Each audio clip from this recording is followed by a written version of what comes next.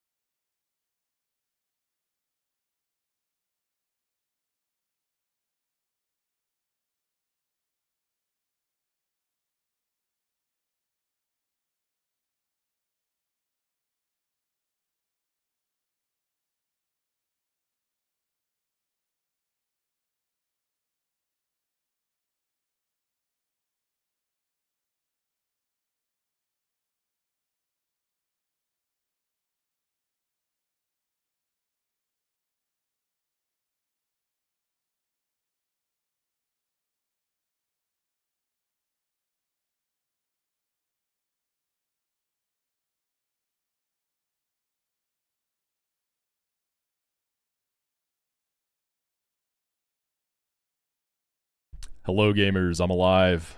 Welcome back. Happy Friday.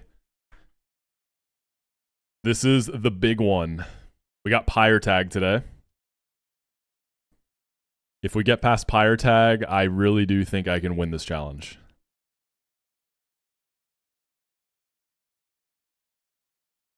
Hope y'all have had a good week. Sorry I've been gone. Just it's that time of the year with the work. Really busy. It's been a grind. Basically every day this week until today has been wake up, walk my dog, go to work, go to the gym, have dinner and watch like an episode of something, and go to bed. It's been gringe. But I got a 3-day weekend because Monday is a holiday, and we're going to have a fun stream today. Got my Diet Coke, got my fridge cigarette, so cheers, gamers.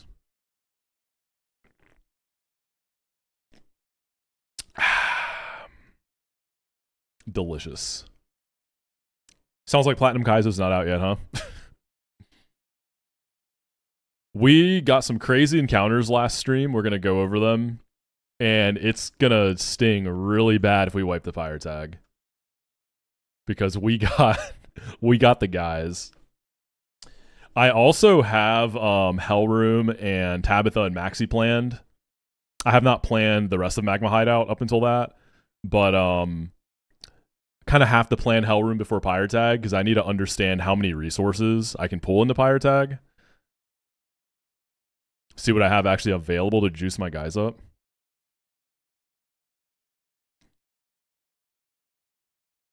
All right, so I don't remember exactly the order that I got everything in. We'll try to go roughly in order. So first things first, we can line them all up actually. All right, so the first thing was I wanted a Lily Cove Dragonite. Well, no. First, I wanted to go for Greninja to try to get Primarina. So I went 123, end up hitting the Azu. Not great. Careful Thick Fat is cool, but like I don't. This will be probably like a niche pivot mon. Not exactly what I was looking for. So that wasn't a great start. But then things started looking up. We go Safari Zone to get a Dreadnought, which I did get. It's Shell Armor, which is great. We got Naive on it. I don't think this is going to do a ton at this point in the run.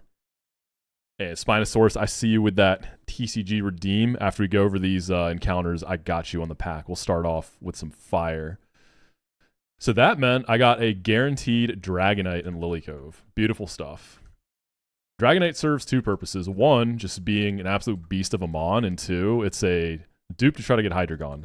The Dragonite is not very good. It's minus attack, pretty mid IVs all around. So that's sad because Dragonite is really good in this game. There's a lot that it can do. So I wish it was better. But nonetheless, good stuff. And then we went 122. This is where things start to get really crazy. We go 122 and hit the 10% Dreepy. We got the Pult. And it's a nice one. We got Infiltrator, which would be good for Seafloor Cavern. Neutral Nature, the offenses aren't there, but we can definitely fix that up with some scales. The speed is fine. I don't think I'm really going to have to touch that, at least for a long time. We'll probably eventually change the nature too, but again, that's massive. We got the Pult. Crazy stuff. So now I'm feeling really good. I say, you know what? Let's just hit the game corner. Because now that I've got the Pult, I don't need to go for it on Mount Pyre. So I figure if I have the Dragonite dupe, so I have 50-50 for Dino. If I hit the Dino, that opens up my Mount Pyre. So we go game corner, and we hit the Dino. We get the Dino, baby. It has really good IVs, but the nature's bad. It's minus special attack. Again, we can fix that up. But it's a really good Hydreigon. I've never used Hydreigon in Run and Bun, so I'm excited to test this guy out today. I've never actually had one. It's a shame you had to cheat your encounters to win the run, but hey man, I had to pull out all the stops on this one, I needed the scripts for this one. So that's pretty sick. Very good stuff. And then finally, Mount Pyre was open. I could have went for Absol or Weavile, but Frostlass was very common on that table. And I kind of want to keep Weavile open so I can try to get a Sneasler later. So I had a really good chance to get a Chandelure, which would have been really, really good. It would have opened up my Hell Room a lot. We hit the 10% Shuppet. Pretty disappointing. And I think it came at a high level, so it's missing like all of its really good moves, and it's just not... Yeah. I don't think this is going to do too much for me. Can't complain, though. Oh, yeah, we did. And then, you know what? I was like, dude, the luck is flowing today, so let's just... It was a 50-50 on Petalburg because I didn't hit the frog. We just got the Prim anyways. We just went and got it. It's bulky. But yeah, so we got the Prim too. What's up, Hagen? I'm just going over the encounters I got last stream, and then we're going to start climbing Mount Pyre. I've done the double at the start. We got to do the whole mountain today. Yeah, what's good, Aaron? How you doing, Goat? When's that E4? I've been waiting for it. I'm trying to see Maracteezy go crazy for me. Yeah, it's a Prim. Like, Sunday at 8? Let's go. Perfect. I don't have work on Monday, too, so that's going to be perfect evening viewing. I haven't planned all the way to Maxi. I did all of Hellroom, Tabitha, and Maxi. But I haven't planned anything in the hideout. Outside of that. I do have, I have everything planned today. Tag is planned, grunts are planned. The grunts aren't perfect either. So, like, I have pretty good odds of success, but there's a chance that I could just lose to a grunt. Tag is going to be something. Let's just say I'm not thrilled about it. After planning my Hell Room, we'll talk about it when we get there. Yo, what's good, Kindle? I was talking to Kindle a little bit about my tag. He knows what's up. I did see the new JJK. Yeah, I watched the new episode last night. Dude, this season of Jujutsu Kaisen so far, absolutely nutty.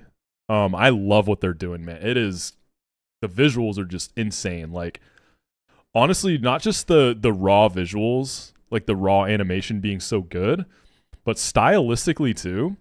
I feel like they're doing a lot of really like experimental stuff with the visuals. Like even the opening and the ending have a pretty experimental feel to them.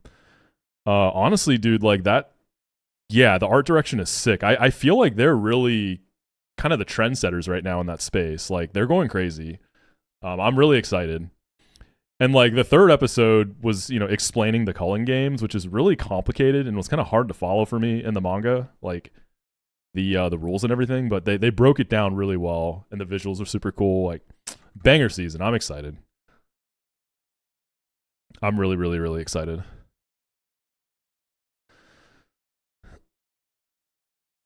Gongus, how's the Drapion been for you? It's not going to be picking up the kills, but like it's still an incredible guy. Yeah, Techno, we got the pult. We did. Again, though, this encounter pack, it's excellent, right? It's just going to sting that much more if I lose today to Pyre Tag or like one of the grunts or something.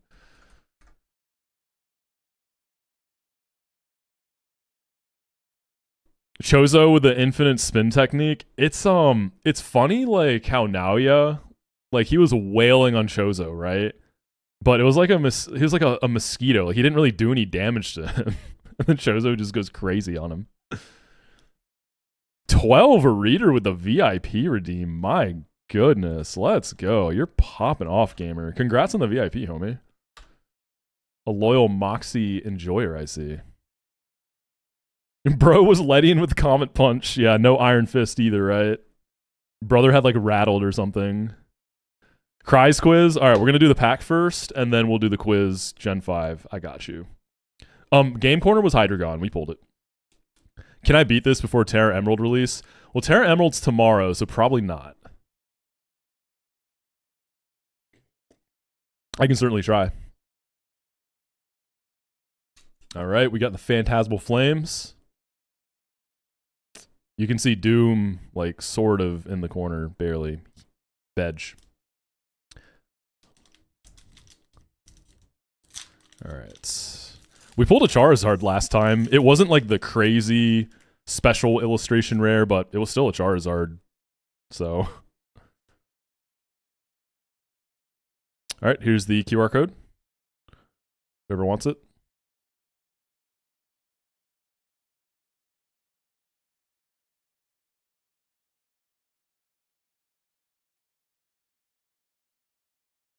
All right, Fire, Carvana, Charmeleon, Swinub, Milcery, Seviper, Cresselia, Dawn, Vileplume. I like this Vileplume. That's cute. I really like Vileplume a lot. That's definitely a favorite design of mine. Grimsley's move? Yeah, what's your move, buddy? What are you going to do, huh? And Reshiram. Nothing special as far as rarity. Cool artwork. It's cool. I like it. Remember that trend with the anime clip of the bread that looked like Swinub? Yeah, I do remember that. It was cursed, bro. Getting like ripping it in half. I feel like that was a big trend around the time there was the artwork of, it was like a Swinub, and there were a bunch of Weaviles like in trees, like stalking it. Oh, speaking of Deltarune, I've been playing again recently. I just beat the Roaring Knight. That was one of the coolest, most intense boss fights in like any game I've ever played. The music, the actual like difficulty of it, the visuals, like it was just so intense. My heart was racing in the best way. God, Roaring Knight is so cool. You already know I'm using that theme in a video at some point. I have to. It was a tough fight. Yeah, that was a hard fight. More intense than Darugus. All right, I won't go that far. Darugus still got it beaten, but you know. Is Lucid harder than Rad Red? I haven't played the newest like hardcore Rad Red, so I can't really say. I I'm not sure. You'd have to ask someone who's played Red. Yeah, the Chikorita butchery video is so weird, but I can never look away when it's on my feed. When they peel it, it's just like very uncomfortable. All right, let me get all the goats in a box and let's get to it. So the plans for like everything up the tag, I did like I don't know, a week and a half ago or something. So I definitely need to go through every single thing, make sure that my notes aren't wrong or that I've like misplanned something. Because none of this is like fresh in my head, unfortunately. All right, let's see who's getting demoted into bum box. But yeah, box is looking great. Obviously healthy because we can't have any deaths. Oh yeah, Cries quiz. Let's pull up a Cries quiz. Gen 5.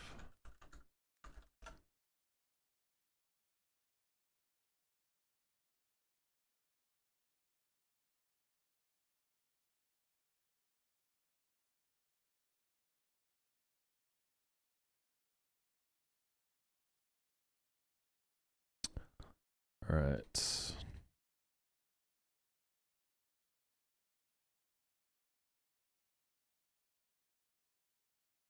Oh, sorry, YouTube. I realized I didn't have the I forgot to press play on the music. That's my bad.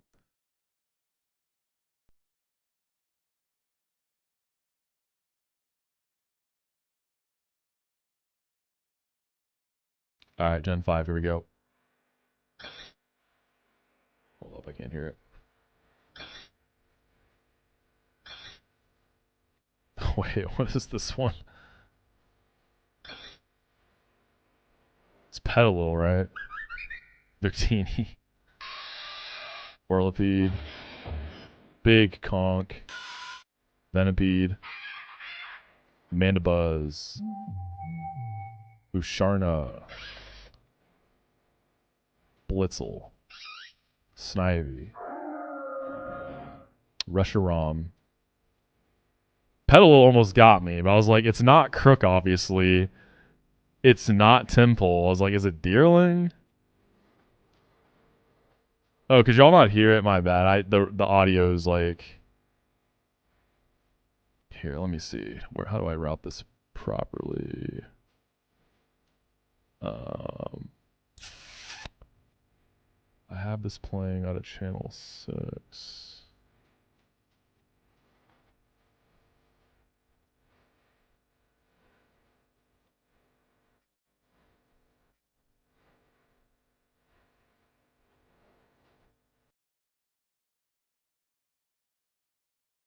So I need to do it on... I'll run it again, too. I'll run it back. I'll get another 10 out of 10 easy.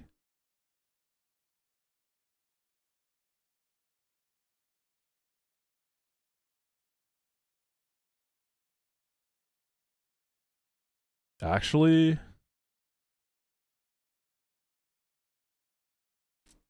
Alright, I think this should work.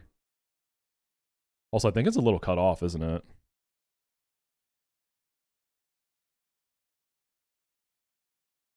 Alright, there we go. So you see I got 10 out of 10. I'm going to do it again. We're going to get another 10 easily. Big Jellicent. Sigilif. Electros. Big Gigalith. Swan. That's a funny one. Boldor. I think it's Electros, but it's pitched weird. Tranquil. Actually, no, that's Clink. Palpitoad. Pawniard. Garbodor. Yeah, that one, there were some tough ones in there, I see. What did we miss? So Boldor, okay, that was my second guess. Sandile. Okay. Alright, we'll go again. That's okay.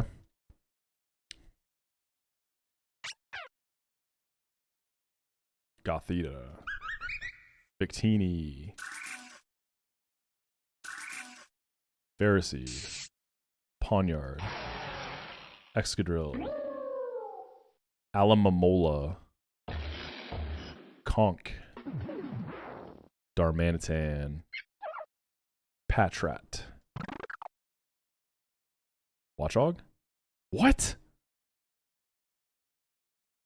Pit of. Darm. Jelly. Roggenrola. Conk. That's the third conk that they've given me.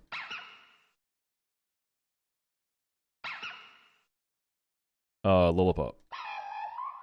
Mienfu. Emboar. Cobalion. Golurk. Shouts out to Mega Golurk, by the way. That guy's so cool. Manabuzz. There we go. Alright, let's game.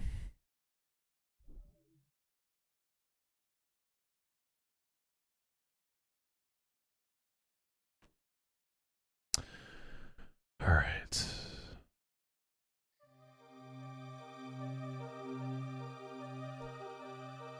What's up, original account name? How you doing? Alright, what was I doing? Organizing the box real quick.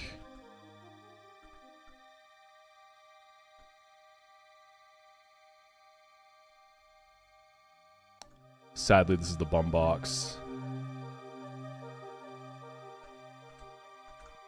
Dredagon's going to a fight in Hellroom, by the way. Bro gets to go to one. You know what I'm not looking forward to planning? The first Grunt and Magma Hideout. That's such a disgusting fight. Also, Togi, I am going to need it in Hellroom, fully level cap, so I might as well just blast it to the cap now. Reflexin with a 35 months. Appreciate you, Goat. The Dreep is good. I'm just delaying it to get Draco Meteor.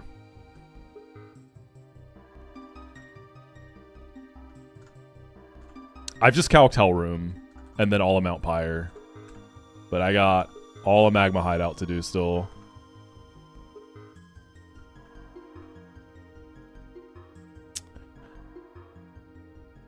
I think if I beat Pyre Tag today, I think I at worst get past Magma Hideout.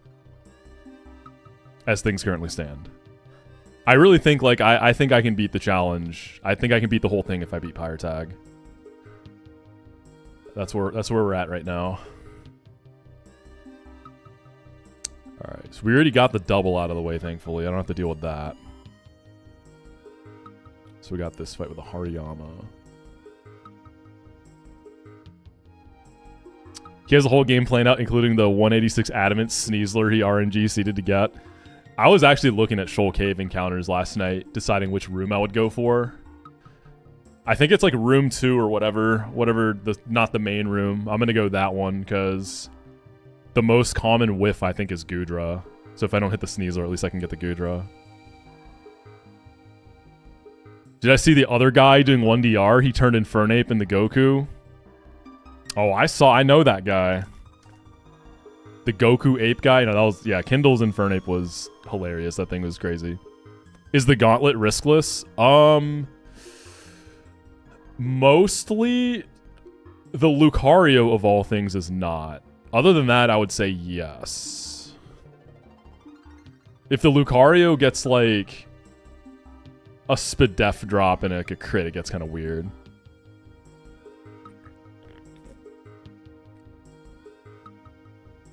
What's up, him now?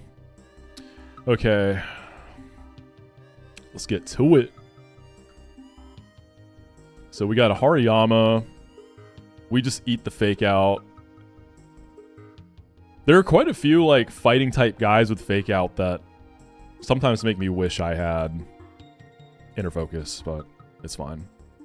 So Twisted Spoon Zam just takes this out.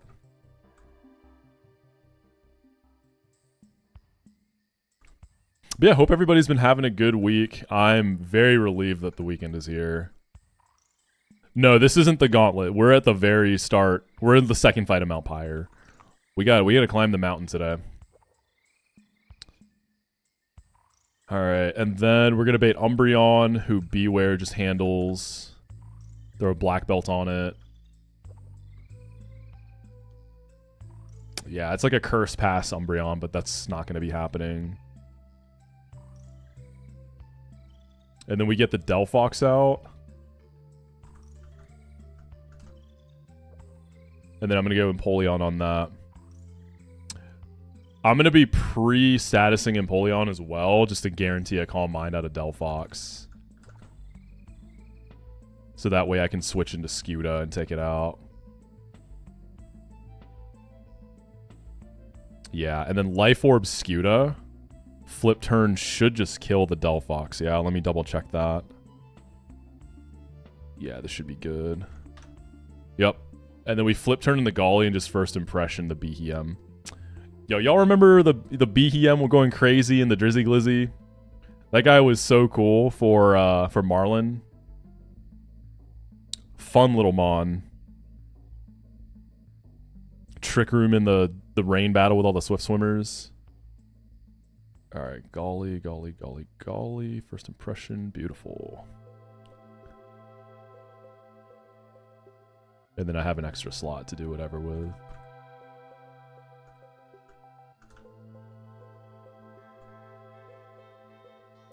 We can bring...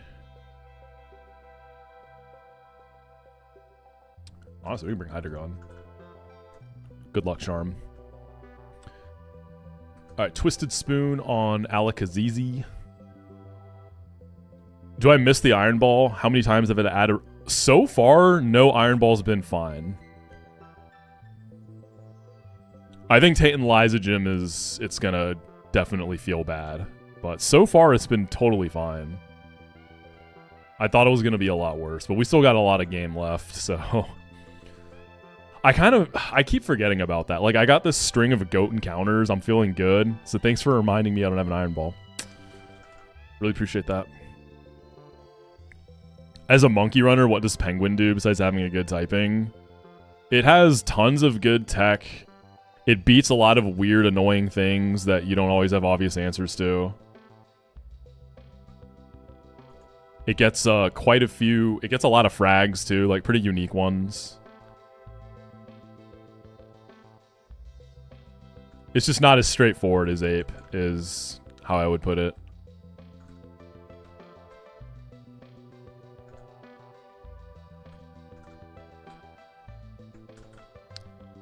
The best part is, like, I'm a Penguin believer. I always have been.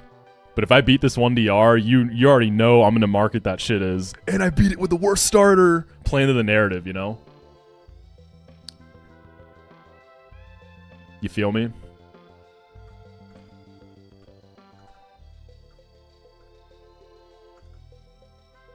What's up, Learn? The P and Penguins are propaganda, that's right. Penguin... I'm switching into a Delphox Flamethrower. I guess I need to be pre-slept, right? I'm trying to use incapacitated status to guarantee a Calm Mind. Yeah, because if I go freeze, I get thawed, and then I don't guarantee the Calm Mind.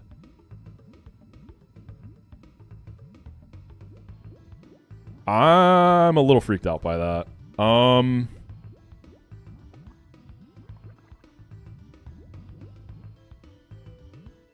So it'll Flamethrower into Scuda if I'm wrong about this. I'm running Life Orb. Can I afford to get crit and burnt and take Life Orb chip? 191 divided by 10 from Life Orbs, that's 19. 191. I'd have to pre-status. Let me see if I can just pre-poison and not pre-toxic. So we got 19. 23. 191 minus 19 from Life Orb, minus 23 from Poison as I switch in. And then I'm flip turning out. That leaves me with 149. And then I just have to be able to survive Flamethrower crit. 120. Okay. I can afford to do that then, just in case. I think this works, though. Yo, Tara, you're gonna like this, dude. I was just saying earlier, I just beat the Roaring Knight in Chapter 3 of Deltarune.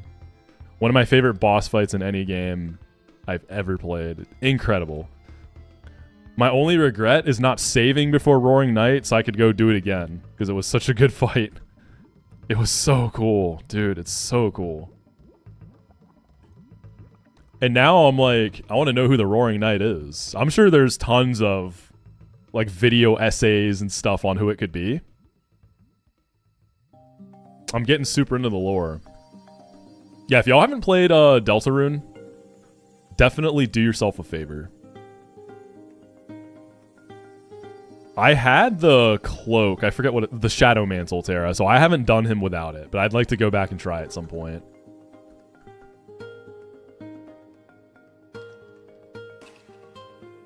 Alright, let's go. Is Terra Emerald pretty difficult? We'll find out. It will probably be very hard, yes.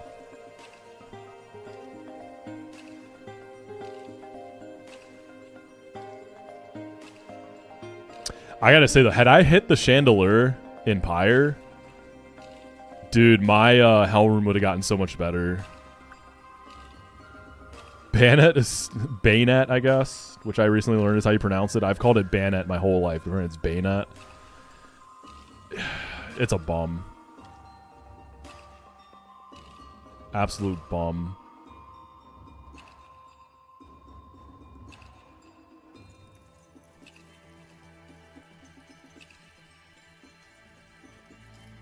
You're stubborn, you didn't get the mantle, it was complete truck. Dude, that fight has to be so hard without the mantle.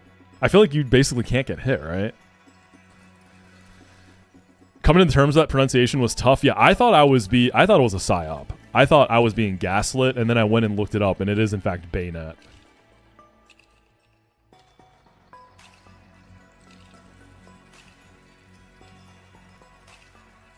Yeah, I saw Kindle's E4 with the Bayonet. Or are you talking about something else? But you can't do that in One Death Equals Reset. Like Prankster, Destiny Bond and stuff, you can't do that here. Okay, let's heal up the fish. Have people actually ran like snatch stuff, like Prankster snatch stuff on, I don't know, like Drake or something? Isn't that a thing?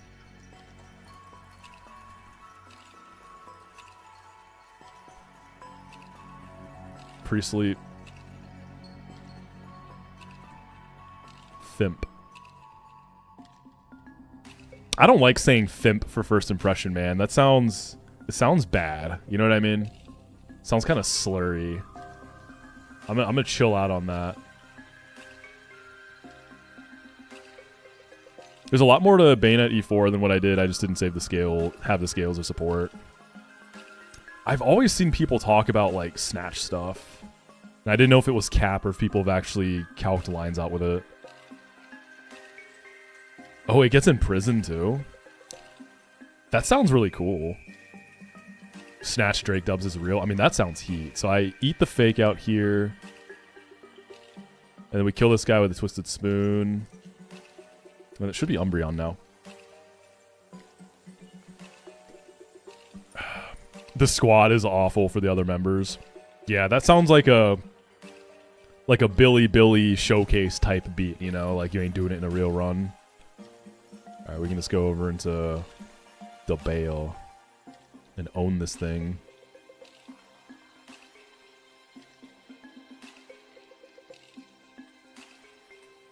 He crit me! Is this a sim or the run? I mean, if you think about it, everything is a sim. This whole existence is a simulation. Everything's made up. But yes, this is the run within said simulation that we are all part of. Is Turtle meta in 1DR? I don't really know. Everyone's done different stuff, right? I don't know that there really is a meta. Yeah, like there isn't really.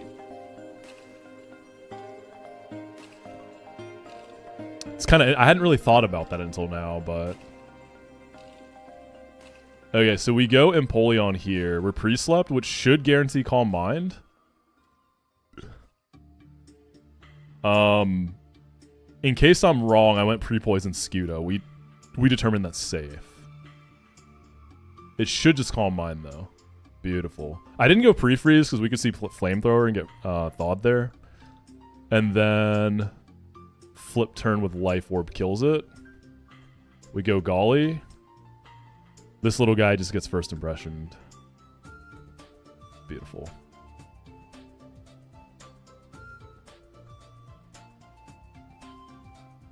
Yeah, Turtle's definitely going to be way less painful. I mean, in any early game, but especially 1DR to just like get a run going. But I'm at that point where like we're getting closer and closer to Seafloor Cavern, baby. I'm going to be big chilling with my nice comfy penguin. I'm going to be feeling good about that choice.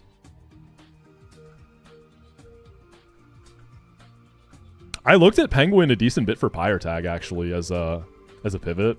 It's got a pretty nice typing for that. I'm not looking forward to Pyre tag, bro.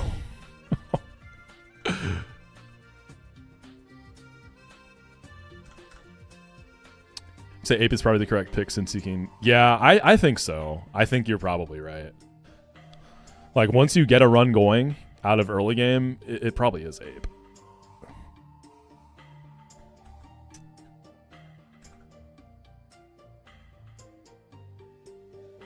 Alright. Now we got this Cramorant fight. Pre-status debate setup. Okay, custom... Yo, what's up, Zeph? Dude, I've been loving watching your Calculus EK, man. Last night was wild. I did not think you were getting out of that. But you clutched up. Dude, Winona looks crazy, right? I know this will be your first Winona, yeah? But yeah, there's situations where you can, if you're incapacitated, so like slept or frozen or whatever, you can guarantee setup in situations. It's pretty cool. Run and Bun's AI is really cool. Love the AI in this game.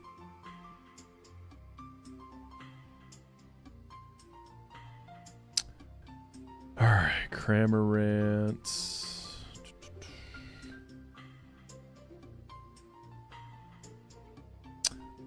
So we're bringing Electrode. Surprise, surprise. Run and Bun AI makes it difficult to enjoy other games. We definitely got spoiled with it, yeah. There's a lot of things about Run and Bun that leave really big shoes to fill for other games. I don't have a box command.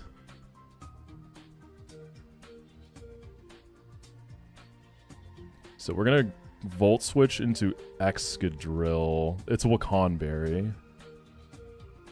It won't be able to belch yet. And then Hurricane is going to get us a Surf back into Electrode.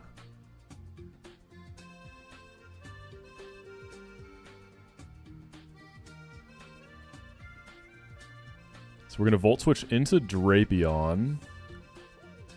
Pre-paralyze Drapion to get a guaranteed Earthquake out of Rhydon so it doesn't Stealth Rock.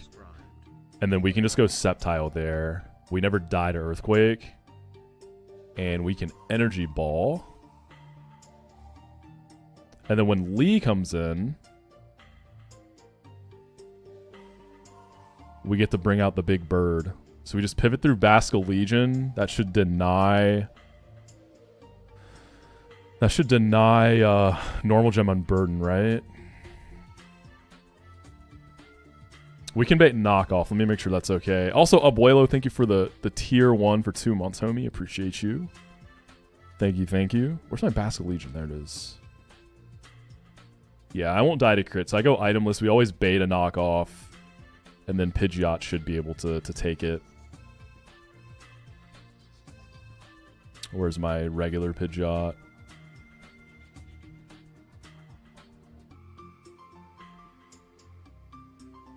Yeah, and then we go Mega. And then we chain this into the Speed Boost on Mega. I did do a pack opening at the start of stream, yeah. It's almost become a start of stream type thing, because usually someone will redeem it, like, right at the start of stream. It's a nice little way to start. It's kind of funny, because it almost sets the tone for, like, how many RNG is going to be. Like, last time I pulled a Charizard and had really good encounter luck. Today I pulled nothing special, so does that mean I'm just going to have, like, average RNG today? How many... I already got my Pult, Uni. We got 122 Pult. We have it. Pult's here.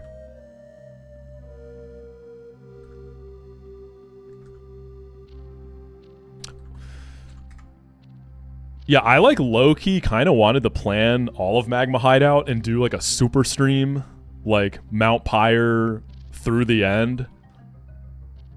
But I don't want to spend all, like, I planned Hellroom. I don't want to spend the time planning the rest just to like wipe the Pyre tag, right?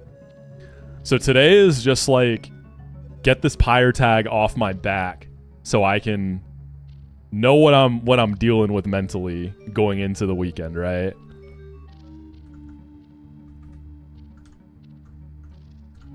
I just want to like have this done so I can be like, okay, you know, either I won and this is the run, or I wiped and we're playing Terra Emerald tomorrow, you know?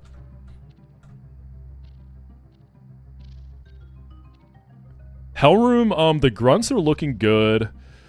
I still wanna, so I do have Tabitha and Moxi cooked using all of my resources. So I want to keep picking at them and see if I can make it cheaper. That's what I'm trying to do at this point. Moxi gets a little risky. If I spend everything, I can make Tabitha really clean, but Moxi, I haven't found a completely riskless Moxi yet. I found a good one, but I gotta keep looking. Yo, what's up, Squirt? How's Jinx, dude? She good? How's my baby girl? You keeping her safe over there?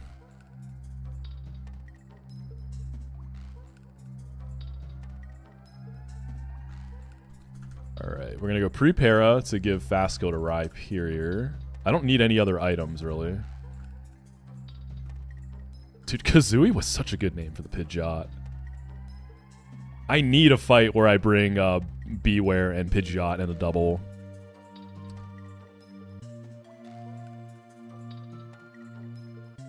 You just heard yo what up Squirt and had two crazy thoughts come to your brain? Yeah? You want to share it with the class?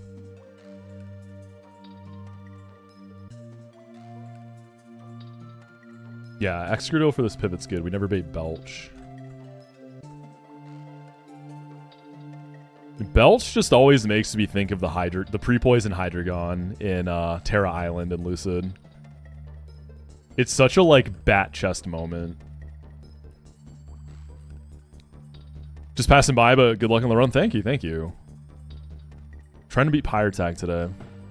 You thought I was calling someone a Lil Gup? Lil Gup is crazy. Lil Gup. But that Hydreigon definitely, like, there's a, for those who haven't played Lucid, you fight a Hydreigon, it comes into the battle pre-poisoned, it eats a Pecha Berry, so it immediately unlocks Belch, and then it goes Terra Poison. So it's a Hydreigon with Levitate, so that removes one of Poison's weaknesses. It has Stab Belch. It's a really, really annoying guy to fight, but it's just one of those things, like, you make a short out of it, you know? Did you know this Hydreigon is pre-poisoned? And then you just, like, go down the line of all the crazy stuff that means. If I beat this for a Platinum Kaizo, could I do a Calculus Run and Bun run? If I beat this, period, I ain't ever playing Run and Bun again. That's it. We're done. This is the last hoorah, dude. This is it.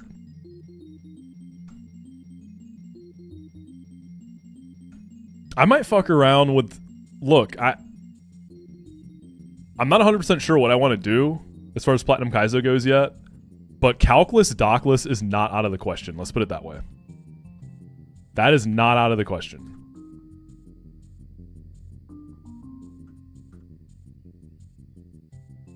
That would obviously take a long time, but that's kind of the idea, right? You like my hat? Thank you. I like it too.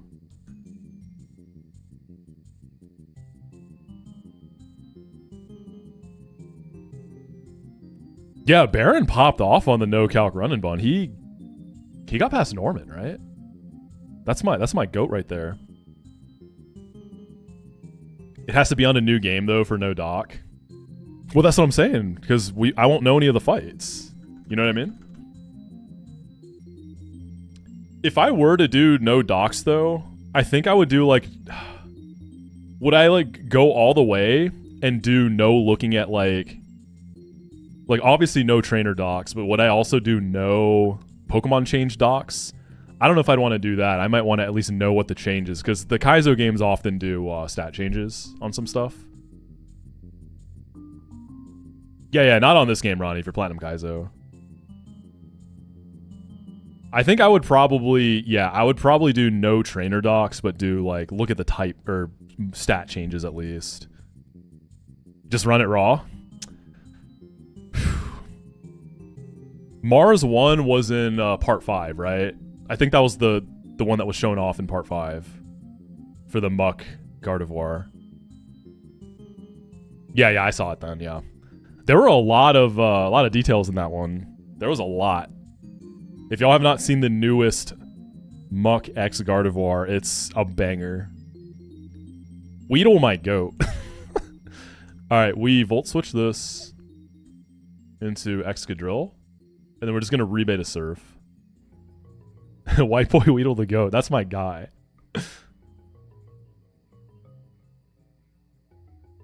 Yeah, Poison Heal Licky Licky caught my eye. That sounds crazy. I love Licky Licky. It's not a great mon. I would love for it to have Poison Heal. When am I streaming Platinum Kaizo? Whenever it comes out. So tomorrow. Alright, then we go back into Trode.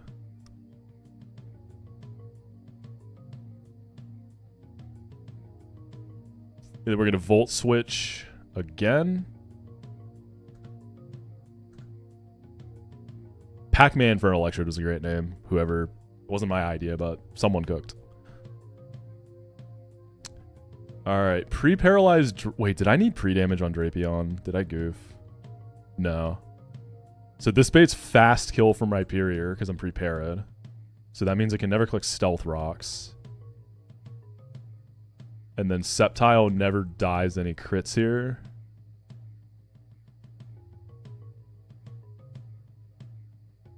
And then we kill with Energy Ball.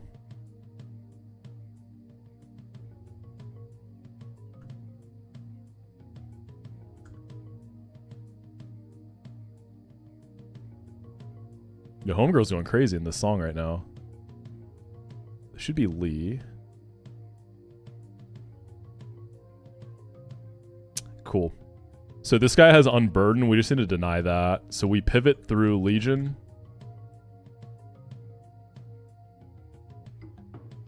And that baits a knockoff into Pidgeot, which is always fine. So no normal gem eat, no Unburden.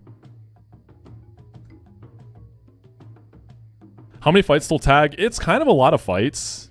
But they should go fast-ish. Like, until the Gauntlet, it's nothing too threatening. Alright, we go Mega. No Guard Hurricane, baby.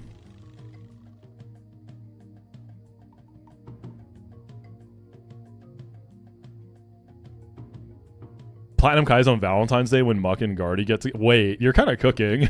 What if it is Valentine's Day? That would be so funny. Cluxter, you're kind of cooking with that one.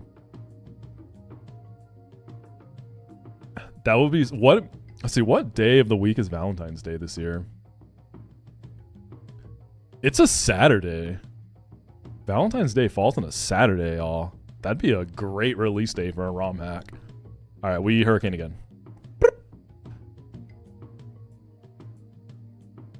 That's your birthday? Dang him now. Maybe PK on your birthday.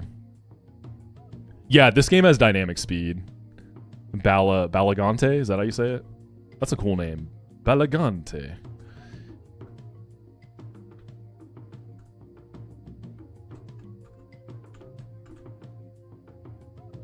Baby, why'd you cancel our dinner reservation? Okay, I can explain. Yeah, sorry, Casey. I got some bad news, homegirl. Valentine's Day is canceled.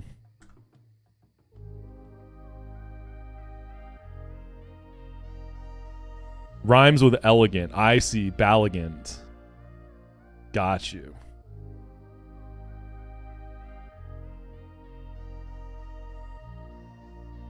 Especially because we know most Nuzlockers only have their love for Pokemon in their lives.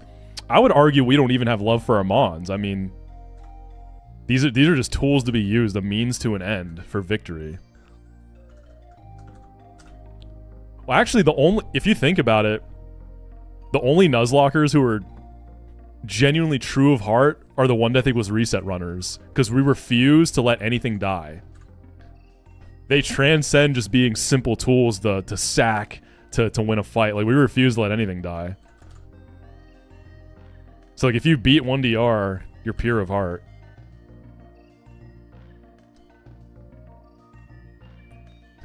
No, I've grown to hate every single one of them except Ape. Ape. Man, I saw Squirk got another plus speed ambi palm. I'm so jealous. Like, that mon just, that's one of the mons I haven't used in Run and Bun that I want to try. Ambi palm seems so fun, dude. What's up, Joe Biden? How do I feel about the 2011 tweet from Kevin Durant? Bubble guts woke me up out my sleep. I had to check my sheets for any slippage. Wait, I totally remember that tweet, dude. Kevin Durant, I feel like, has had some crazy tweets back in the day. I feel like he's mellowed out. I feel like I remember dude going crazy on the tweets. Like, just the wildest stuff. You're just the enema bag. No, you're not Filefire. Sorry, did you ask me a question? If I missed it, that's my bad. What's up, by the way, Ivory? Should I play some Baldi's Basics?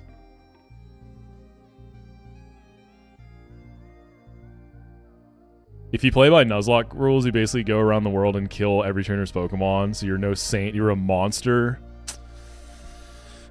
They haven't caught me yet. Watch Kindle use level 85 Hellroom Ape, and then the next day Squirk hits GMO Ambipom to B. There's a... Oh, did he hit B? So I guess that must have been, that would have been like 118, right? Good for him. He deserves it. What's up, Sierra?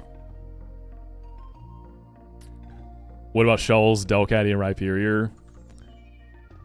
Let's just say, we'll go over the, the tag plans when we get there, but let's just say that, I love Rhyperior. If y'all didn't know, this whole Gengar thing is a front. Rhyperior is actually my favorite Pokemon. Specifically Shells. I love that Rhyperior so much. That's my guy. Like, that's my homie. That's my best friend. They would never do me wrong, right? I have nothing but good things to say about that Rhyperior. You see what I'm getting at, right? Y'all picking up what I'm putting down? Context clues on how today's gonna go. You killed Rhydon in Shell 1? Nah, she had 2, trust. That was a different one. The one she evolved in the Rhyperior is the second one, okay? My favorite starter is Cyndaquil. Close second is Bulbasaur. That was Rhyperior's son. Yeah, that was Rhyperior Jr.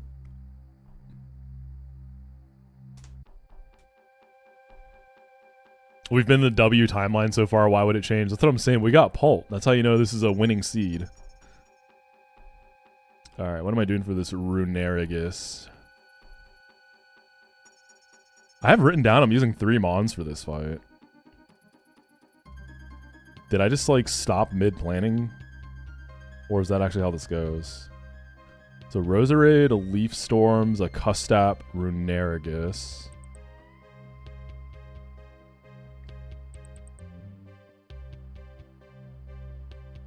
Oh no, I remember this. Okay. I'm killing it with an energy ball. Yeah, because the Spatic drop is gonna mess up my baiting. So I go Miracle Seed, energy ball.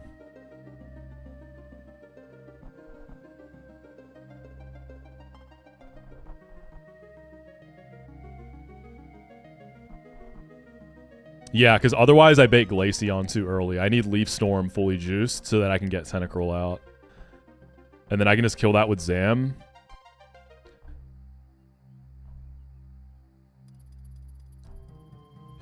Yeah, and then Pyroar just comes in and sweeps, so it is just 3 Mons.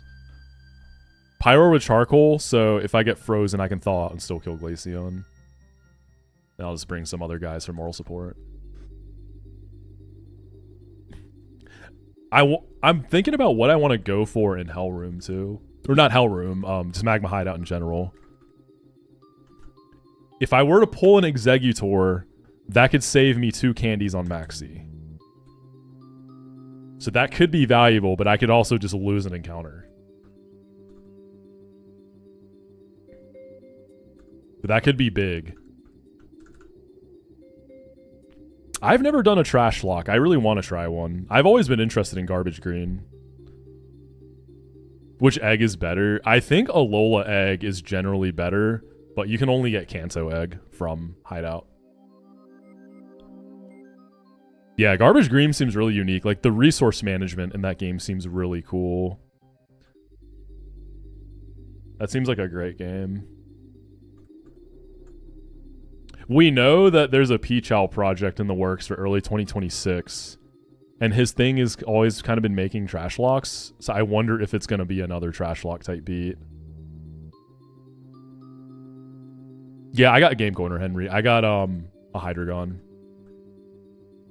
Great IVs, just we got to fix that nature. But it's a good Hydreigon. Definitely a good Hydra.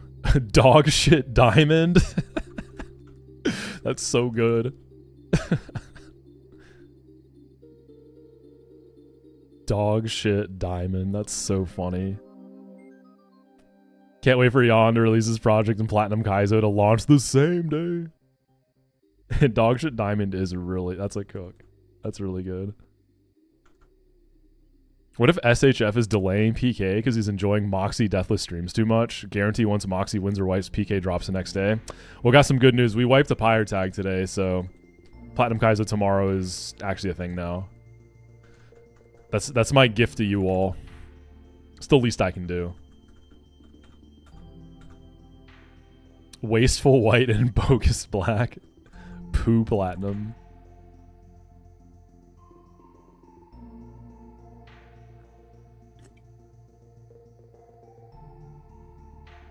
If SHF is waiting for Peachow, Peachow's waiting for SHF, we could be stuck forever. True, they're stuck in a loop.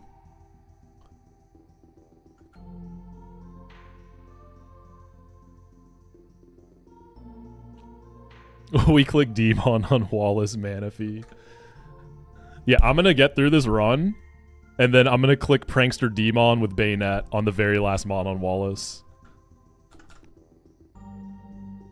That's gonna be better. That's gonna make a better video than just winning the run, you know? This challenge has been beaten. We've seen that. I gotta add my own little flair to it.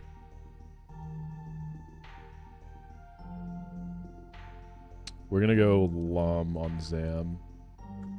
Charcoal on Pyroar. I was about to call Pyroar a dog, but I guess it's a cat. Because it's like a lion.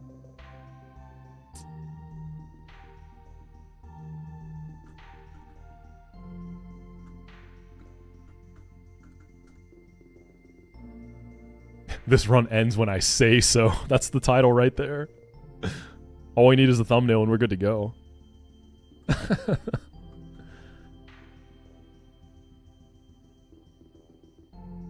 Heard Mega Pyre sweeps Pyre Tag and Moxi too. Yeah, is that what happens in Terra Emerald?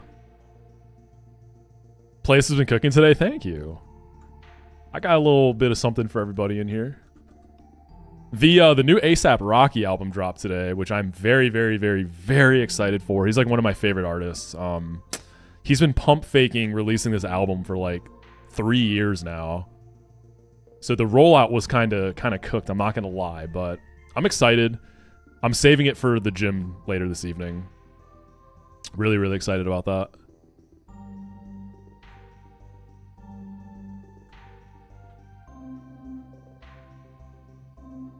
Is it this guy? No, I just fought you. Yeah, there we go. Can your box do the Tate and Liza heist? As of now, I would say yes. I think I can. I haven't thought about it at all, but I feel like I probably can.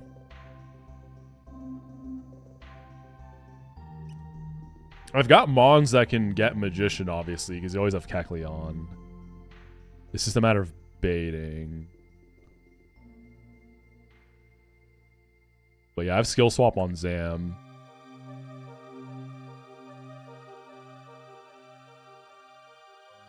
Let's do it. 1DR double heist. Whew. The double heist is just so crazy because like you have to hit the Latios too. I mean, there's like a Mickey thing you can do. So I think it's just an artifact from vanilla, but like you can use the I think it's just the Pokedex, right? And you can basically any roamer that you've seen. So like fought in a battle because you fight a Latios and a Latios and Tate and Liza. So you can use the Pokedex location finder thing to figure out like where Latios would be, and you can guarantee a Latios that way. Well, to me, it feels Mickey to me. I don't know. There's a little bit of a magic in like not knowing your roamer. You know, it's kind of cool. Because otherwise, like, yeah, then you go for Latios for sure. I wouldn't say it like invalidates someone's run. I think it's a legit strategy. I'm just not a fan of it. But I don't think it's like fraud. It's not a bug or anything. It is a vanilla mechanic that's there. Infinite bands, baby. I'm ready to see it. Shit, I might run it up too. Fuck it. We're running infinite bands. We're gonna get the guaranteed Latios. We're gonna double heist. We're doing it all. Alright, energy ball. Leaf storm would be bad baiting. What is the Hiroshima AI again, Zoe?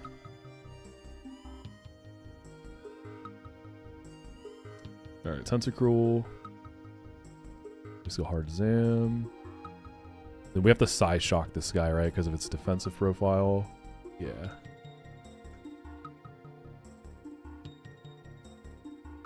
The game is different on the anniversary of Hiroshima.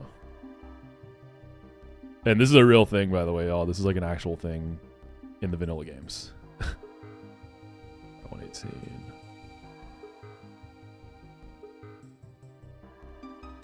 Go Pyroar. Okay, I was gonna say I can thaw myself out if I get frozen. We Flamethrower. And then we can Flamethrower Egg, but actually no, we have one roll that doesn't kill, so we have to overheat.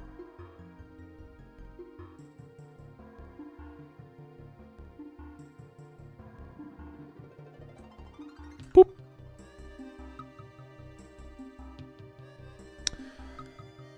Alright.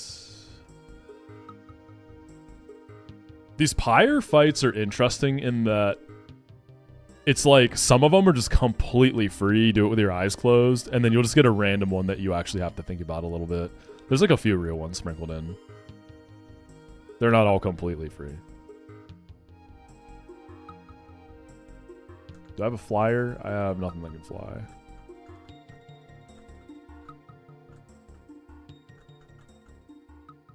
What's my rarest Pokemon card? It's my Moonbryon. My beloved Moonbryon that I pulled on stream many moons ago.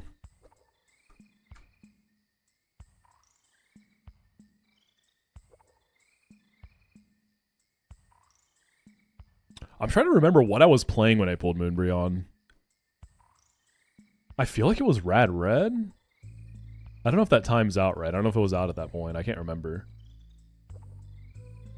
Moxi, don't tell me what I plan to propose on anniversary next week. Yo, good luck, Spinosaurus. Holy shit, that's so exciting. Obviously, hope your partner says yes, but good luck with that.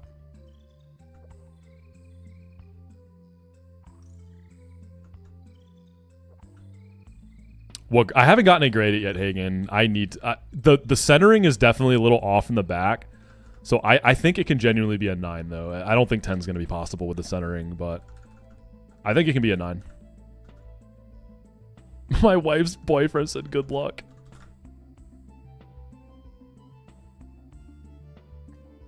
I'll get it graded eventually. One of these days.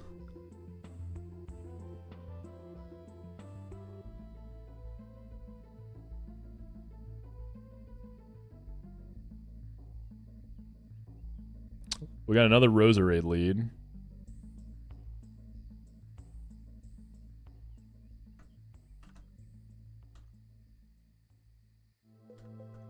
Has a 1 death equals reset run and bun Nuzlocke been done where you don't choose your encounters? Yeah, someone did it recently.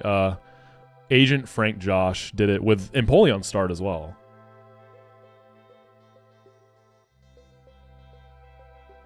So it happened. It officially happened pretty recently. I guess it's been about a month now, huh?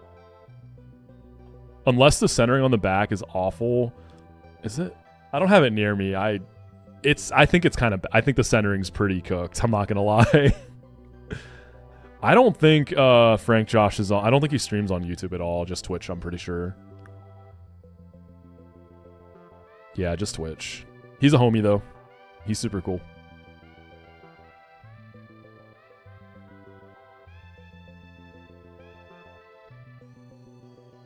Let's see. Just make sure I have the baiting right here. Yeah, so we bait...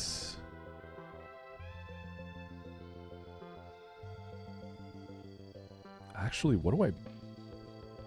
That doesn't sound right. How is it Frostlass? Oh, Frostlass is faster than me. Okay. Agent Frank Josh, yeah. All one word. Agent as in like Agent 007. Your anniversary is on 420? Hell yeah, brother. Blaze it up.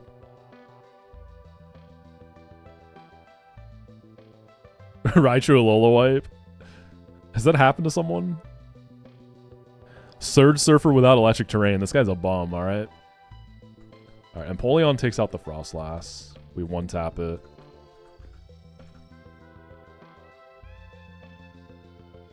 And then Masquerain takes out the Breloom. Getting a little bit of value from keeping Quick Attack here, because I break the Sash and then Quick Attack it, because I am slower.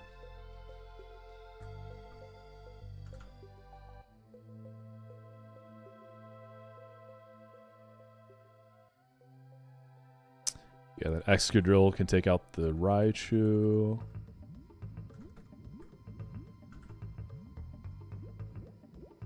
Has Sing, right?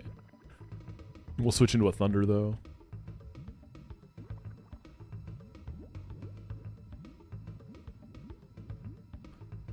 And then we use Escavalier for the Grimmsnarl, and then Drapion can just play backup.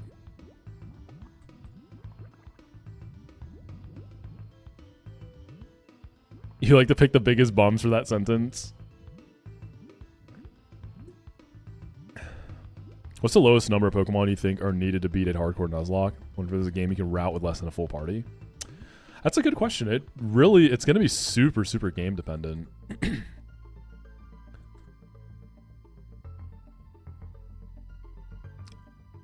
I haven't really thought about something like that before.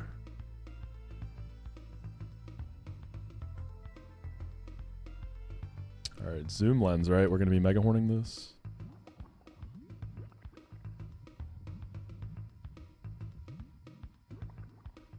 Oh, actually, Iron Head is better.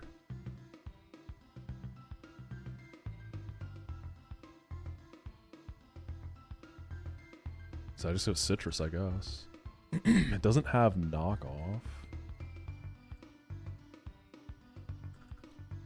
Citrus on Drapion too. Chesto. Cherry. Empoleon. We go Metal Coat Pre-Burn for the Frostlass. Hey, what's up, Rhea? I haven't had the best week either. I'm right there with you. It's literally just been wake up, work, gym, dinner, sleep, rinse and repeat every day until today. Had like a work conference on Tuesday that was... It went well, but it was exhausting. It's been a week. Poison Barb to kill the Clefable. When is Moxi Maroon and Fire Red ROM coming out? Dude, Moxi Maroon's gonna be the, well, I guess Moxi Moon will be the Gen 7 D-Make. Yeah, Moxi Maroon can be the Fire Red hack. Poison Barb.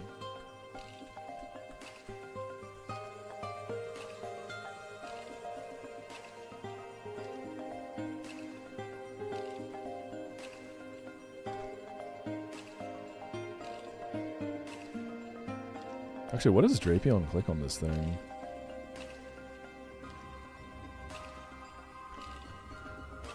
I can run Poison Jab here. Do I have a bird? This thing doesn't get fly. Lovely.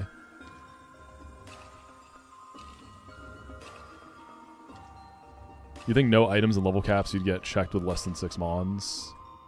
I think on average, yes, but it just depends so much. Alright. I can finally drop Rock Tomb on Drapion. Getting the Lilyco feels so good, getting infinite like speed control TMs. Because I taught Rock Tomb to Drapion for Veto, and I haven't wanted to drop it ever since because it's just really useful. But there have been times I wish I could run Poison Jab and had to plan around it. So I can finally just switch them to my leisure.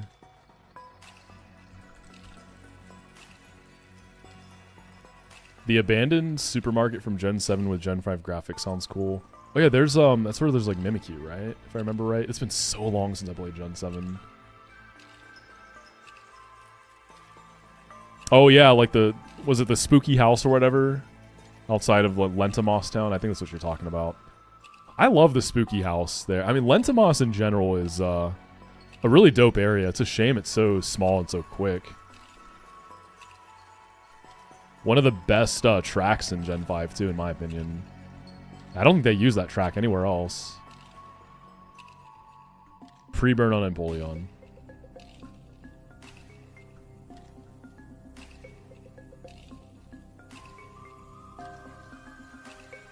The RAM prices go up, like now the 8 gig RAM will be more expensive than the ring you bought. The RAM price thing is crazy. I just built a new PC back in like, I think it was July maybe. Because my other PC was having issues. I lucked out. I got in right before the big RAM situation. Yeah, the Lentamos area is great. The visuals of it are really unique compared to the rest of that region too. Yeah, what's up, Fall? How's that Calculus E-Cave been treating you, man? Has it been fun? It's been cool seeing you and Zeph running that. You guys are killing it.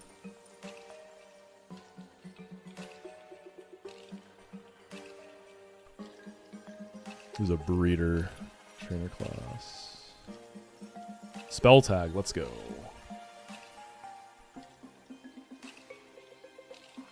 You wiped in TNL gym. Was it the TNL? Or a gym trainer?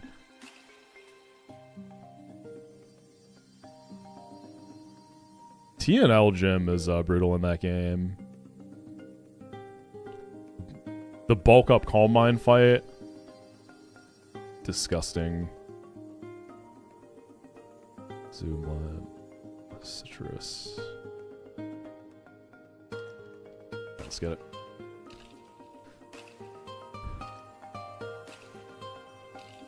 Moxi Malemerald in every Pokemon's Lickitung. I really like Lickitung and Licky Licky. Like, not even in like a weird, like, oh, funny, pervy Mon way. Like, I genuinely think they're... Licky Licky's a little odd, but Lickitung, I think, genuinely is, like, just a cool design.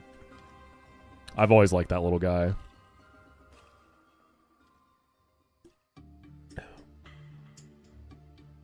Yeah, this is one of my favorite songs, Zook. I like this cover a lot. I really like this cover. Yeah, Frostlass.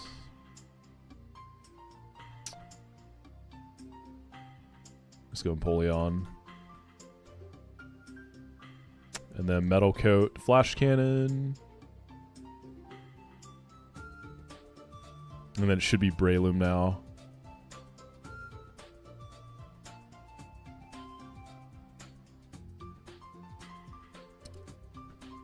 Rotund is such a fun word. Yeah, I hope Poison Hill Licky Licky is a thing in PK. It seems like it will be. I think it will be. That's such a cool way to buff that Mon. Rotund Wash.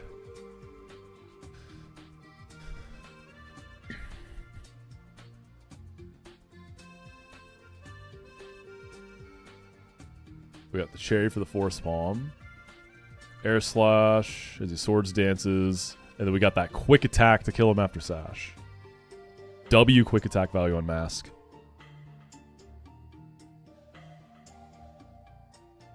I actually haven't heard that cover, Zook. I'll check that out.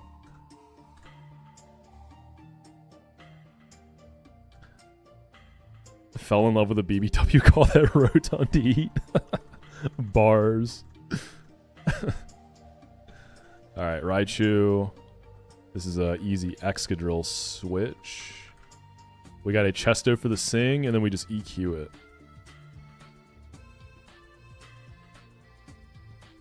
Nice.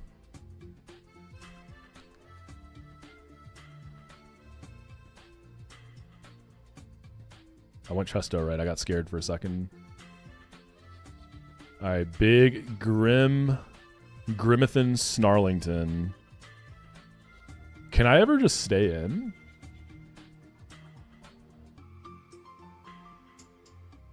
I think I can just stay. It wouldn't bulk up, right? No, we switch. Yeah. Ironhead, he plays rough. No attack drop. Easy.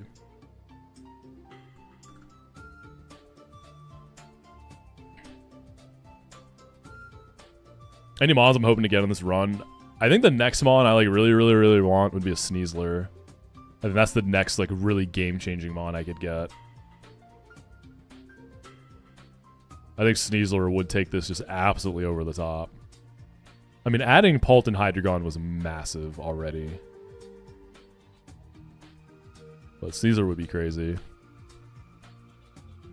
Poison Ape. Sneasler would have been nice for, would have been really nice in Hellroom.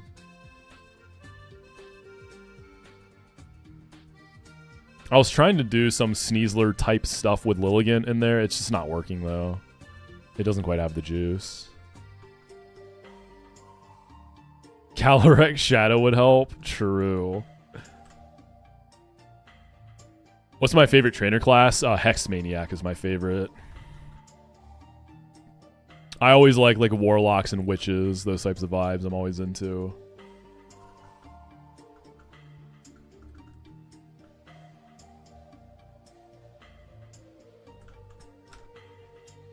Yeah, Channelers are cool too. Very similar to Hex Maniacs. I guess they kind of are the OG Hex Maniacs, right? Because Channelers were in Gen 1. They're in the Pokemon Tower, yeah. And Hex Maniacs, I think, didn't come until Gen 3, right?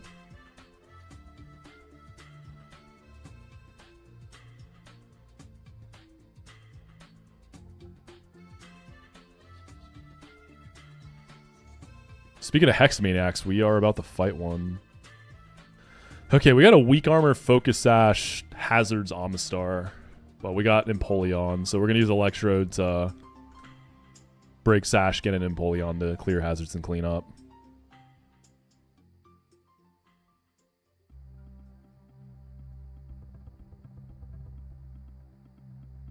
Alright, Empoleon should be baiting the Carnivine. Let me double check that. I'll have to take a hit. It could be a Power Gem.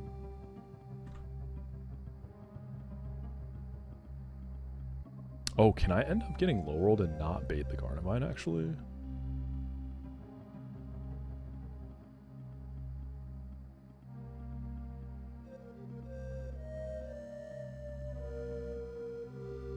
No, it'll still be Carnivine. And then I'm going to go Altaria on Leaf Storm. We quad resist that, and then we can go Mega heal up and just 1v1 with it. Run the Ultra Facade set. Mega Altaria will get Muck in, and then Excadrill can take care of that.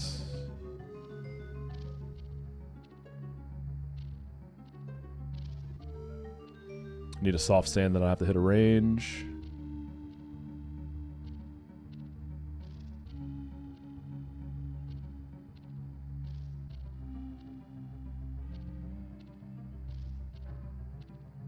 And then we can use Gyarados and Drapion for the remaining guys. Altaria can take the Spiritomb, Gyarados and the Drapion for the Dusclops.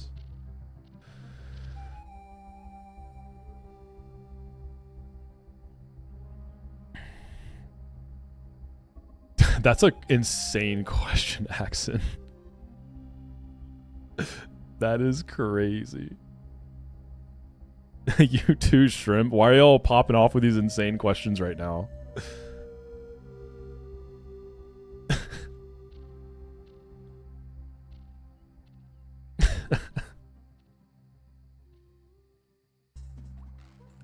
I feel like I should call you Scampy instead of Shrimp. It feels weird just calling you Shrimp.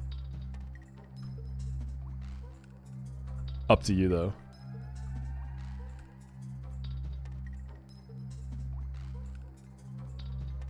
How you doing today, Axon? How you been, man? Citrus. We got a pre-burn cloud. Soft sand on this guy.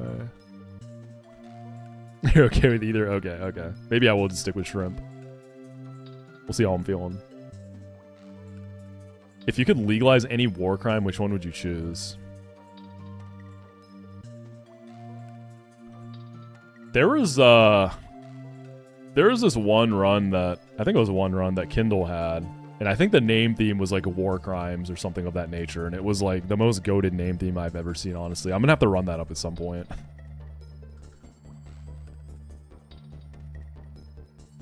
Soft sand. Rost on this guy because there's Will-O-Wisp to deal with.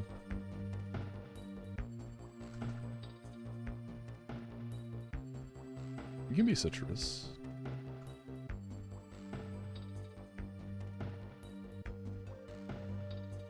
If you can make any crime illegal, make any crime legal permanently, what would that be? Infinite choice spans in Pokemon Run and Bun Hardcore Nuzlocke. That's my pick.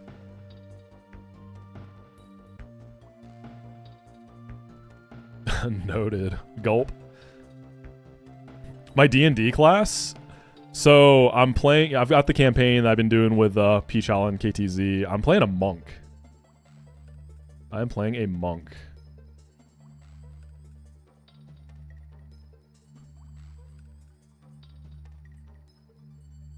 It's been a lot of fun. There's times where it feels pretty OP. It's been fun. I'm like super new to D&D, so there's a lot I haven't experienced, but I'm liking monk.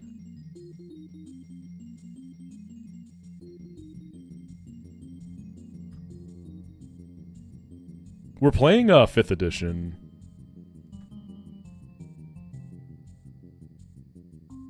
I'm not sure how that compares to older versions of monk. Oh, I need to burn my Altari. I almost goofed.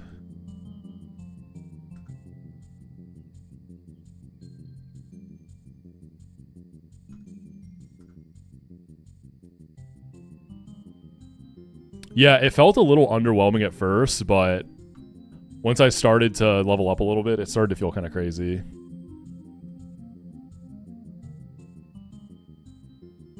What would I say is the most underrated of the late 90s? Do you mean like what about the late 90s do I think is underrated?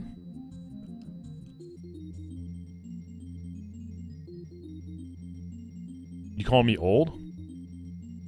Is that your way of calling me unk?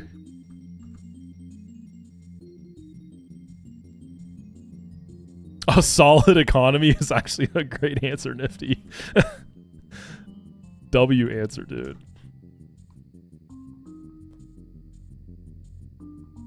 I told a girl I only ever played Druid in D&D and her response was, yeah, that checks out. Why does it check out, Ivory? Are you a furry? So like in really most games, but I realized this in Smash Bros. I only play like, I never really like to play human characters or even humanoid characters. It's always like creatures and critters, and my friend told me that makes me a furry. Is that true?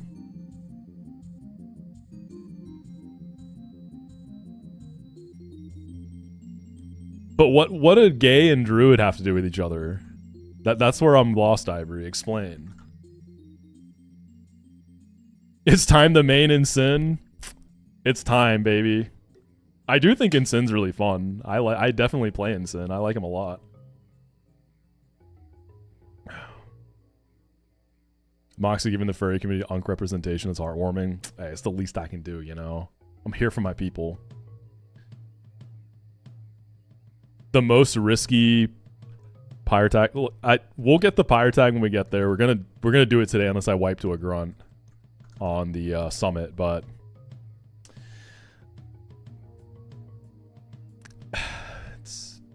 Pyre tag, baby, you know? It's gonna be a Pyre tag ever. The Pyre tag of all time.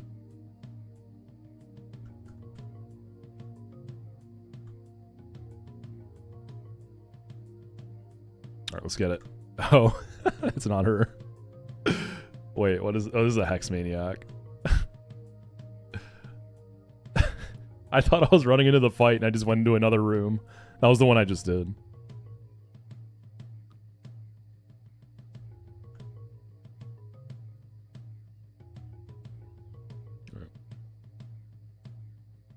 I looked at Audino Pyre tag stuff, like Mega Audino. I wasn't really feeling it. I did look at it though. The thing I looked the most at, obviously, was Mega Ampharos, because Mega Ampharos can be really crazy. It kind of sucks without a Rabombi. Oh, we just Volt Switch this guy. Mega Ampharos and Fairy and like Fighter Guy in back without Rabombi is just kind of whack. Is that a new office where I just add the shelf? I don't think I've added anything recently. I might have moved a few things around on my shelf, though. That might be what you're thinking. I think the Amistar clicked hazards, right? We defog until it doesn't. Okay, there we go. Kill it.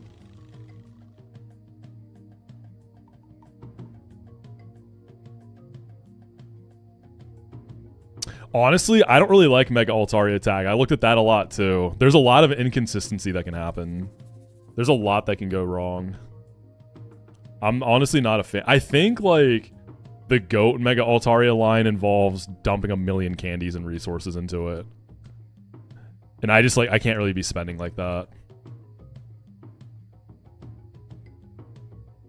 We get his Altaria here. I think this can Infestation, which I kind of don't prefer. There we go. This is no infinite scales, no picked encounters, no safe stated starter. The rawest of raw.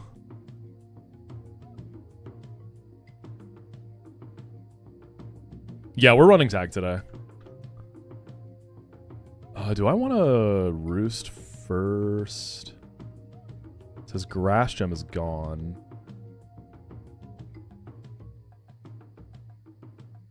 I think I do.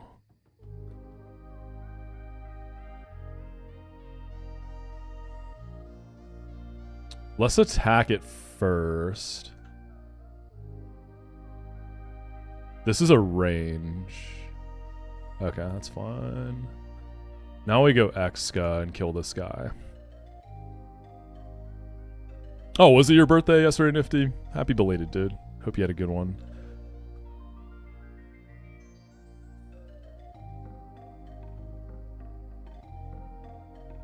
Do the runs with save stated starters count towards the Hall of Fame sheet? Yeah, my winning run, I had a save stated ape, so. They do, because I'm on there.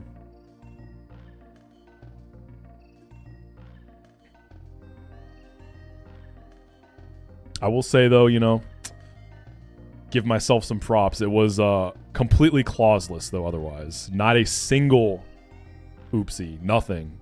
No left guy resets. No nothing, baby. It was squeaky clean other than that.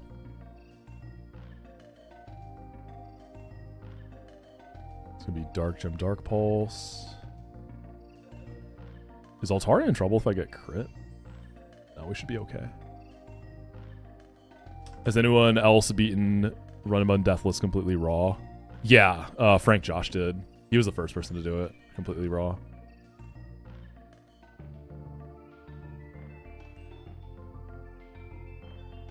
Yeah, like the ape I did save state, it wasn't like a Giga 31 all IVs. I just save stated for a nice one with a plus speed nature.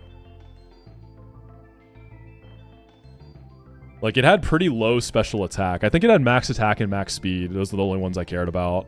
The special attack was like... But I never ran overheat on it, so... Should I roost here, actually? Or should I just go for it?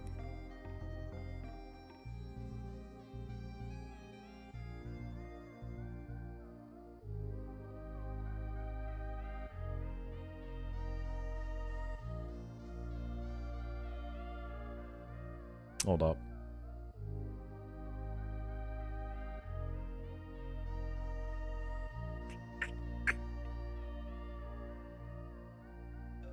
I think we just send it.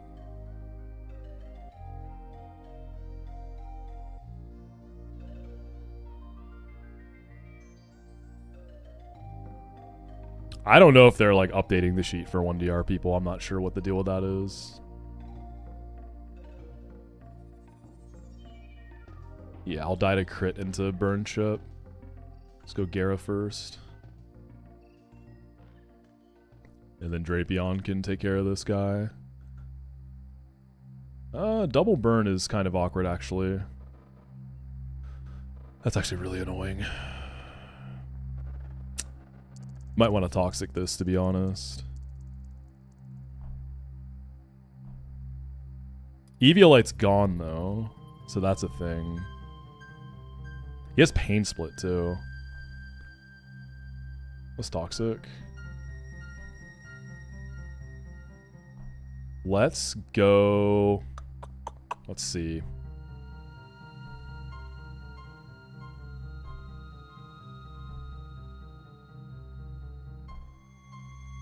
I wonder if I should have pre-toxic for this, maybe.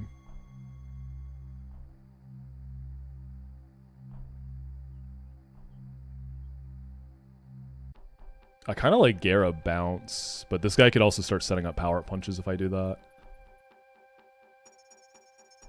Who can do some, like, fatty damage here? You have power-up punch as well. Let's go Gera. Let's bounce. Cool. That's okay if that missed. I was trying to rack up some toxic shit more than anything. It's crazy how much the community has improved that Run and Bun during the Run and Bun era. Casually run. Yeah, I mean, just Nuzlocking in general. Everyone's gotten so much better. The skill level, like, since Emerald Kaizo has gone up so much. Like, everyone's just so good now. It's cool.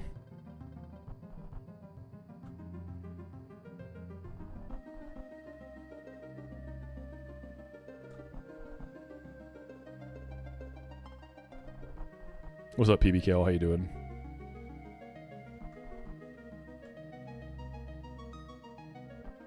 You think it just takes someone to beat something for it to unlock? Yeah, exactly. I think, like, as soon as a game falls, I think, like, part of it's a mental thing, too, because people see it, like, it's no longer seen as this impossible thing. It's like, oh, this can be beaten, like, gods can bleed type beat, you know?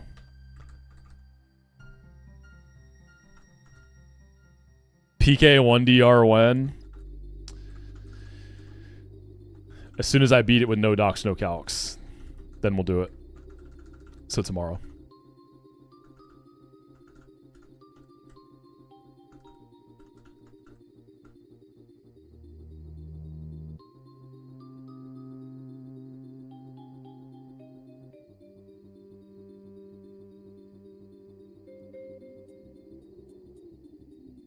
I'll be the first to beat Rival 1 Deathless.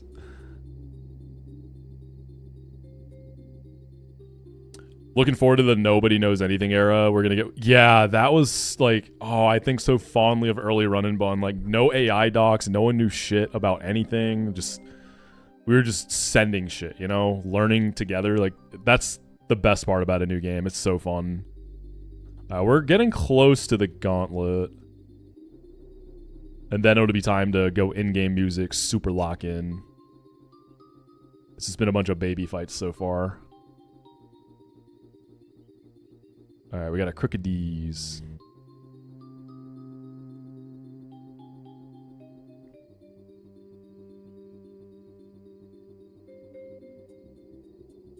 A lot of pre-damage on this fight. So we're going to go Lilligant. This is going to kill the Crook. We're going to get that super sweet own tempo blocking the Intim here from the Crook.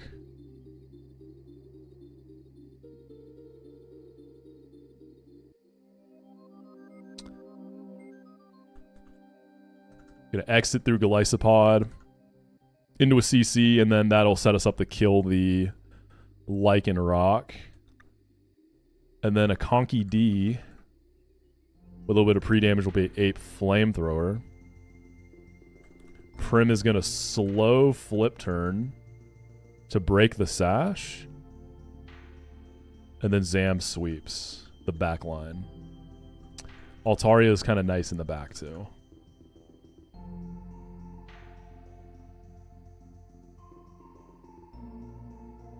One of my favorite things about humanity in general is the surge that happens when a record is broken. Exactly. It's like the same... There's probably a name for that phenomenon, but it's the same thing we're talking about with, like, when a Nuzlocke gets beaten, right? For the first time. Oh, wait, you've been beta testing Terra Emerald Ivory? Holy...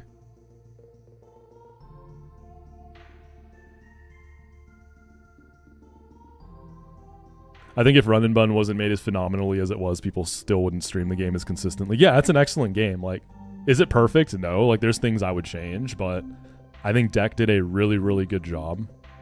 And it shows. Like, it's a really fun game. That phenomenon is real. It's called Frank Josh Friday. Dude, that's true. I am doing Pyre tag on Frank Josh Friday. My odds to win just went up like crazy. This is actually really good. I feel a lot better now. I may be putting on a happy face, but it's been kind of doom and gloom inside my mind thinking about it. But you know what? I feel better. We got 3 pre-damages we got to do here. So 178. Do that one first.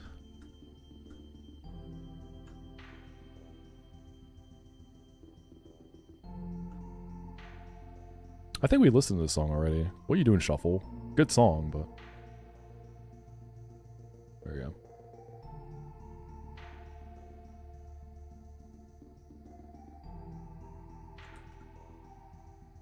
Glycopod's 147, Conk is 115. Banger.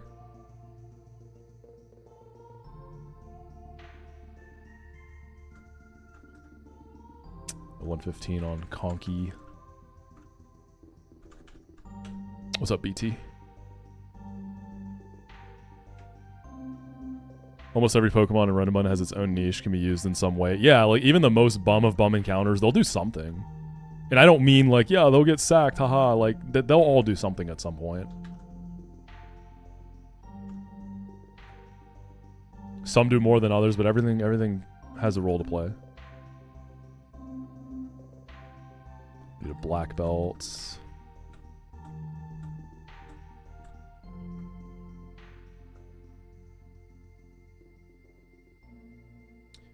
Prim can be citrus. And then Twisted Spoon Zam should sweep. Zam just be kind of doing that sometimes. I feel like this guy, whenever it goes to a fight, it's usually sweeping. It's usually taking at least 2 bodies in a row. Zam's real good about that. Mine's really fast, which helps.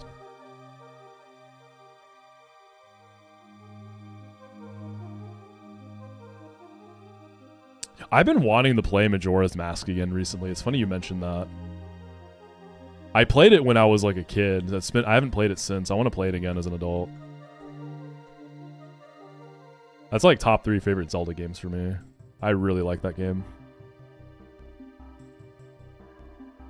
Alright, CC kills the Crook. And then at -1 defense, 178 baits Lycanroc.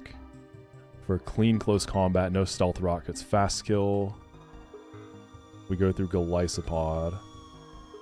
And then once you're at -1, Black Belt Conk cleans up with Mach Punch. And then we bait Ape at 115.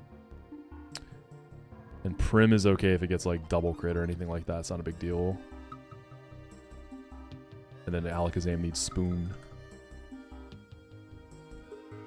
It's funny you mentioned Minish Cap. I actually just, on like the virtual console on Switch 2, I just started a Minish Cap playthrough last week. Yeah, the art style is really, really, really dope. Man, Kindle, you already know I'm waiting for some kind of remakes for the Oracle games though, man. That would make me so happy. Yeah, Majora's Mask is a very unique, very weird game. I love how weird that game is. Yeah, the Oracle games are my favorite though. Specifically Seasons. Like, that's my favorite Zelda game. Goat stuff. 147. Let me check the Golly exit angle here. 147. Minus 40. 107. Never gonna get Accelerocked or anything. Cool. Goron Dance and Link's Awakening Switch graphics. Dude, I would kill for that. Yeah, Minish Cap has been fun because it's just... I don't remember a lot about it, so it feels pretty fresh to me. Does anyone have a spare Kabuto and Sword Shield? Unfortunately, I'm fresh out of Kabutos at the moment, but maybe someone in here got you. There's this guy I've been seeing on Twitter called like the Kabuto King. And he's been collecting like every Kabuto card. He's like hoarding Kabutos. Anyone know what I'm talking about?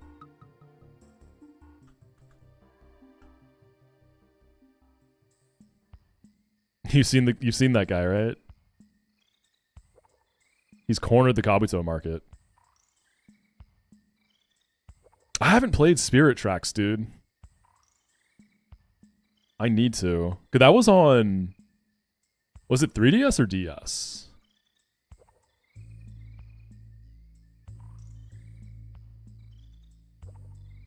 He was cool until he started shilling crypto, Mr. Beast. Is that what he did? Unfortunate. Hate to see it.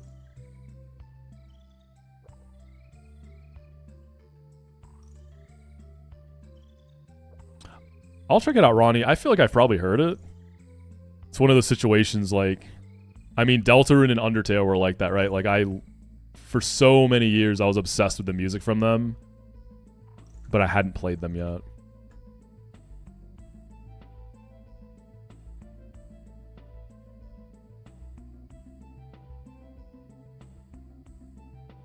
I love a good, like... Especially with, like, a final boss of the game, I love when, like, the main game motif gets mixed in. That feels so good for a finale, especially. Love when games do that.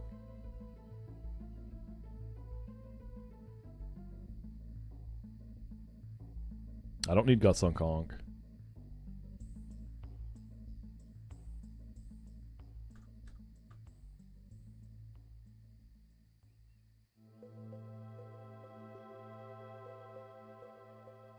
Chapter boss at Deltarune Chapter 4 goes crazy with elite motifs. I haven't gotten there yet. I'm pretty early in the Chapter 4.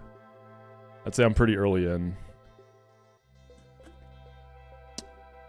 It's going to be hard to top that Roaring Night theme for me, though. That just went so crazy. Alright, good old own tempo blocking and Tim. We just blow this guy up.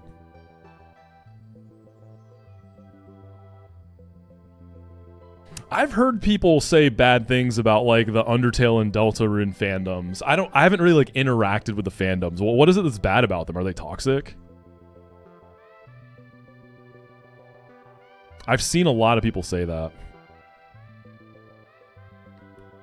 Lucky. All right, we emergency exit. This won't rocks because it's got fast kill here. And then Kong can kill it. You wish Radagon into Elden Beast was a little more difficult? Hey, that's what Promise Consort Radon is for, right? He's got you on that. That's what big PCR got you for.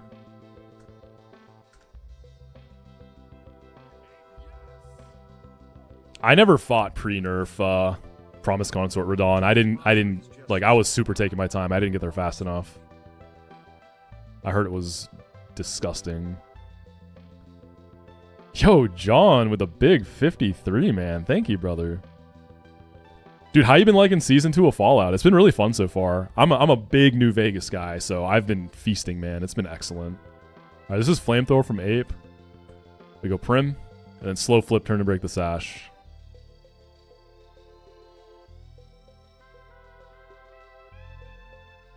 This shouldn't be able to kill me. Nice. Yeah, it's been really good, John. I've been really happy with the Fallout show. I think they've done a really good job with it. Definitely really good as far as like video game adaptations go. All right, I'm gonna get a vacuum waved here, but Zam is gonna take 3 cookies out of the jar now. All right, that's 1. The Tingle Zelda games? What, are there games like where you play as Tingle? I'm not sure I know what you're talking about. Is that real? I feel like I would have heard of that. Are these ROM hacks?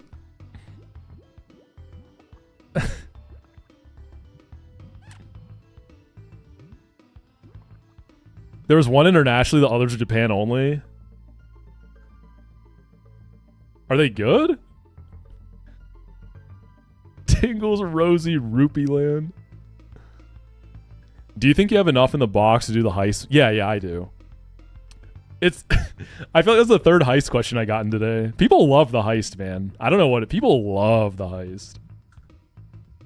People love the heist. But yeah, I feel like I can do it. I think I have what I need.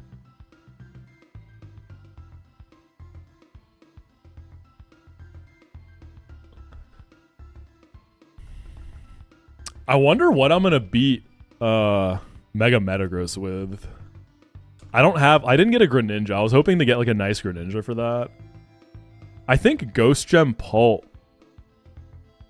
one taps it if you can get in, right? Or do you need some chip help? I want to say Ghost Gem got it, but it's like, how do you get in?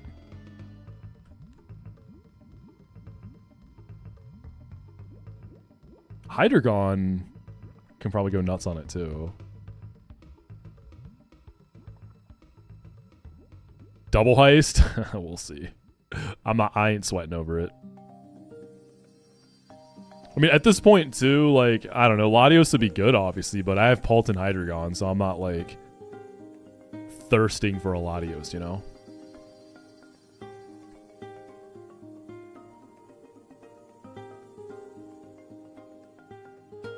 Thundy would be cool.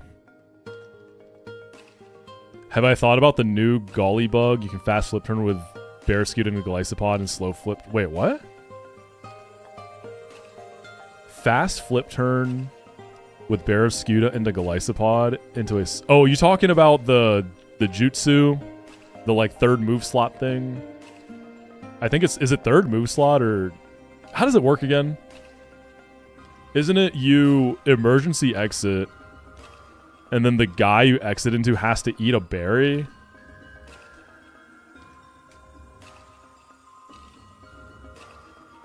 And is it the move that's in the corresponding slot with what, first impression?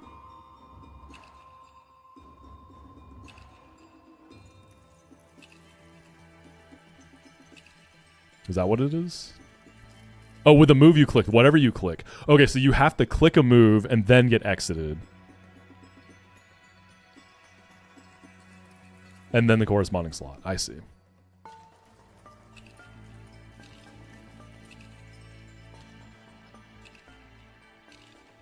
Don't learn about it? I know, it sounds kind of tempting. I'm getting evil ideas as we speak. It's a new bug that was discovered with Gliscopod, which as you can see, I'm still kind of learning of it myself, but yeah, if Gliscopod gets hit, like if Gliscopod clicks a move and gets emergency exited, whatever slot that move was in, if the Mon who comes in off the exit eats a berry, they will use a move in that slot. So say you click the move in slot 2, your Mon's going to use their move in slot 2 as they get exited in. So it's a bit specific to set up, but it's pretty disgusting.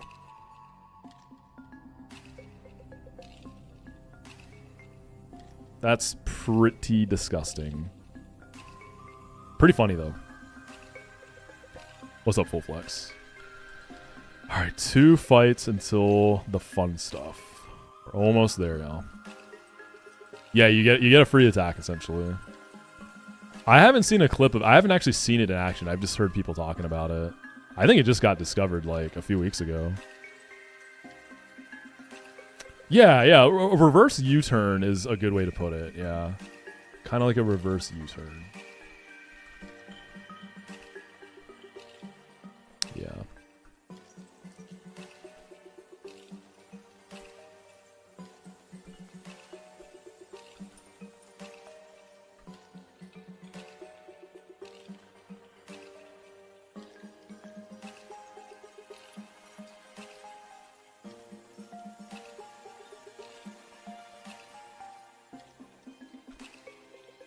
Alright, we got a Kangaskhan.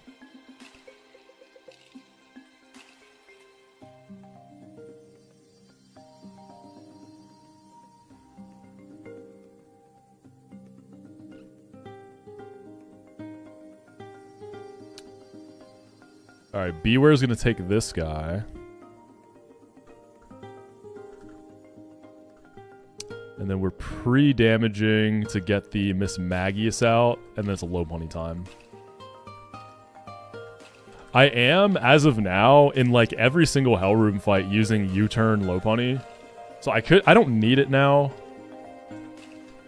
Like once I have everything finalized, I'll dump all my resources at the beginning of Magma Hideout. But U-turn low punny good. Really good for Hellroom. Really, really, really, really good for Hellroom. It's just a good Hellroom mon. This thing is a beast. What's up, Bruno? You're in Brazil, so it's hot there. I have some Brazilian coworkers, and like when we're on video calls, you can just tell it's hot, you know? Like I'll see like their fans running. I can see like the curtains blowing.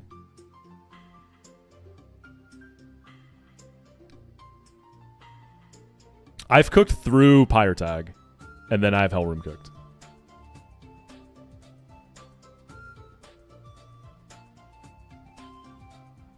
Alright, low punny's gonna take the Miss Magius with Scrappy.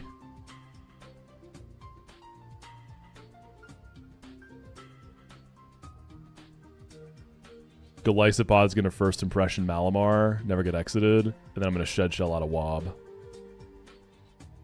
And then do the old toxic Drapion stuff.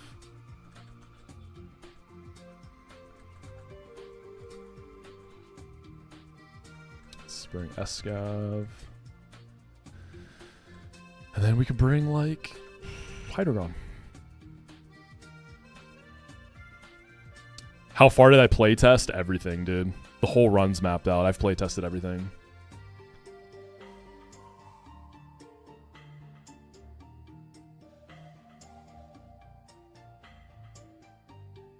I want to do Hammer Arm here. Black belts.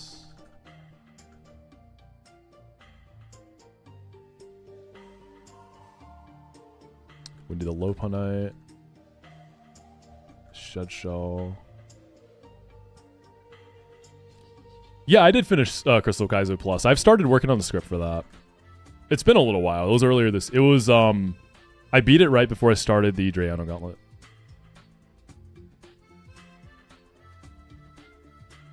Yeah, I feel like Mega Malamar's gotta get some nice ability, right? Because the stats were pretty disappointing. I feel like it's got to get something good. Right?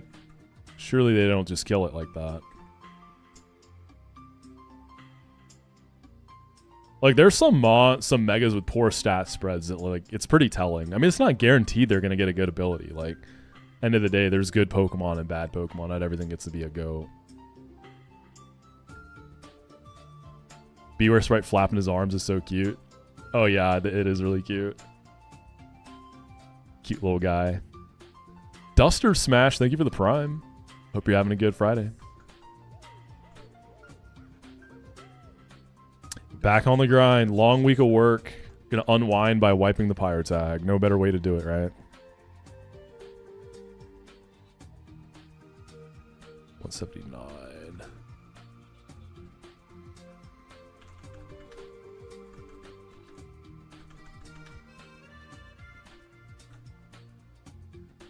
I actually have a ways to go. Oh, perfect. Okay, make sure I'm not dead to a crit or anything there.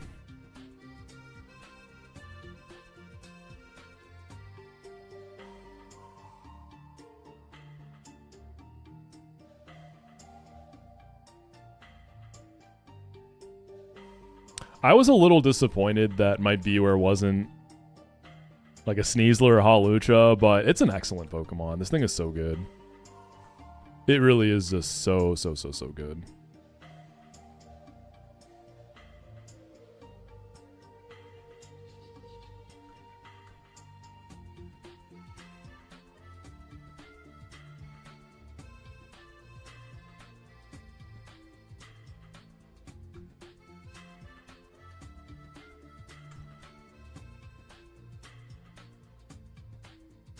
Malamar setting auto Trick Room? Imagine that. I guess there aren't any auto Trick Room setters. That doesn't exist yet. I wonder if they'll ever make it a thing.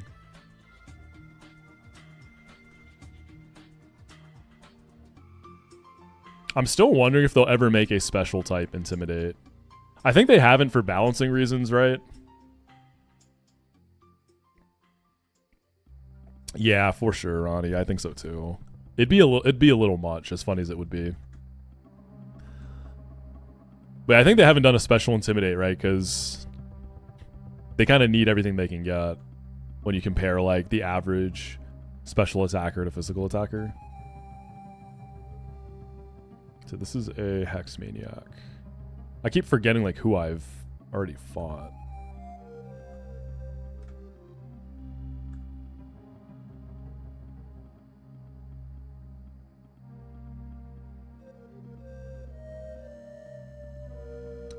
Gotta have that Shed Shell or it's just a wipe on the spot.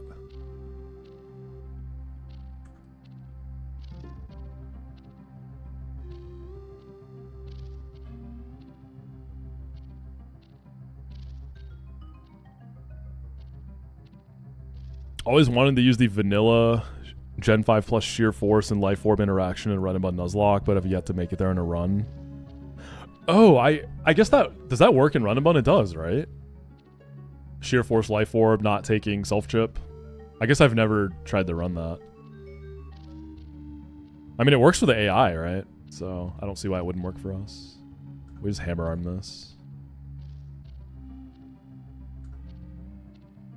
Didn't go for counter. It was like a week and a half ago, Jonathan. It's been a little bit.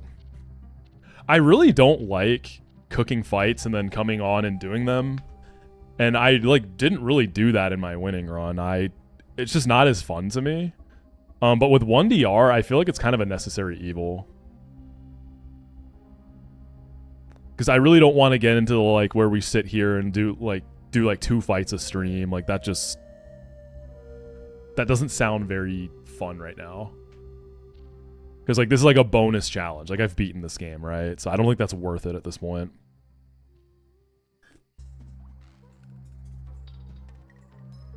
Alright, we can just go low pony here.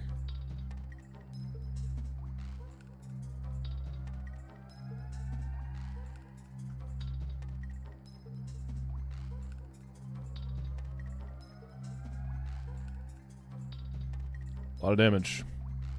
We're gonna go Mega, Scrappy, Fake Out into Return. Oh, I guess I could try it with Drudagon, yeah. Because I do have a Sheer Force Drudagon. And Return.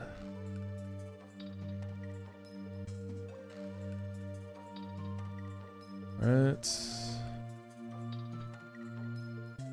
And then we go Shed Shell, Golisopod. Oh, shoot. Wait, do I kill this with the defense boost? I think I do with First Impression, right? It's quad weak. I didn't think about that. I should, right? Yeah, I still do. Shit, I did not think about that at all. That could have been bad. Okay. Dude, the panic I felt for a second there. Alright, we Shed Shell off a Wob, go Drapion, Toxic Stall.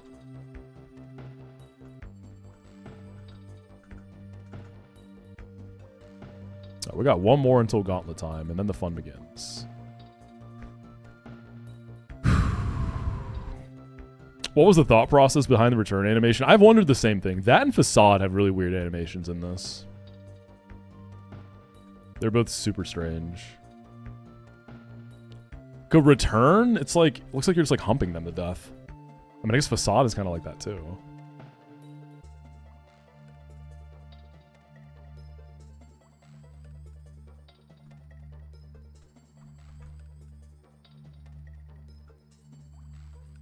Dude, I'm so ready to get to the summit fight. It's gonna be scary, but it's gonna be fun. That is one of my favorite sections in this game. Isn't Facade just fake crying? Oh, is it? I guess it kind of looks like it could be, but there's also a move called fake tears, right? Is Raichu base or Alola better than this? It depends on your Raichu, how it's built. Because I know that Kanto Raichu, I think Volt Tackle can get certain frags, right? If you have one with good attack. I know, Swizzo. It's always peak, like one of the best soundtracks out there. Can't base Raichu Volt Tackle kill like Kyogre on Archie with like Electric Gem if you have a good attack or something with Volt Tackle? I feel like that's a thing that exists.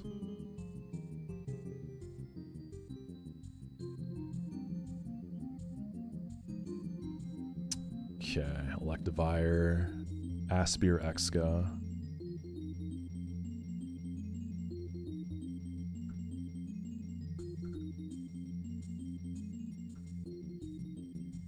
But yeah, I think like on average, unless you have a really juiced Kanto Chew, I would say on average, Alola Chew is probably going to be a little better from what I've seen. I've only used a Alola Chew like once, or I think maybe even once. I think it was a New Game Plus. Alright, so Aspir Exca just tanks an Ice Punch, kills the Evire. The Goon's gonna CC. Am I gonna need pre-damage for that? No. If I get crit, it's 37. Okay, so it's always a close combat. Into Conk. Non-stab CC, Reckless Goon, not a big deal. And then we'll kill it with Mach Punch. We'll exit through Golisopod on Sinistea, guaranteed. And then we go Barrascuda, because that can kill the Sinistea and then flip turn out of the Goth Shadow Tag. And then Drapion can just kill it. Just need a little bit of pre-damage in this fight.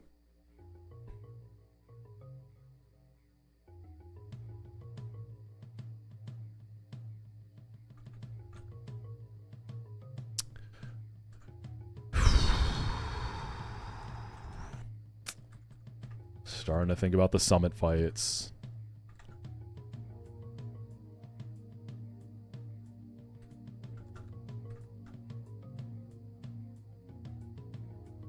Oh yeah, keeping it as Pikachu for static is definitely a good play. If you need that for Altering Cave. I wish I had a Magnezone. That's a guy that I'm missing this time around that I really wish I had. Magnezone's incredible.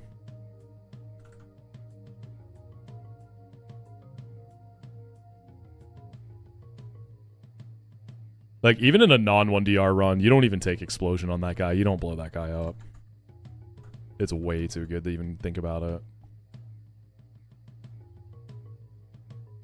Life Orb Scuda. We have Crunch still, right?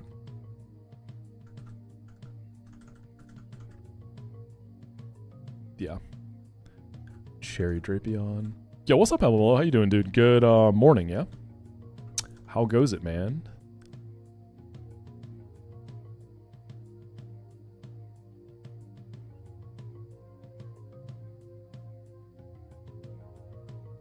Where's the tailwind coming from? Dude, turns out the Mount Pyre summit is just a giant hot box. That's all it is, man. You thought that was mist on the summit? Those grunts are zooted out, dude. Maxi more like gassy. True.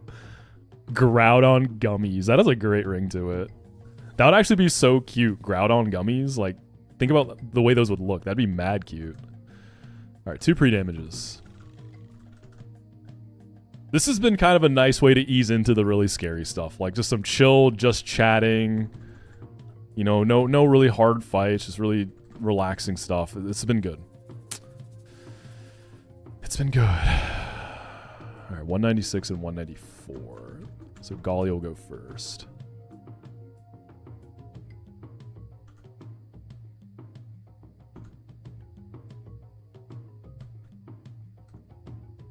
$196.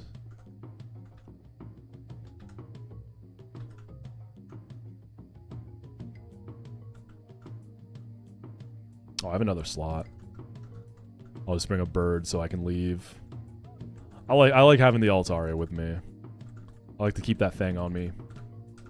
Keep the heater on me, you know? Spear, black belt. Nothing. Life orb. We still have crunch. Cherry for the goth. Kyogre Kale.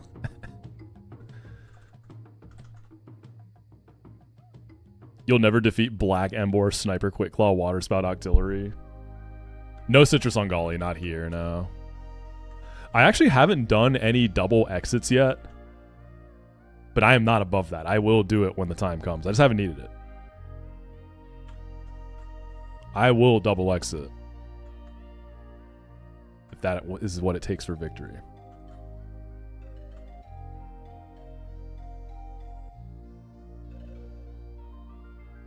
Would you ever consider fighting Black? What's the deal? Okay, what's the real deal with Black Ember, James? Is that an actual demon fight or is it just a meme? Is that guy actually a threat? He's like a side quest, right? Like, I don't think I've ever actually watched anyone do that fight. I don't know, man. When I think of what... Like, Unbound is just a blur to me. Like, I've watched a decent bit of it. Like, the only things I really remember a lot are the E4... Shouts out the Mole Man. A Murskul, of course. And then the, was it Crystal Peak, I think? Crystal Peak tag, is that what it's called? Crystal Peak. Am I thinking of Hollow Knight? Is Crystal Peak in Unbound? It is, right? Because there's also Crystal Peak in Hollow Knight. It's an optional fight you can do early on. He'll fuck you, but... In the other, to get a Alolan Muck, you have to fight him later and his team is upgraded, but you have the tools that... I see. Yeah, Crystal Peak tag, I've seen quite a few of those. That does not look fun. I wonder if that's where Dexa got the inspiration for Pyre tag. Because he played Unbound. I remember watching his Crystal Peak tag. I could very well see that being where he got the inspo from.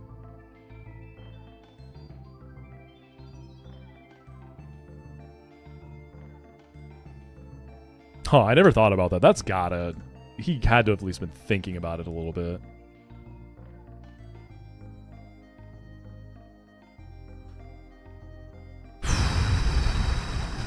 Alright, one more until the real fights for the day start.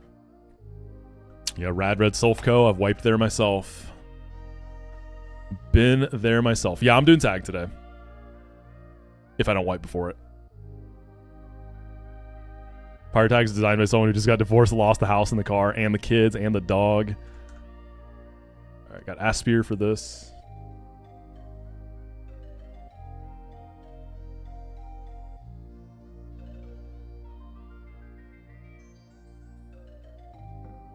This is going to be CC out of Goon.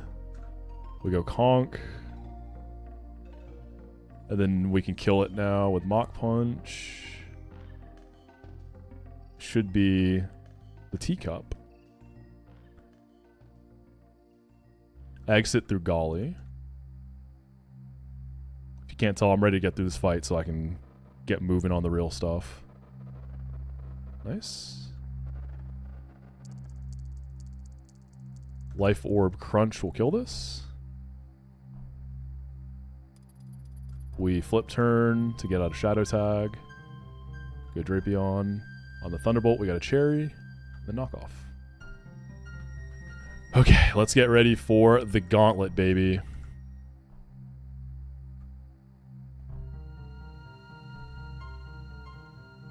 Yeah, Silphco tag lead. It's like what is it? They get like competitive off rip, right? It's like an intimidate into a competitive to start.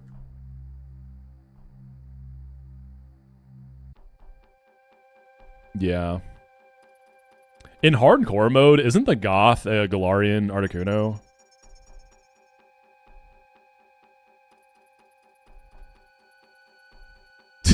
That's so stupid. It's kind of hype though. For the viewer at least. That's really funny. Oh, I have a bird.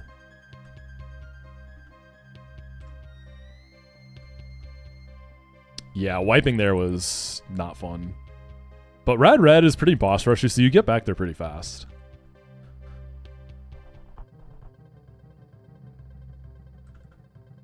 A only cheats if you're a goofball and trigger the somewhat specific fuck you AI conditions. It's just like if you switch too much, right? Because Crystal Kaizo has like the anti-abuse AI stuff too. So you can't just like... I mean, PP stalls are possible, but they're usually not the way to go. Can't even get a few Intimidate or CC drops. Yeah. Oh, wait. You're saying you can't pivot around too much or it'll trigger? Will I ever do Red again? Maybe, yeah. I never touched hardcore mode, so... yeah, I would be open to it.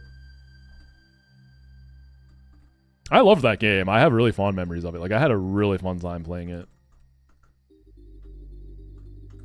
Very fond memories. I remember that one Koga where my win con was to hit a crit with Inteleon, and I did. It was a snipe shot, but still, you know, that's still 1 in 8, right? It's like good odds. It's not insane. And then I'm pretty sure in Power Plant, I think I accidentally ran into an Electrode and couldn't get Zapdos. I think that was the run where I wiped the E4. It was literally like a turn 1 wipe. It was just Lorelei, you know. The Rain team just killed me. Alright, we are gonna get ready to do the Gauntlet now. This is where the real fun begins. I'm gonna take a quick bathroom and stretch break before we like get into all that. So I will be back in a few, and then it's game time, baby. So y'all hold tight. I'll run a bunch of ads real quick too.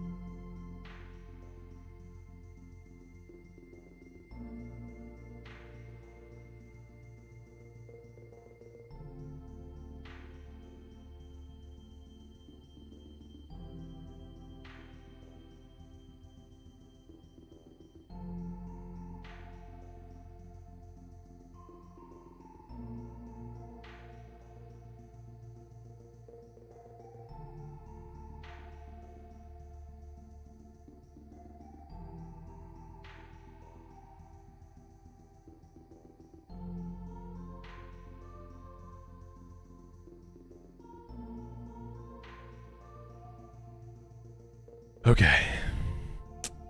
Back.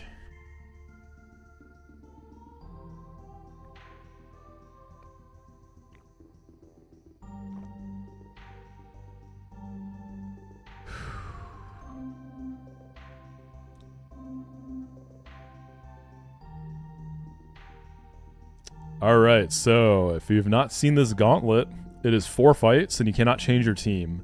So there's 2 fights that are just, you beat one, you can change your items, heal up, move around your party for the second one, and then the last 2 fights are a back-to-back. So whatever you go into the first one with, you can't change anything. All the damage you take is carried over. So we got to beat this to get to the summit of Mount Pyre. Time for happy hour Taco Bell. Let's go, dude. I had Taco Bell last night. It was fire. The volcano sauce is back. I was very happy. So this, I've got this planned out really nicely. I think the Lucario is where things can fall apart. So that's going to be on the second fight. One really annoying thing is, so this Corsola, it's an Eviolite Corsola Galar. It can kind of pop off on you if you don't prepare for it properly. A paralyzed normal type usually handles it.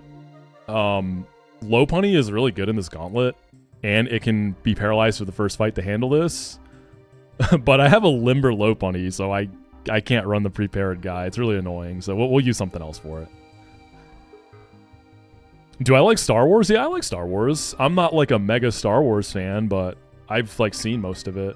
I have not seen Andor though. I've heard that is incredible. There's just like nothing else on Disney Plus right now I'm really interested in, so it's kind of hard to justify getting a subscription just to watch one show. But I've heard Andor is really peak. I've heard it's really, really good. I've heard like even if you're not a Star Wars fan, you'll still enjoy that show.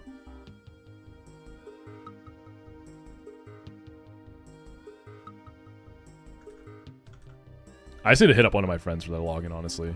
But all right, so we're gonna start off with Electrode, and then we're gonna have Amphi. We'll have Hydreigon, Beware, Slowbro, and Escav. You can probably Escav has like one job. Who can guess what the Escav is beating? Those of you who are familiar with the Gauntlet, what's Escav for? There's one Pokemon I'm bringing it for, and then that's all. It is a big threat that demands respect, so we have a dedicated counter for it.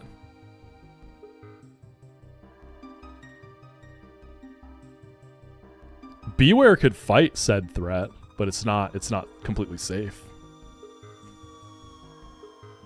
Any knowers?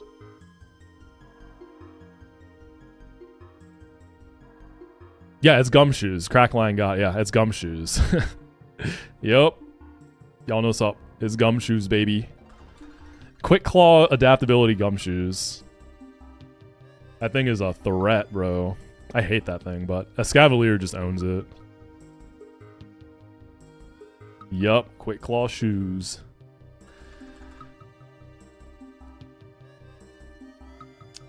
But yeah, this is the 6 here. So for the first fight, I'm gonna Volt Switch Golduck into Ampharos, which gets me safely back into Electrode. And then we're gonna kill it and bait in the Bronzong and let Beware have it. Bronzong should not bulk up here. So I should be able to just go into Beware and handle it. And then I'm just gonna use pre-burn Life Orb Hydreigon for the Corsola. The reason I go Life Orb is because if my Dark Pulse gets Curse Bodied, I need Draco to kill, and I don't think Black Glass is enough for that, right? Actually, 116 plus 78. Is that enough? If I double Mineral, it's not enough. I can't really risk that. And Wise Glasses, I don't think, does it either. Yeah. We'll just do the Life Orb pre-burn. It should be okay. Because baiting in off of Beware, it can't Nightshade, It's going to be at full health, so it wouldn't strength sap, right? So I think it has to go for status. So I should get a free switch in the Hydreigon.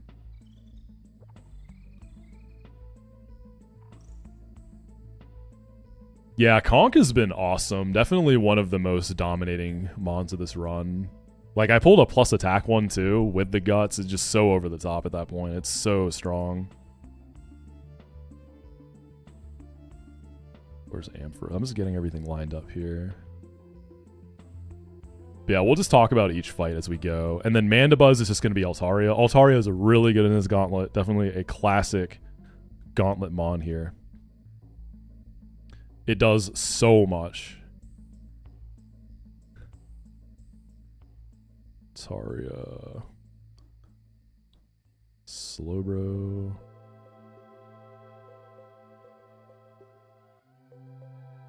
And Escav.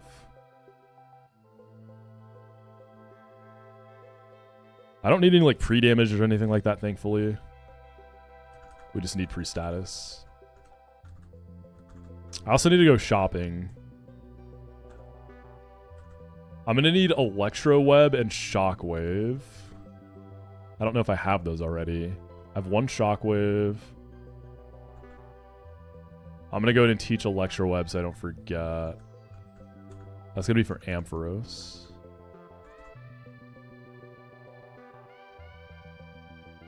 Huh. You know what? So spoilers, I'm not leading Ampharos on Pyre Tag. So maybe I don't need Discharge. Maybe I can afford to keep Thunderwave. I kind of like Thunderwave. But I also never click it anymore. I just need one flex slot right now.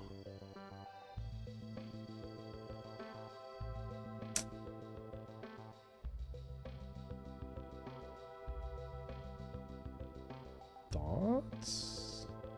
Is there anywhere else where Discharge is nice like that? I feel like after Pyre Tag, I had an Ampharos in my winning run. I didn't bring it to Pyre Tag. So I don't think I ever missed Discharge like that.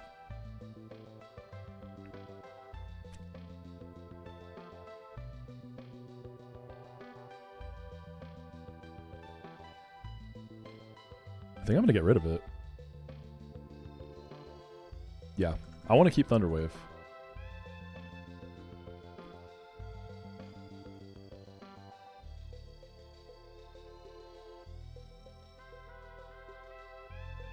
This song is a little too slow right now, even though I love it.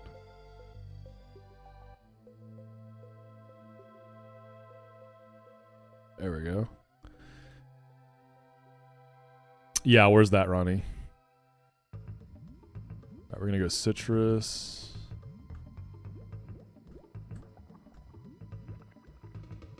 Electrode can be Citrus. Beaver wants the black belt.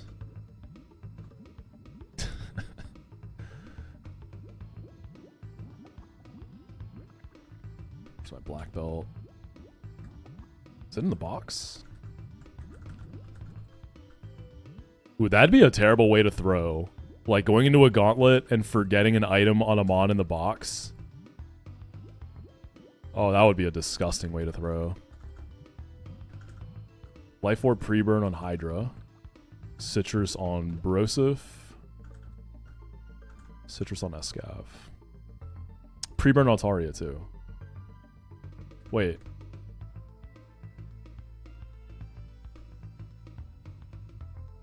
How was...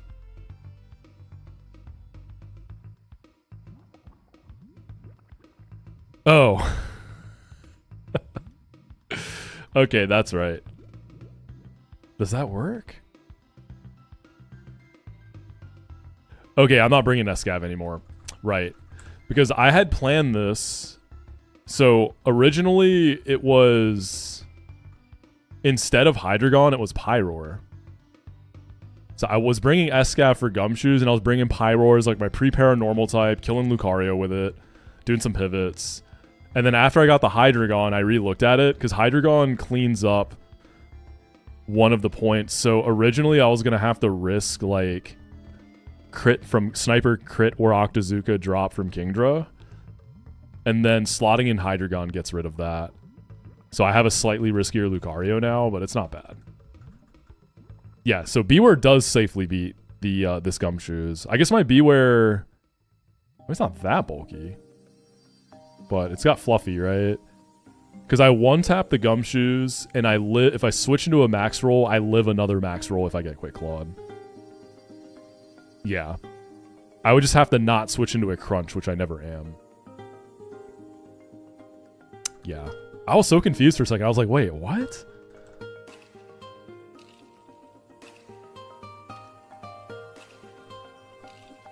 There we go. That makes sense. I'm gonna buy healing items, too.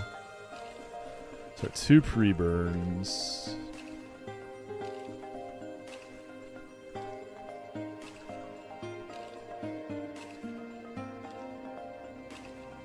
Actually, how do I look on healing items? Buy a few more hypers. I haven't Spinosaurus. I'll check them out. Appreciate the recommendation. They got a pretty cool name.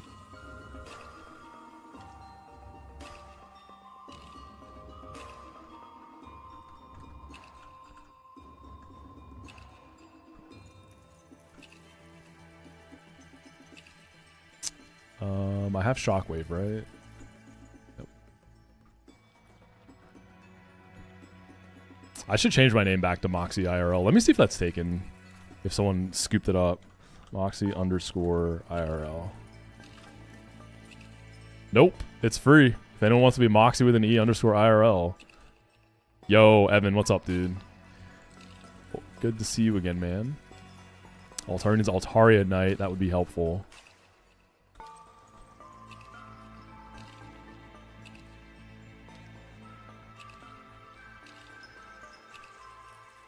Prepare for my next chat message.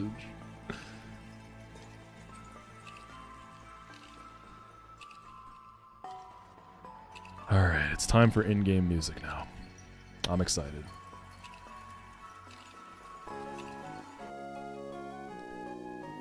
Listen to that banger Mount Pyre music.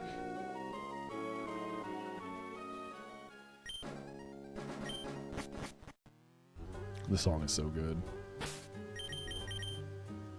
Like, this song is a banger. The Summit music is a banger. Mount Pyre, just absolute peak.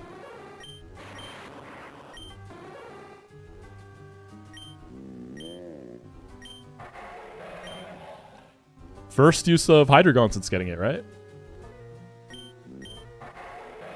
I love this mod's cry. First time ever using a Hydreigon in Run and Bun, dude. The Electrode is unfortunate. It is annoying. Oh, I still have Fire Blast on this. Might want to drop that.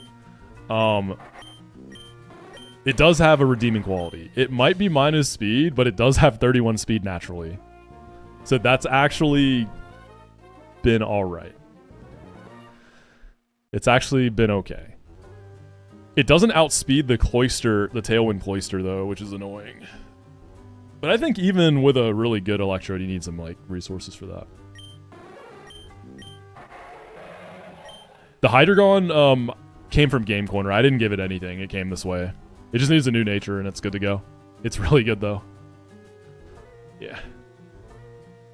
Yeah, that's true. All the spooky areas of Pokemon always get blessed with really good music. That is true.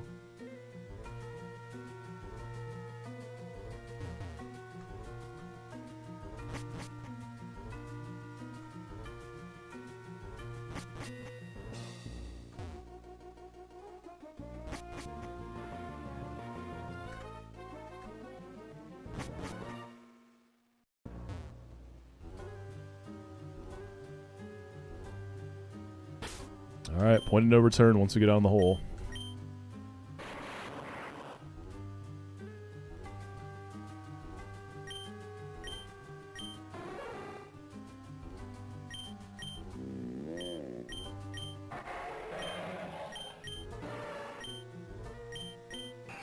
Pre-burnt Altaria Knight. Good stuff. Got some healing items.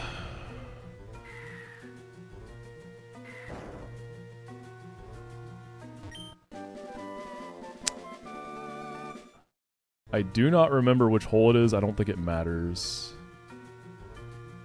I mean, it's not like you can do the fights out of order.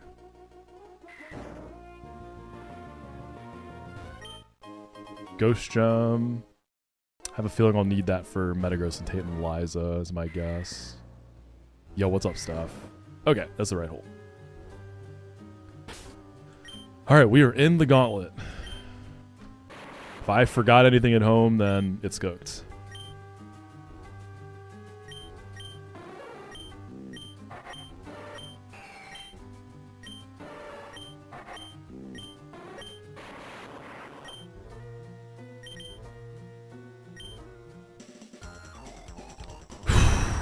Alright, let's get it.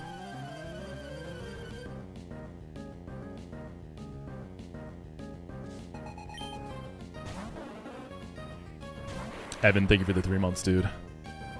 Alright, we are going to Volt Switch the Golduck into Ampharos, and then just switch back into Electrode. This will just get me a Hydro Pump back in.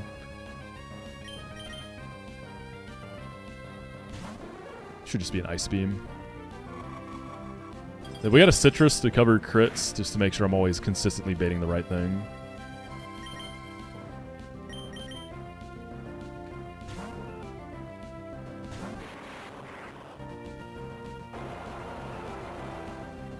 Now we just kill this guy. Woo, it's a lot of damage.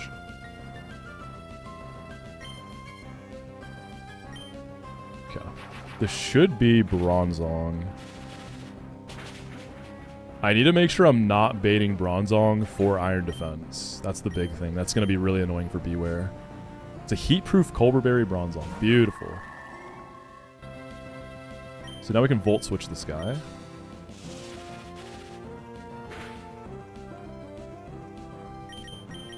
Go into Banjo.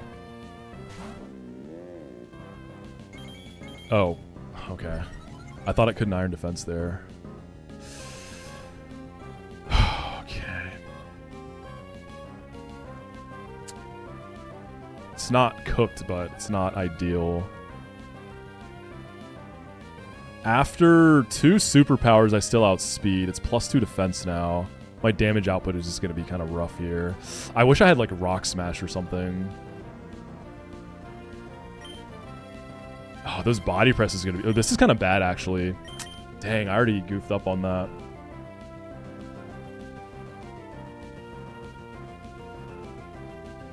That's not great. All right, let's see. What can we do here? It's going to want a body press. I don't have like a Citrus or anything either. After 1 body press, I'm going to be dead to crit.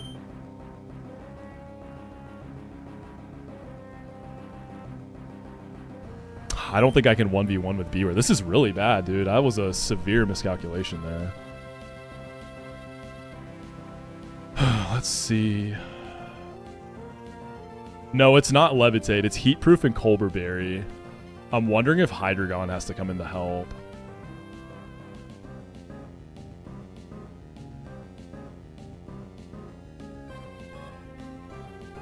Oh, dude, I goofed up bad. This is really, really bad. I think I have to get some chip for starters. I think we got to go ahead and get some chip first and play from there. Can't this still pay back too?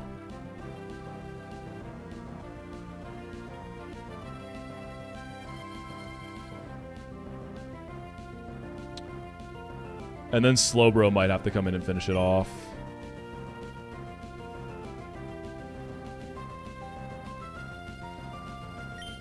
Let's get the Hammer Arm chip first. I'm still faster. Goes for the body press. I can't stay in.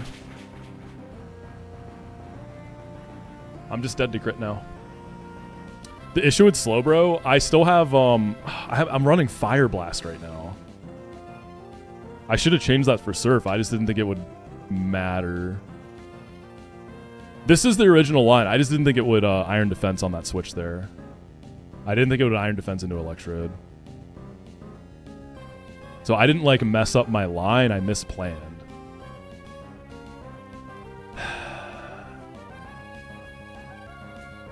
Beware outspeeds now. I'm still faster at -1. So if I get crit here, I'm always dead, right? I'm always dead to crit. If I don't get crit, I will beat this, though. No, it's +2 defense right now. Fire Blast does not do more than Surf. It's heat proof. And I can also miss.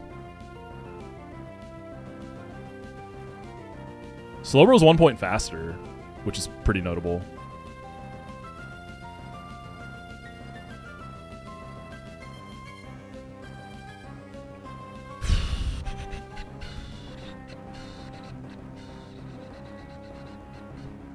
Alright, y'all, it has chip from Electrode Volt Switch. That was not just Hammer Arm.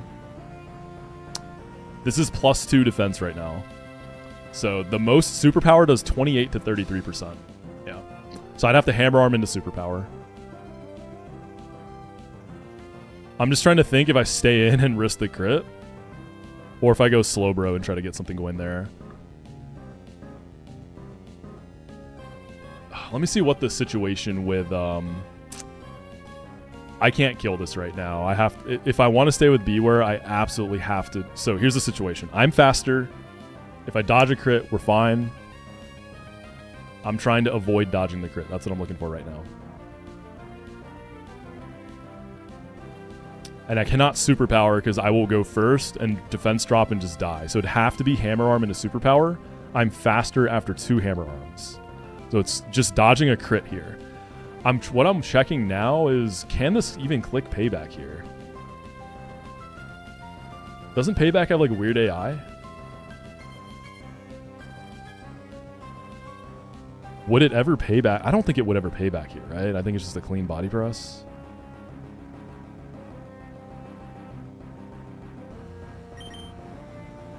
Yeah, I think it's just body press.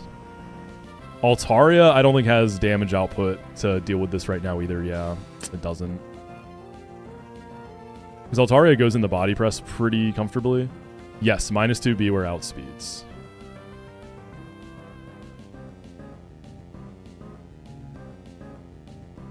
Yeah, it's really, I can go Slowbro or stay.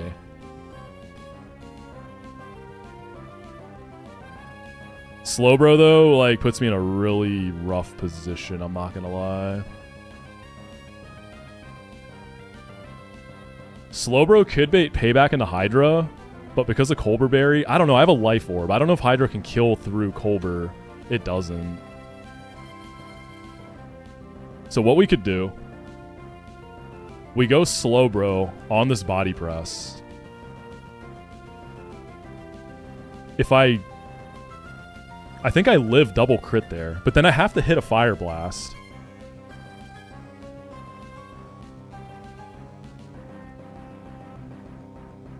Would Payback even be guaranteed, though?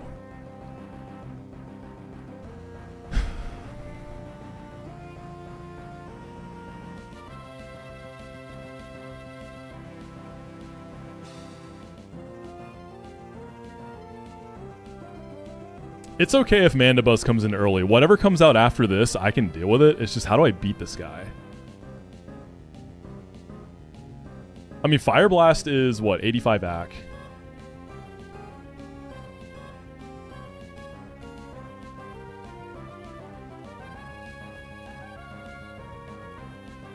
I'm really afraid of what I bait on the follow-up, too.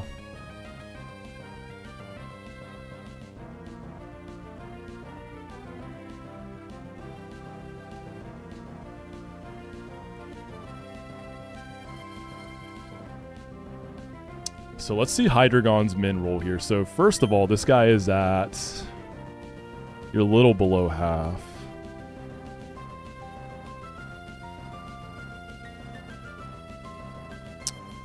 Did I get rid of the ruler? I think I did. Oh wait, it's on the other... This is at like 49, maybe 48%. We'll call it 49%. Yeah, Fire Blast is definitely worse odds. Hydra doesn't kill, no, it's Colbur. Okay, let's see. 49%. Because of the Colbur, Hydra does not kill. And I can't... Dude, having Hydra chipped also is really bad for the Cursula, I'm not gonna lie. Dang, dude, is it really just dodging crit?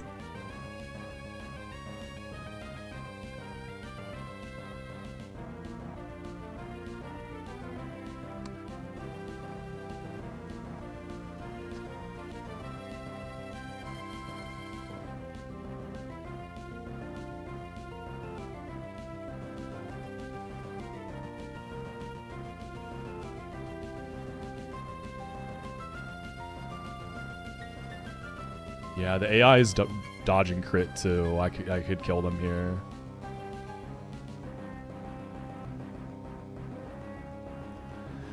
Yeah, so it's dodge a crit or go slow, bro. Hit a fire blast, because psychic into Hydreigon isn't going to kill it, right? Because Hydreigon's min roll is what, 38%? 75. So that'd be like 99 minus 75, give or take.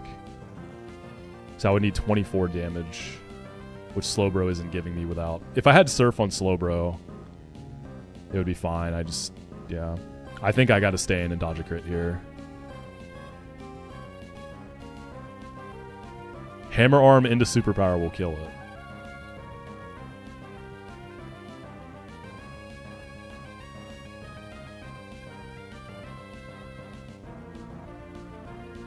Damn, my bad. I don't know how I completely missed that. That's my bad.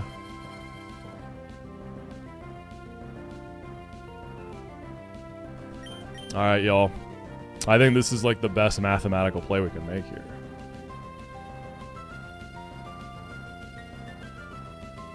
Huh, can he Iron Defense again? That's a good question. Because that would also be really bad.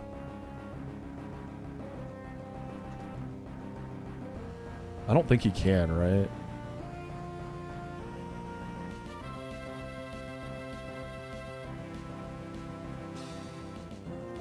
Yeah, it's going to be a -1 score here.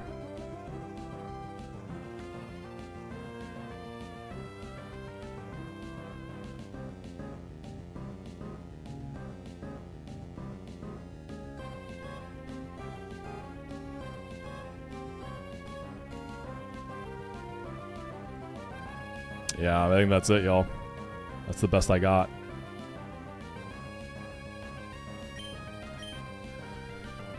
Yeah, like, the chance of Slowbro missing Fire Blast is, you know, it's higher than a crit. Right, a Fire Blast is 85% accuracy, right? Yeah. So it's worse odds. And I can crit this, yeah. Okay. Yeah, y'all, I would really hate the wipe this way, but I misplanned it, yeah. I didn't think it could Iron Defense there. I was just wrong. Yeah. So I'm dodging a crit here.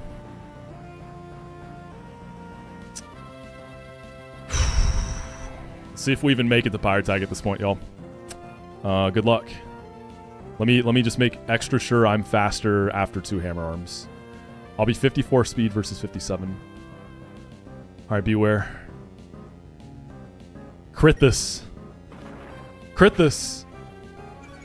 Alright, here we go. We gotta dodge crit.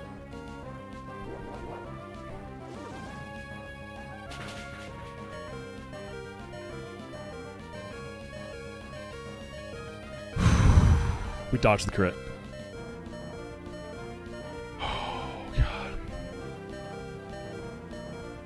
We're going to Pyre Tag with this one. I do believe I can kill with a Hammer Arm now. Am I baiting Mandibuzz, though, is the question. Nobody does it like me, baby.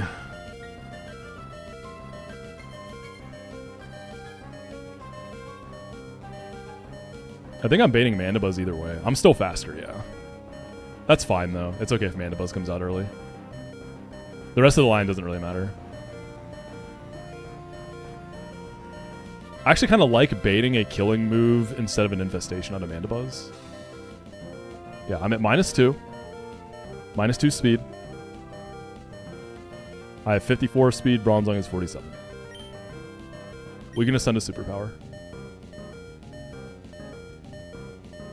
Wait. I've only hit 2 hammer arms, right?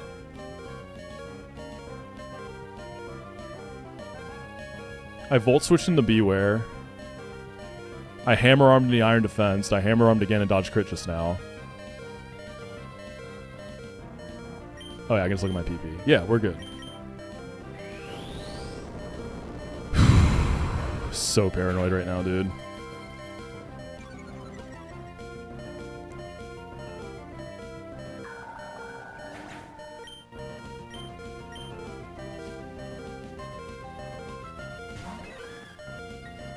All right, so the line is back on track now. This is just the normal line now. This should be a whiffed status move, right? I don't think it's ever gonna try to Nightshade. Nice. Wait, did I just crit it? I didn't even see. I was looking at the calc. So Beware had it in there. It was just a little slow on it. Brother was like the sloth from Zootopia. Okay, Dark Pulse. And then if this gets disabled, Draco will clean up. We can also flinch. Okay, of course, Curse Body.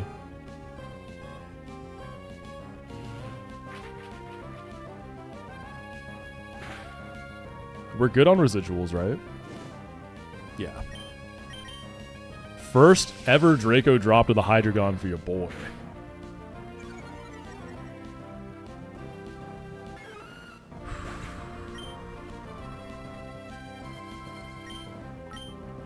Dude, I'm stressing right now, man. Thank you for the 50 bits, Carol. I appreciate that. I need that little pick me up. All right, Altaria, clean this mess up.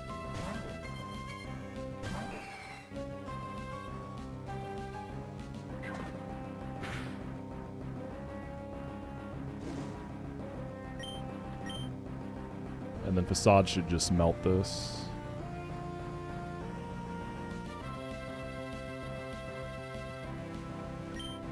We're slower, but we can just take a hit here. It's fine. Oh, I'm sorry. That was 100 bits. You're right. Thank you. I really appreciate that, Carol. Thank you, thank you.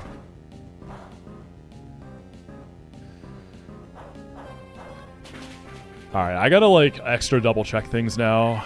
Because that was already one bad plan that I made.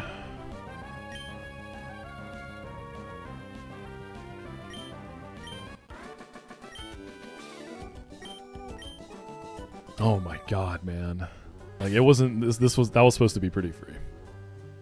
Yeah, let's teach Slowbro Surf before we do anything. That's what I'm saying.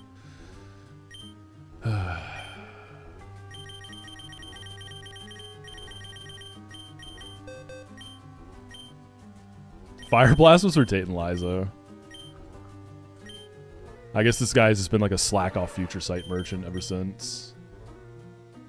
Slowbro Knight... I don't remember. When do you get Slowbro Knight? Is it Seafloor Cavern?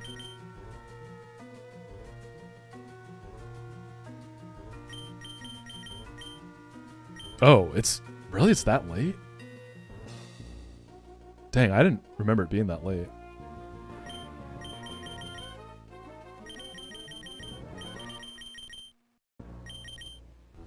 Alright, so I was going into this gauntlet thinking the only, like, really risky part was going to be Lucario, but it turns out there was that, so... Who knows what we're in for now. Alright, let's heal up. Don't full restore Altaria, we need to stay burnt.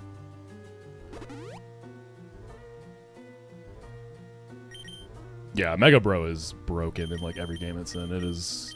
an absurd Pokemon.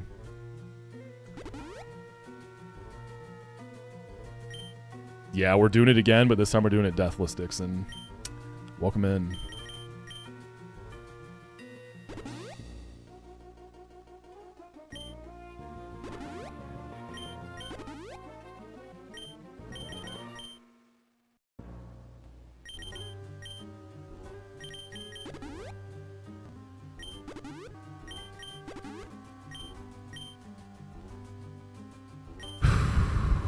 You curious how this run gets past Pyre Tag? Well, hopefully I can show you. Okay, so Electro Web was for this upcoming fight. have it. You're good on PP right now. You're all good. I guess citrus on everything else.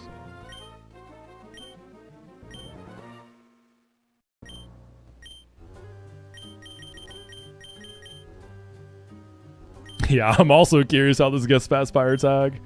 Honestly, you're right, this work. I am. I just had such a garbage ass plan there, almost wiped. No, he's right, he's right.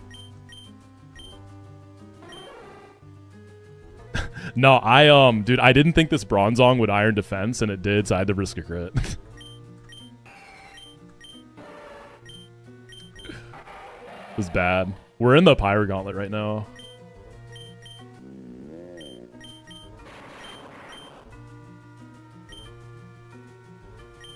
Alright, we're ready.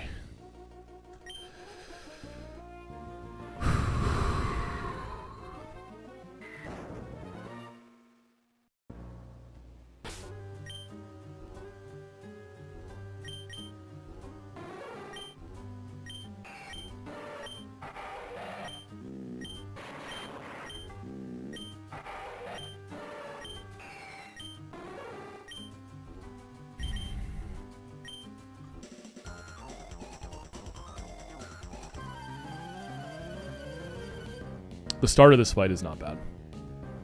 Lucario is where it gets dicey. Alright, so we're chilling on like crits and all that here. It's just gonna CC. We're breaking sturdy and getting speed control with an Electro Web. So we don't have to worry about dying or anything here. Wait, right? Okay, yeah, we're never dead to crit.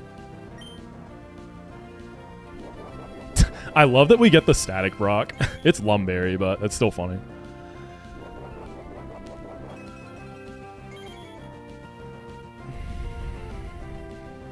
Yep. Break sturdy. And we're just doing this to get Altaria to be faster.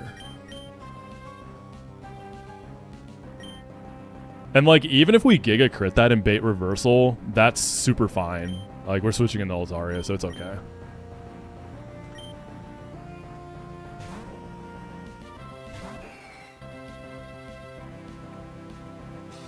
And then we're going to go Mega, heal up, and kill it. And we are faster now because of the Electro Web.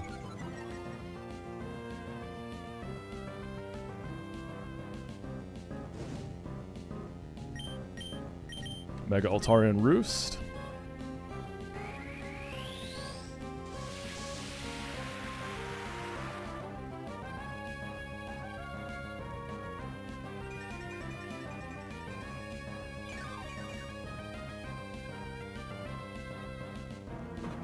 God, I'm freaking out about this Lucario now after what just happened. That's a pretty low roll. Alright, let's just go ahead and kill it.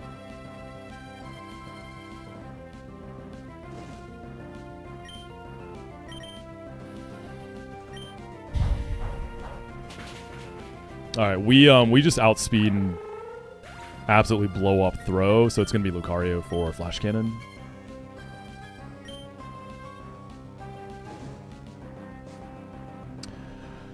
Okay, so if it gets any Spit Def drops on Slowbro, that's when it gets bad.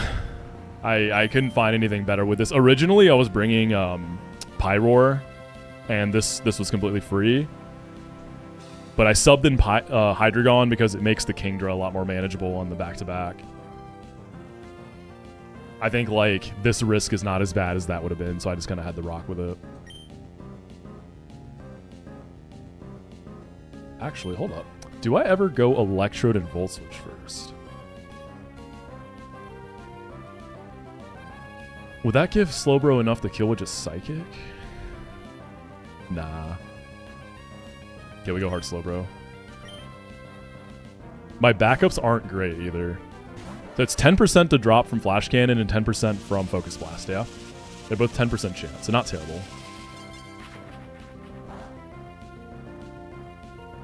Okay. Let's see. He can either Focus Blast or Extreme Speed here, so we're going to go ahead and slack to full. If this doesn't drop, that's really good. He still has Extreme Speed in the tank. He's got a normal gem. Beautiful. We're in a good spot. No, this isn't Regenerator. You don't get it in this game. Alright, Future Sight. He really doesn't want Extreme Speed. There's a lot of Extreme Speed overlap here. Really good. We still have our Citrus too. Alright, we're gonna slack. There's the E-Speed. We never died a crit.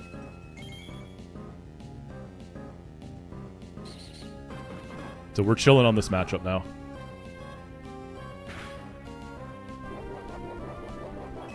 Yeah, Focus Blast is still Focus Miss accuracy-wise.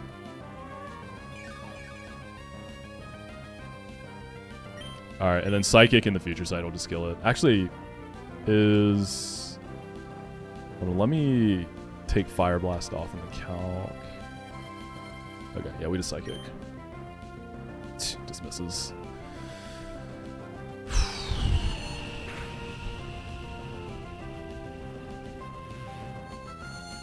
Yeah, so Altaria has Pixelate, which turns normal moves into Fairy.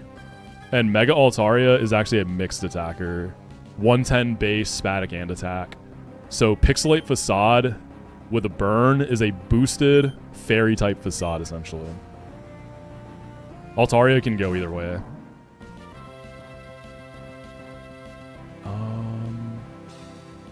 I'm going to go ahead and just hit this.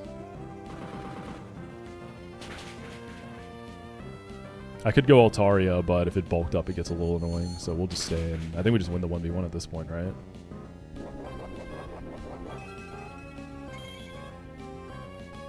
You don't even get boosted payback or anything, yeah. Okay, back-to-back time.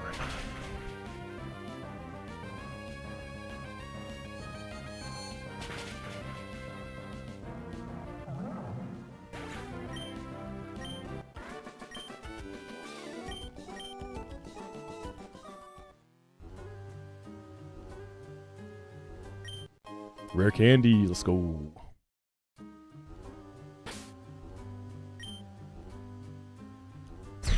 Now we need Shockwave on Ampharos. Let's do that before we forget. Yeah, this Slowbro individual is a little different. A little diffy.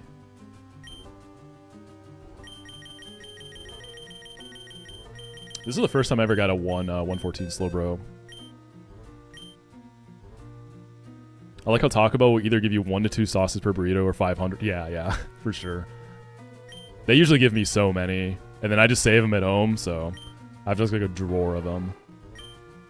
Alright, we're done with Electro Web. Let's go ahead and potion everything up.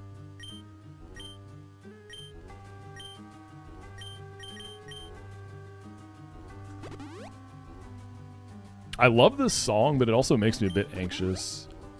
Because it's just like a constant, it feels like a constant, endless build-up.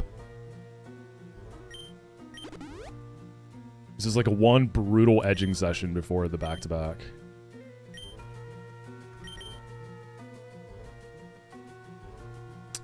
Alright, we'll put Altaria up front. Ampharos and Bro are going to get citruses. Don't say Edging Swerk will show up. Oh, he's already here. This is Aspire Berry.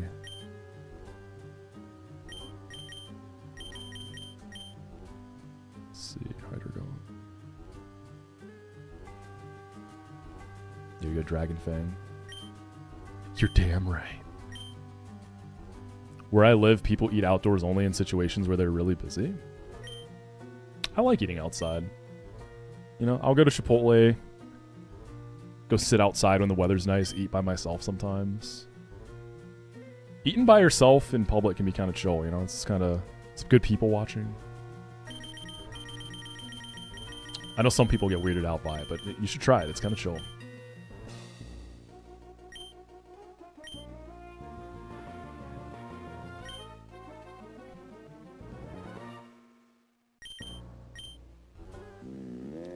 The red chimichurri, I didn't love it. It was, I It was too salty. It was like it was whatever, Evan. I thought it was aight.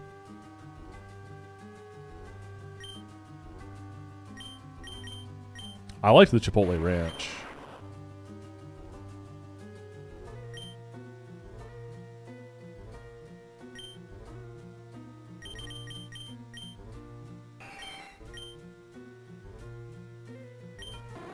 I'm gonna lepa that roost.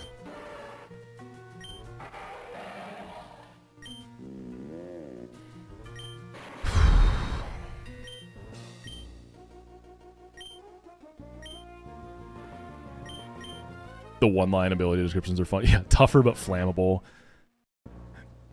It's like, if you're playing like as a kid, it's like, what does that mean? You know, like, how do you figure out what Fluffy actually does?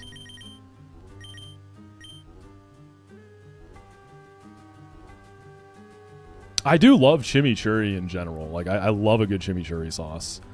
And again, it might be my local Chipotle. They just made it so absurdly salty, dude. All you could taste was salt. It was just nothing but salt, man. It was like, it like burnt my tongue. It was so salty.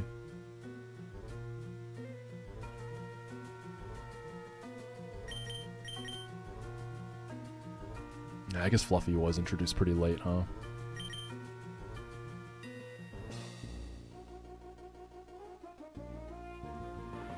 Oh, is it more detailed in the real game? I thought that was just the vanilla description. Okay, let's do it. We are good to go.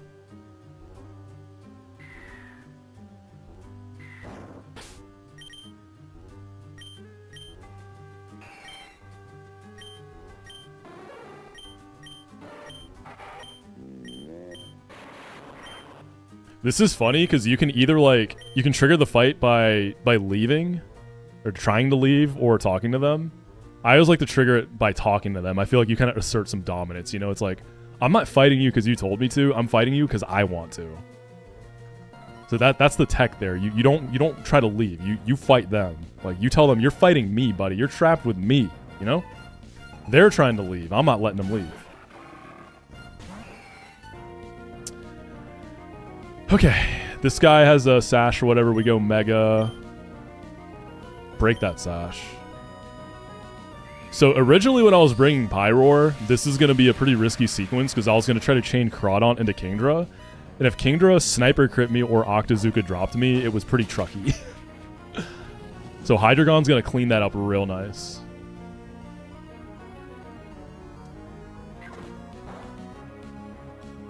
Now it's going to be forced into nothing but Aqua Jets because, you know, we fast go and all that. Doesn't have any like 1 in 10, so we heal up. Because we need to be healthy enough for that Dragonite.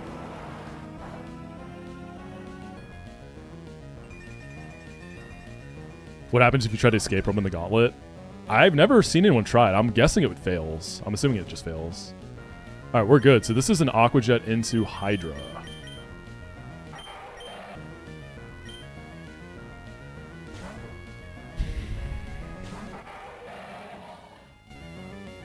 Nice. And they'll Aqua Jet again, which is fine. And then we can just kill it with Aura Sphere. So because I'm holding Dragon Fang, I show fast kill on Gumshoes as well as Kingdra, so we bait down the line. Because we want Kingdra to come out.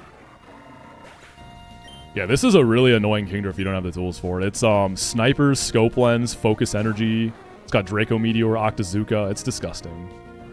But now, we just Draco.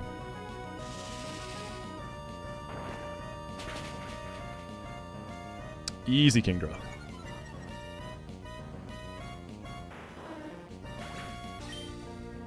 And then the Demon Gumshoes. So this is Quick Claw Adaptability Gumshoes. This guy is often a big threat too. There's not a lot of Mons that can comfortably 1v1. So Escav is the best thing in my box for it, but it doesn't really do much in the rest of this Gauntlet, whereas Beware has done, you know, a decent amount, and it obviously clutched up for me earlier. Beware actually just lives double crit. Double max roll crit. So even if it Quick Claw max roll crits me on the next, it just doesn't matter. Yeah, Buddy didn't want it bad enough. Didn't even pull the Quick Claw. That's the first part of the back-to-back. Easy stuff. Do I have Archie planned with some exquisite line? Yeah, for sure. It's super exquisite. You know, I spent a lot of time in the lab. It's just the most riskless, most beautiful, pristine Pyre tag you're ever going to see. Trust me. Alright, so keeping Altaria healthy is just to, like, position for this guy. So you hit him with the Almighty Ankle Breaker, you go Mega, he whiffs the Draco. And it's multi-scale, so we're not gonna one-tap it. And then I'm slower. So I do have to eat a dual wing beat, which is why I need some health or I risk crit. Whiffs the Draco. Big Facade. And then we just got a tank now, but we're fine.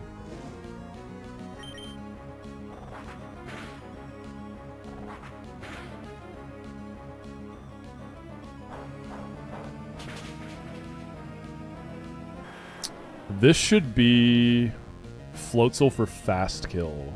Always.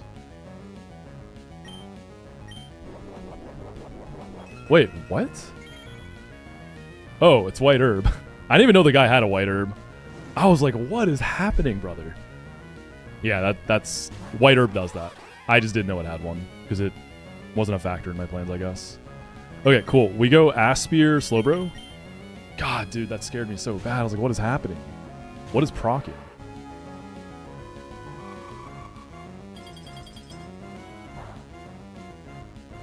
Alright, we got a super clean sequence coming up. Dragonite's Glock activates.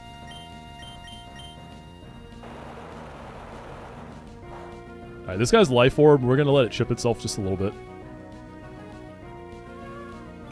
Wow. Such a good soundbite. Yawn and Slack Off. They sound so good. Wow.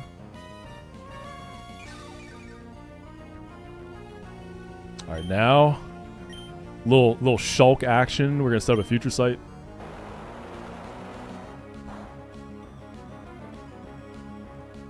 We do need it to Hydro Pump into Electrode to get a safe switch in. It's first slot Hydro Pump, so it's not gonna run out. Alright, Future Sight is set. Go hard Electrode.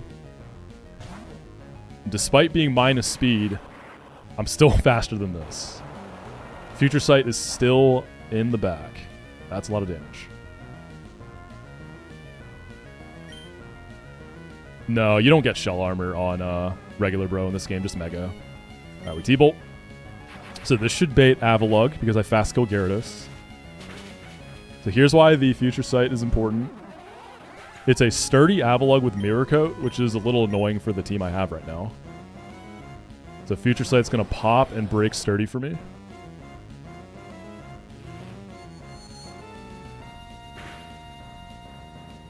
And then Volt Switch just kills.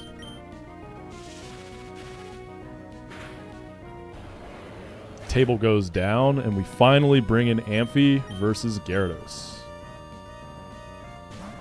It's a Dragon Dance and Gyarados.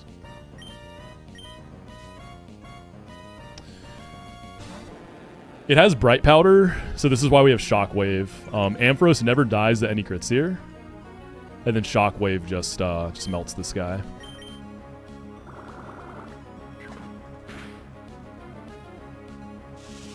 Boom, back-to-back done. To the summit.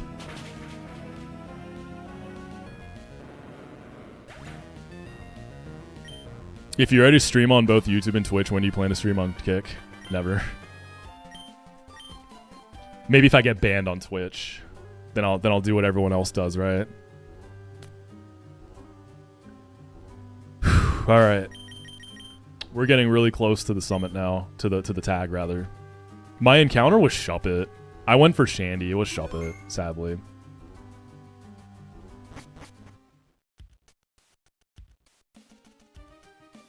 Imagine if there's a Martyrdom item that was like Aftermath when you got K. Oh, that would be sick, actually. Yeah, Aftermath in item form. Dude, that would be cool. That'd actually be really interesting. Yeah, I have no plans to stream on Kick. Not my kind of place. Also, beautiful song. All right, let's go get ready for the grunts.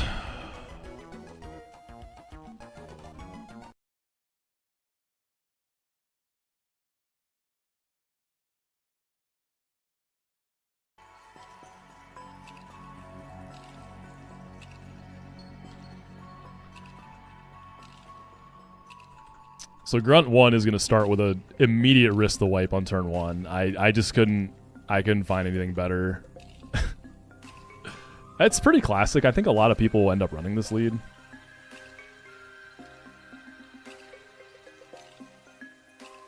So this is so Mount Pyre, there's permanent tailwind for the opponent, not for you. So you're not doing a lot of outspeeding out here. So to start things off, we got this Focus Band Gengar with Explosion. So I'm risking turn 1 boom. So I have ways to deal with the Focus Band and make the Gengar safe, but I couldn't find a way to slot compress. I needed too much in the back. Like, there's some stuff with Crustle. If my Crustle was Shell Armor, we could really get something going here, but it's not, sadly. It's sturdy. So we're just going to throw Kecleon at it. Because the thing with Kecleon is you knock it off. It always kills. If it Focus Bands, you can Sucker Punch. So you're just risking turn 1 boom, which I think is like 3%, right? So obviously really scary, but it kind of just is what it is. I tried really hard to... The Auxiliary was demanding a lot too.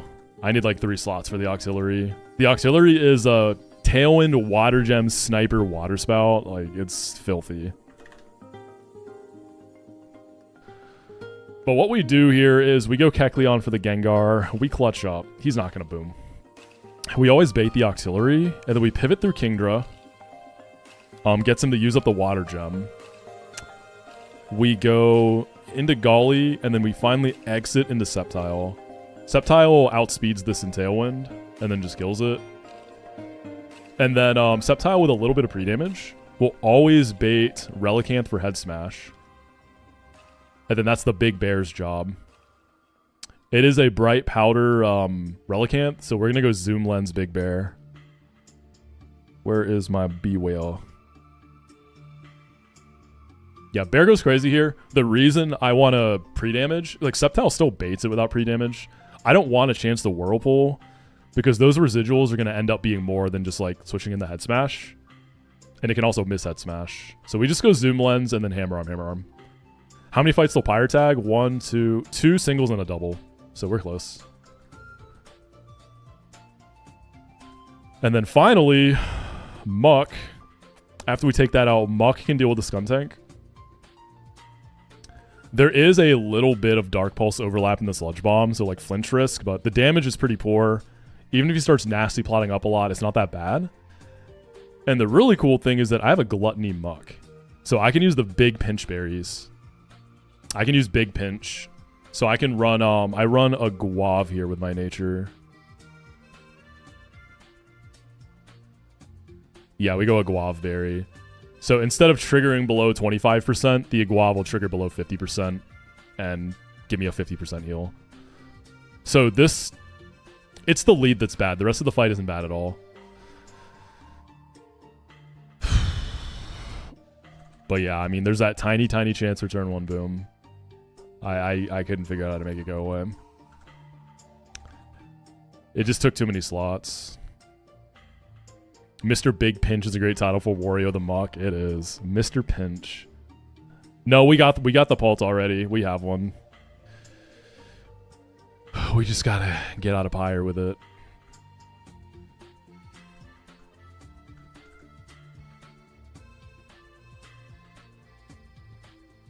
That is a great song, but I need something a little more upbeat right now.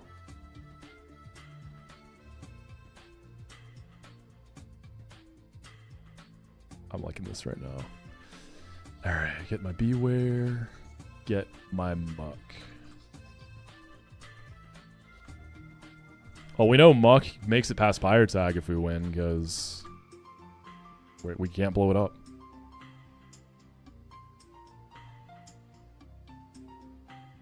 We're not at Pyre tag yet, so this is a Guav.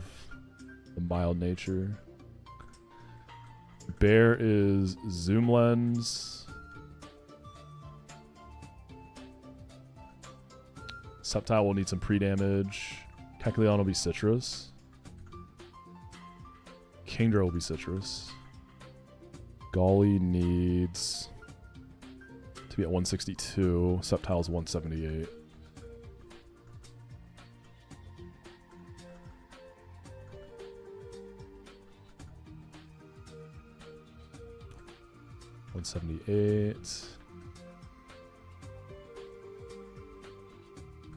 So Sceptile's good.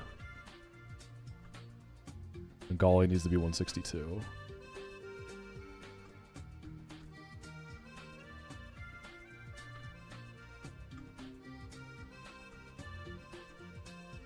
Golly should be safe from like crits or anything.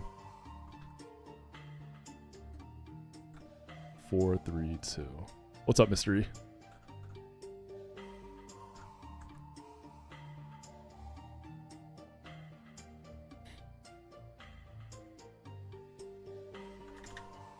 I need a miracle seed.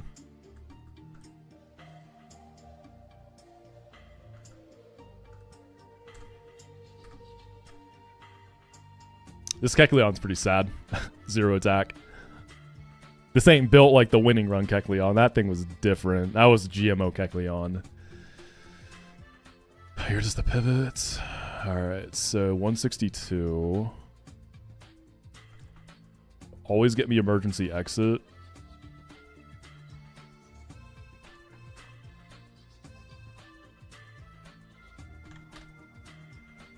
And I should never be dead to crit. Sniper crit.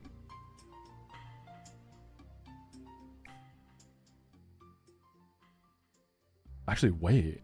Did I math this wrong? 62. Ooh, I can die to Sludge Wave crits. Here's the issue here. Is Energy Ball overlaps in the Sludge Wave. So I have to pre-damage for Energy Ball, right? Because that's what I'm baiting off of Kingdra. Water Gem's going to be gone.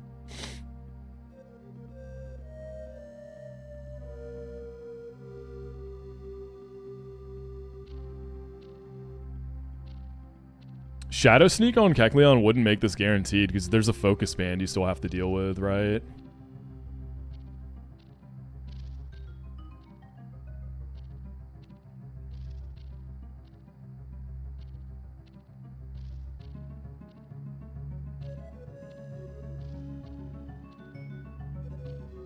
Like, if you go Shadow Sneak, I also don't think I can afford to do that anyways.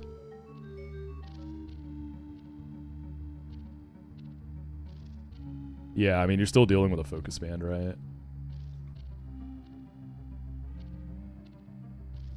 Shoot, man, this overlap's a little scary, right? Because I need to get a guaranteed exit, so it's 107 plus the min roll of Energy Ball because of the overlap.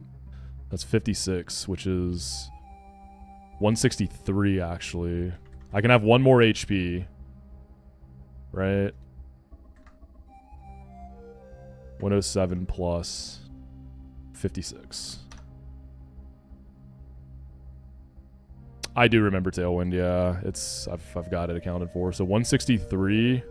So Energy Ball Sniper Crit does up to 148. And then Sludge Wave Sniper Crit does up to 157.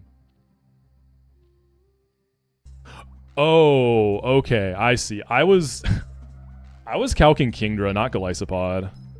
I was like, when I was prepping this, I didn't remember having this risk here. I can go one more HP on Golly, though.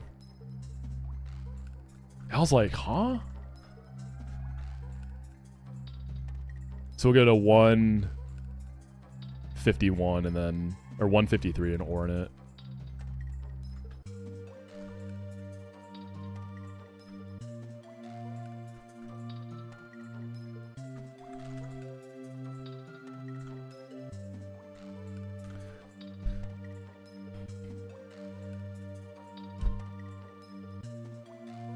Yeah, so this is just getting past the Gengar.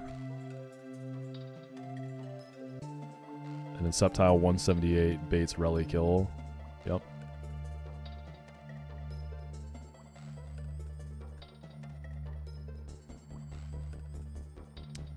Just thinking about sneaking to Sucker Punch makes you resist the Sludge Wave. And then Shadow Ball. And then turn 3 always baiting Boom so you sneak. Like... Yeah, so you...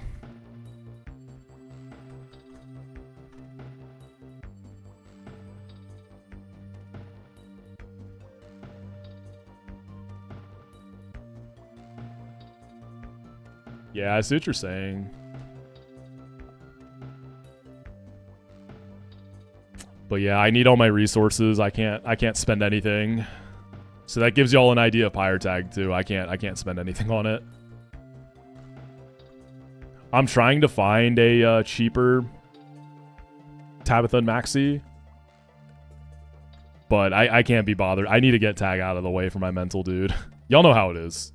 Like, I need to Pyre done so I know, okay, I go to Magma Hideout. I can take my time and find something clean.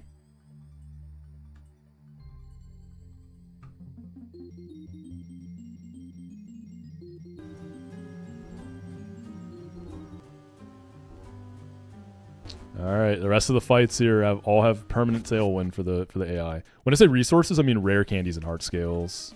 Those are limited, right? I do have a lot right now. I get another rare candy after Pyre. So I'm sitting on 5 scales, 4 candies. It'll be 5 if I beat Tag.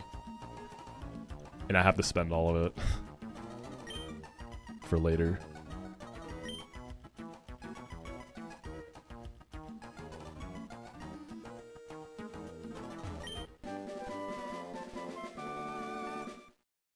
I don't know what I want to go for in Magma Hideout yet. I'm really not sure. An Executor could be really nice. It could save me 2 candies, but I don't know if I want to go for it. Yeah, I have Mega Lopunny. I used it earlier.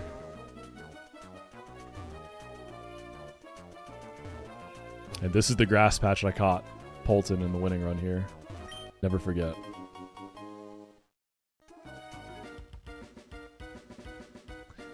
Yeah, look, there's a lot of stuff I could have done to make this Gengar riskless. It just takes too many slots. That's why I'm just resorting to the Kecleon.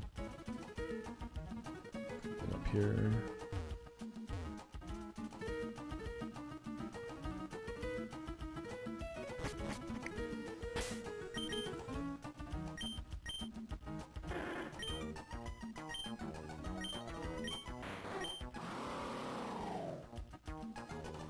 Yeah, this song is so good. It's one of my favorite songs in the Pokemon series. So good.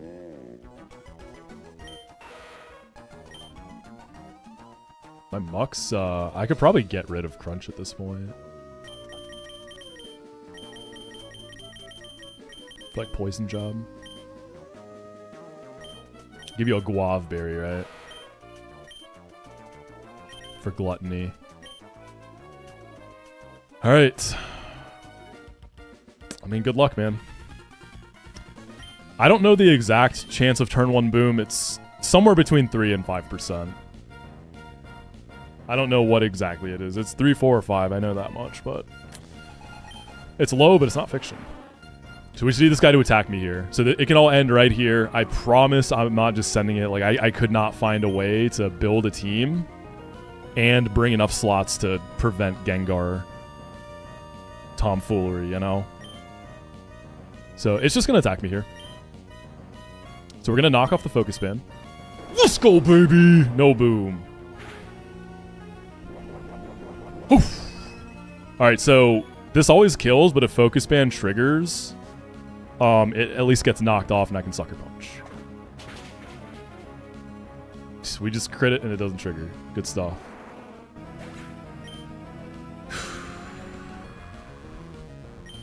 Good job, Kirby. Alright. Water Gem, Water Spout, and Tailwind, baby. Sniper crits, too. But we got our quad water resist. Demon Octillery. I had to bring 3 Pokemon to deal with this. Do we have multiple Kirby's? We did, but I changed that, right? Because Slowbro was originally Kirby, and then I decided to change it because I knew that I was going to want to make Kecleon Kirby.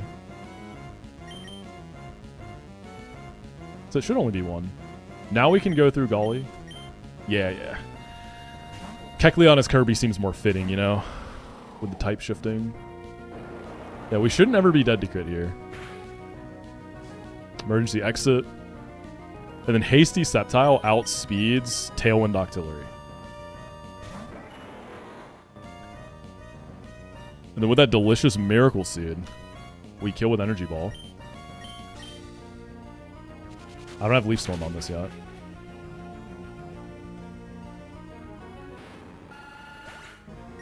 I'm pre-damaged to always bait kill out of Relicanth. Because I don't want Relicanth Whirlpooling in the Beware. Because of Fluffy, Whirlpool residuals. Because Whirlpool is buffed in this game. I think it's a buff. Unless it's like a vanilla later gen thing. But Whirlpool does 1/8 of your health instead of 1/16. So it ends up being quite a bit of damage. So Fluffy Beware would rather just take head-on attacks than switching right into Whirlpool. And it's a Bright Powder Relicanth, so we got a Zoom Lens. Misses the head smash. It doesn't really matter, though. Like, this is a very chill matchup. We Hammer Arm first, because we don't OHKO. We can get, like, double crit here. It's okay.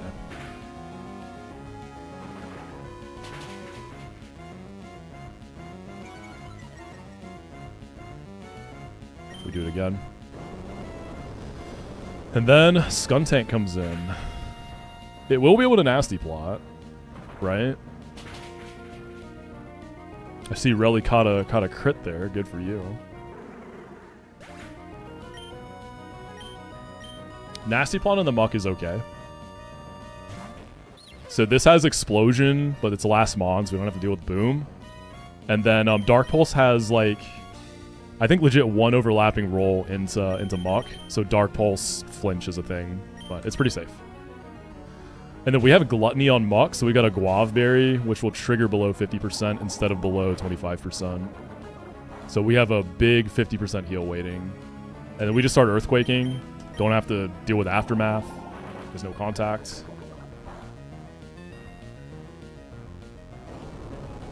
We always do 2 of these.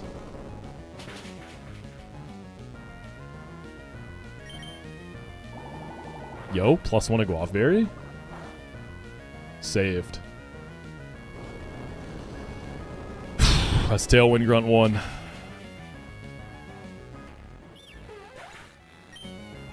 God, Skuntank's cry, bro. It's so nasty. It's just like the fart lingers so long too on that cry. Like, jeez, brother.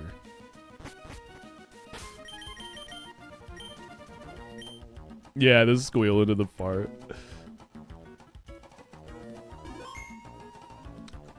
Alright, the next one, there's like 2 routes. Route number 2 is really bad. So basically, if Inteleon crits me, we're baiting out early Cloyster, and it's pretty bad.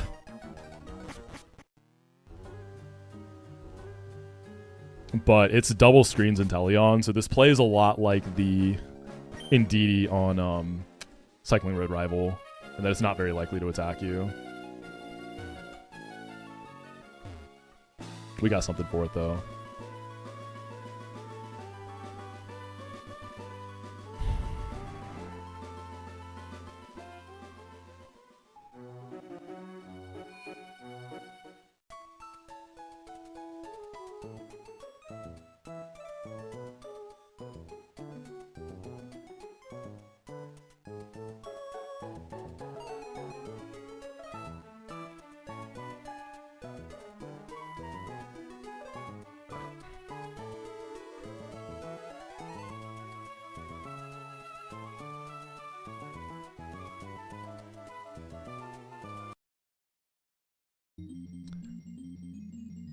No, Pyre Tag hasn't happened yet. We still got 2 grunts to go. This next grunt is not riskless either. The double's always really easy. That one's never stressful.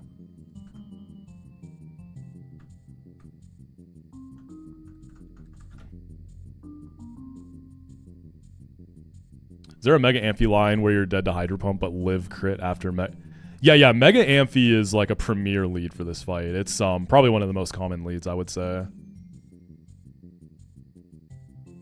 Like, I guess there's something there, right, where you pre-damage to bait a guaranteed snipe shot as regular Ampharos and then go Mega, but I'm trying to avoid baiting early Cloister. It just depends on your line. Sometimes that's fine. So where this is all gonna go, there's a Drapion in the back with Sniper Scope Lens and Swords Dance and Aquatail and Night Slash and Cross Poison. The only like really pretty safe guy I have for that is Escavalier.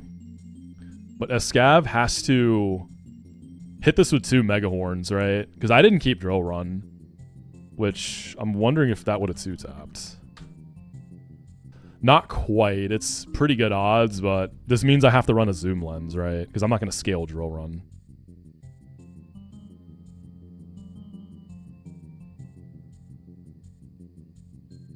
Dragonite, what, like as a lead? Yeah, I've seen people lead Dragonite here, but again, I can't bait early Cloister with the line I'm planning for. So we go Amphi. Megahorn and super effective Drill Run's the same damage. Megahorn's a little bit more. And Drill Run would cost me a scale to get it back. So basically, the reason I can't sickle. I can't bait early Cloister because I'm gonna kill Cloister with an Electrode Volt switch into Escav. Otherwise, like Empoleon could just 1v1 Cloister, right? I'd rather just Icy Wind it and go Electrode because Drapion can Swords Dance on the switch if I do the 1v1. And there is fiction where, because it's a King's Rock Cloister, so like Rock Blast flinch, like Giga flinches into Empoleon are definitely possible. So Ovalmo, I usually do all my cooking on stream, but for this like section I'm in, I've planned these offline. This isn't me like cooking these giga fast. I have these prepared. Because I want to get past Pyre tag. So I know if this run is going to live or not. The great filter. So we'll go Brick Break Ampharos. And then there's a Guts Luxray we're going to have to do a little bit of stalling on. Is Pyre tag worse than Hellroom Maxi? Honestly, right now, yes. Because there are things out of my control.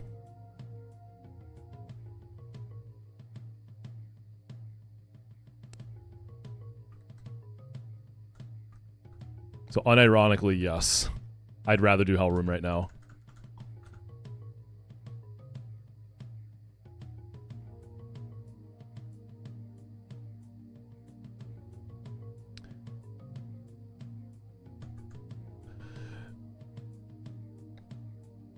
It's not going to be Amphi lead if that's what you're thinking, Sickle. I don't have like Rabombi. If I had Rabombi, it would be pretty nice. I mean, you're still praying for a Stone Edge hit though.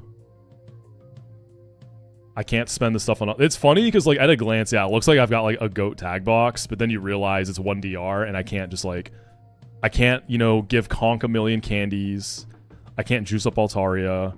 I don't have the right squad to make Mega Ampharos work. You know what I'm saying? Yeah. Like in theory, I could have a very good tag if I pull all my candies in the fill, but I can't because I've looked at Hellroom and I can't afford it. Not even close. I could maybe spare like 1 candy, but 1 candy in the conch just isn't gonna do the Pyre tag stuff. What's up, Muffs? I've been just working. I've been really busy with work. Yeah, I've only done I'm 1-0 on Pyre tag, right? So I wiped once. I beat it once with double boom. No, actually, I'm 2-0 because I beat it in New Game Plus too, and that was boomless. It wasn't. I don't think it was deathless, but it was boomless. That's right. I forgot about the New Game Plus one. All right, let's get this Grunt 2 on the road.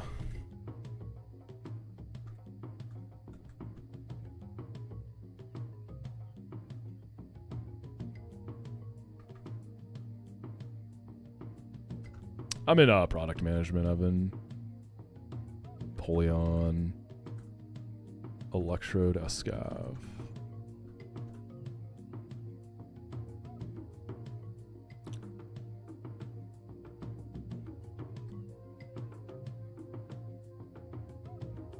You just got cutting edge last night. Congrats, dude. Just in time for the yeah, I think the pre-patch for new expansion comes out, I think on the 20th, right? I'm really excited. Try out that new Warlock Affliction. You know, it looks like they revamped the spec a lot. Because it was some ass last expansion. Hi.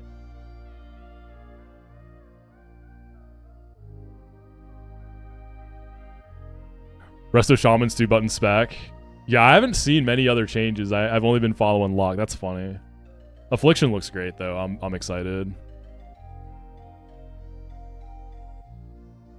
Obviously, Shulk is a more proper name for Slowbro. I mean, come on, dude. Shulk's whole thing is like seeing the future, right? And Slowbro's a future sight merchant in this game.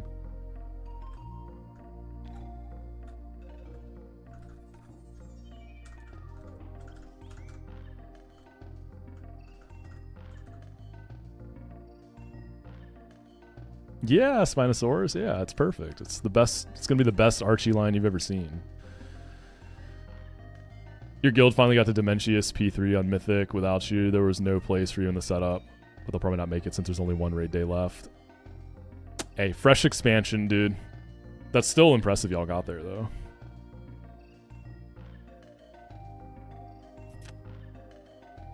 Alright, Mega Amphi with Brick Break.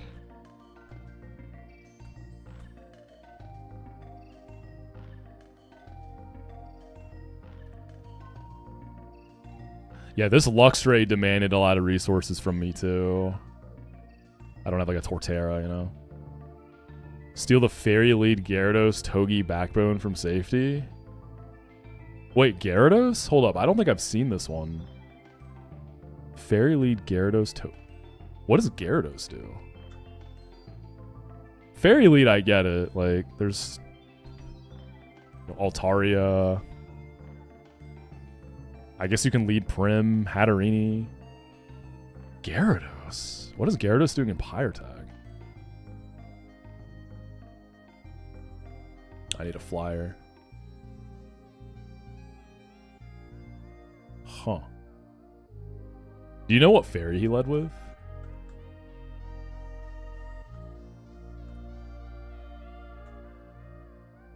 Intim. Oh, yeah, I guess Intim. I mean, it has bounce, which could maybe, like, buy a turn for Shell, right? I don't know if that's, like, Giga Cope, but...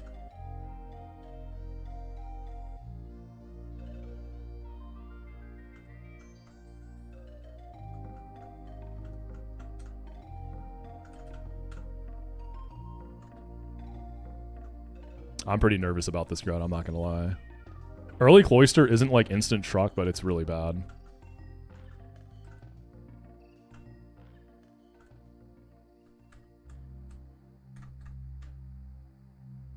One thing here I want to clarify, right?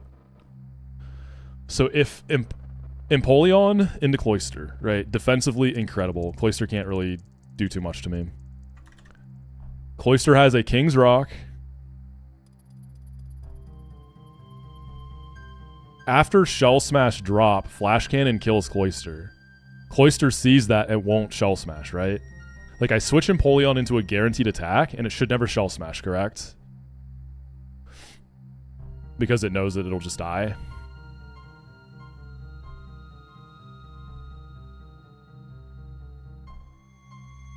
I believe that should be correct.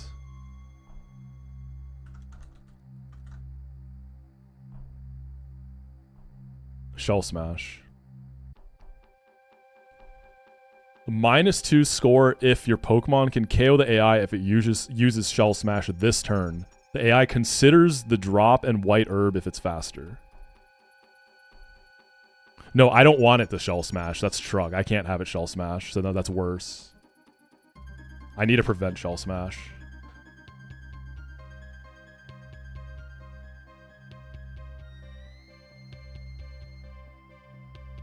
Yeah, so the only time I'm not. Just watch the fight, brother, okay? I haven't even talked about what the strat is yet.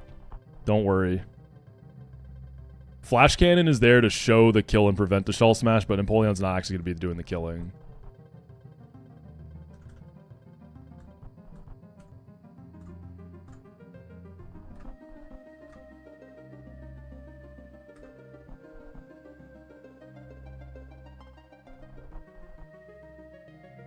Think you should let it smash its shell? It looks uncomfortable. What's up, Georgie? How you doing, brother? Yeah, this is all to set up a safe Drapion. Like, that's what this is all coming down to. The other two are pretty manageable in a, you know, variety of lines, but the Drapion is just disgusting.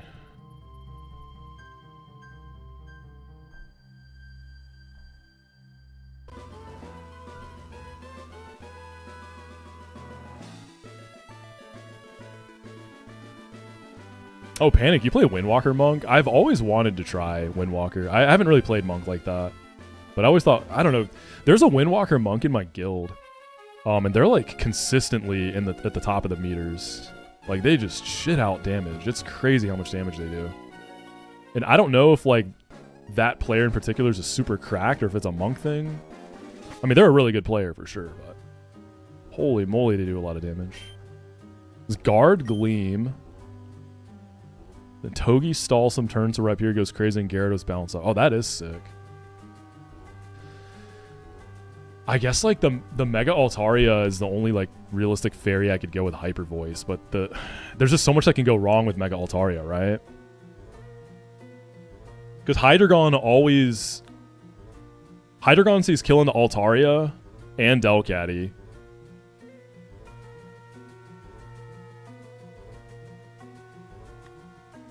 So there's a situation where Shifu gets faked out, Hydreigon whiffs into Mega Altaria, and then Delcatty just lives. And that seems like that's so bad, right?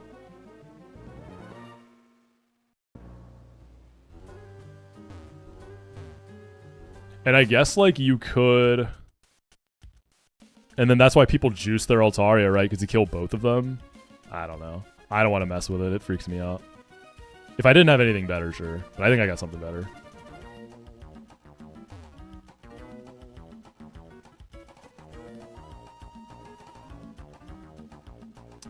Yeah, I thought Dementius was a really cool fight. But I hated it because I was playing Demonology Warlock. Very not fun fight for Demo. There's so much movement. I should have been playing Destro. I realize that, but I don't really like Destro.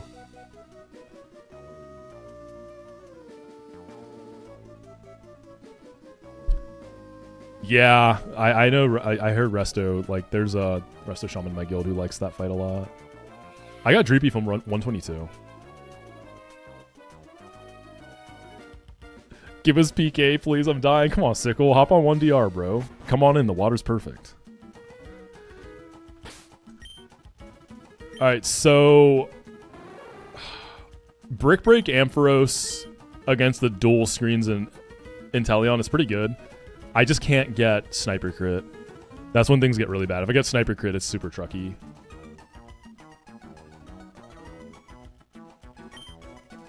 We need to bait that Luxray out first. And then I get to chip the Luxray with Amphi. Just pivot around a little bit. And then just make sure it dies in a way that Cloyster comes out, and then I can go Empoleon and set up shop for a safe finish.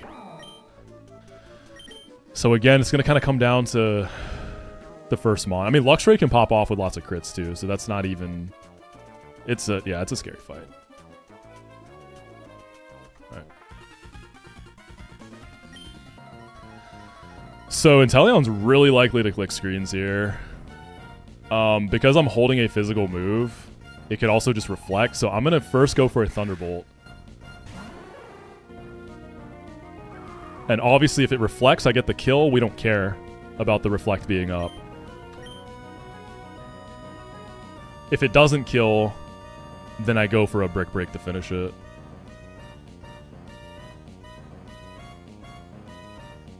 I could also Brick Break first, though. Does it really matter? Let's see. So Brick Break. Let me go ahead and put that on in the calc. Brick Break. Mega Ampharos. Alright, if he reflects.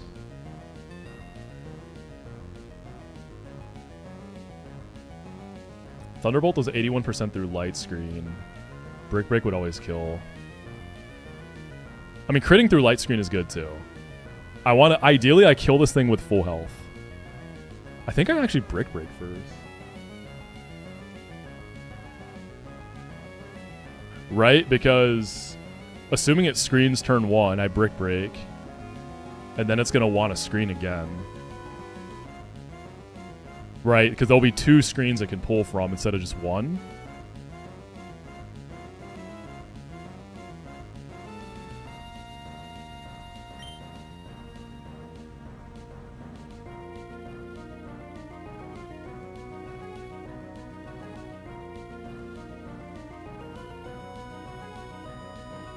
Yeah. We want to see some kind of screen here. It's light clay with dual screens. Doesn't see any kills. Attacks immediate. If this crits, it's okay. We need to see a screen here. We need to see a screen or a non-crit. So let me see when I start baiting Cloister. Like, crit will guaranteed bait it, but remember, snipe shot is 1 in 8. Right? 1 in 8. So it's not terrible odds. Was it like 12% to crit? Cloister, max roll, 50 times. Because Cloister's skill link, but they see 3 hits on Switch AI, and then they see skill link for what it is once they're in, right? So I would need to calc with 3 hits of Icicle Spear. So the top roll is 50. So at 150, I should start baiting Cloister. So as long as it clicks a screen here, I'll pick up the skill. Perfect. That's beautiful. We should still kill through light screen here. Brick Break in the light screen should have always killed there. Oh, beautiful. Perfect. Okay, this should be Lux Ray.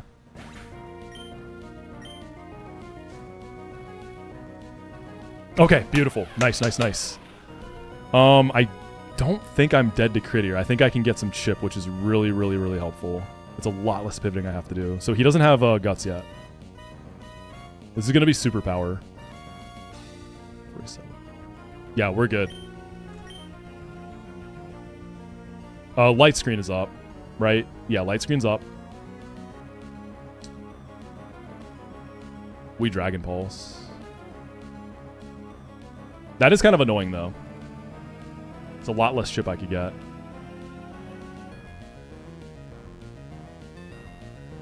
We still take that, though. Okay, he's going to be -1 attack after this, but he's going to get guts. -1 attack, -1 defense. Breaking the screen now isn't going to really be useful.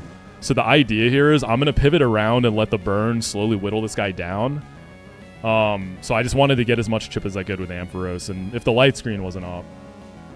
So yeah, maybe Thunderbolt first, and then Brick Break maybe would have been better.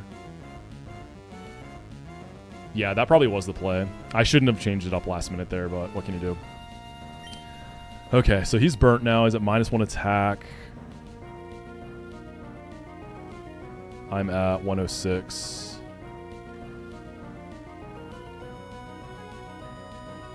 This can still superpower, so we have to go through Beware first. It can superpower for Sod. So we're going to be pivoting with Beware and Masquerade a bunch now. Okay, that's good.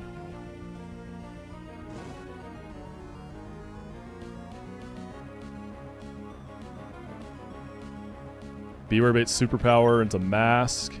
Mask is really nice because we double dip on the attack drops, right?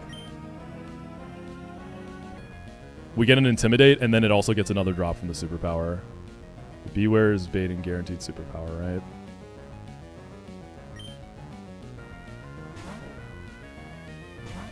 This is superpower number 2. It's not PP maxed.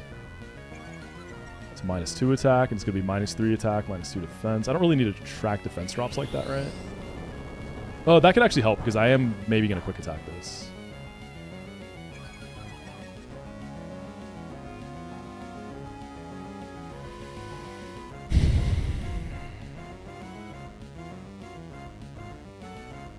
I'm baiting clean Zing Zaps now. To help Beware hold, because crits in the Beware still hurt quite a bit, even through Fluffy. I do have a Citrus. I'm thinking maybe Ampharos can take 1 Zing Zap, maybe more if I'm lucky. So Zing Zap crit into Ampharos will do up to 55. We can have Ampharos tank one here.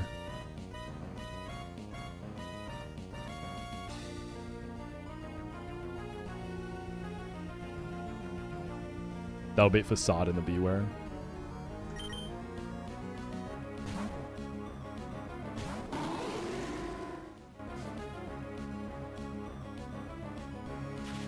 We do quad resist this too. Nice. We go Beware.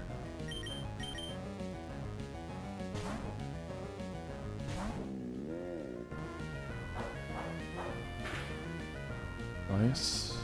Getting closer. Superpower again. So this is going to be -4. Well, it's going to go down to -5 attack, right? -3 defense.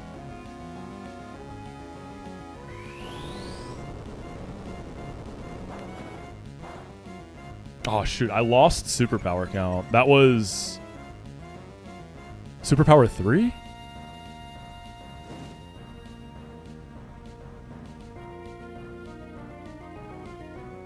Ampharos took 1. I went Beware. I went Mask. That's 2.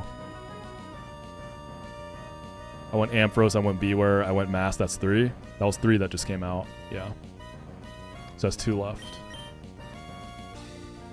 We can go Ampharos again.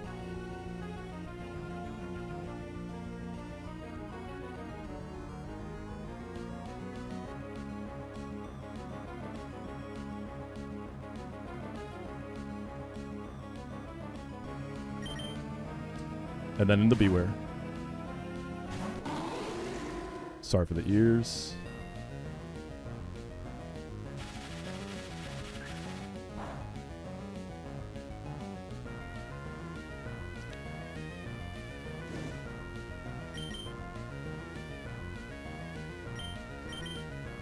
Our Facade crit does up to 156 in the Beware, so we do live. God, that's so much damage though. Nice.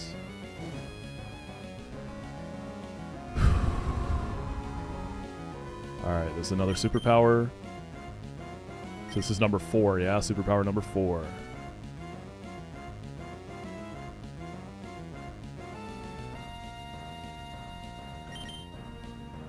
So it's going to be -6 attack now, -4 defense. Any chance of Masquerading quick attack can just kill now with all the defense drops? Not quite. Actually, maybe.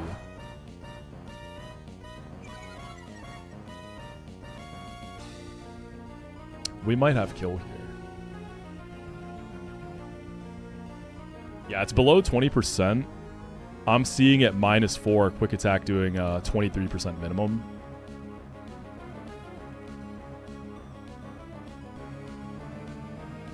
There's really no reason not to go for another pivot here, though, right?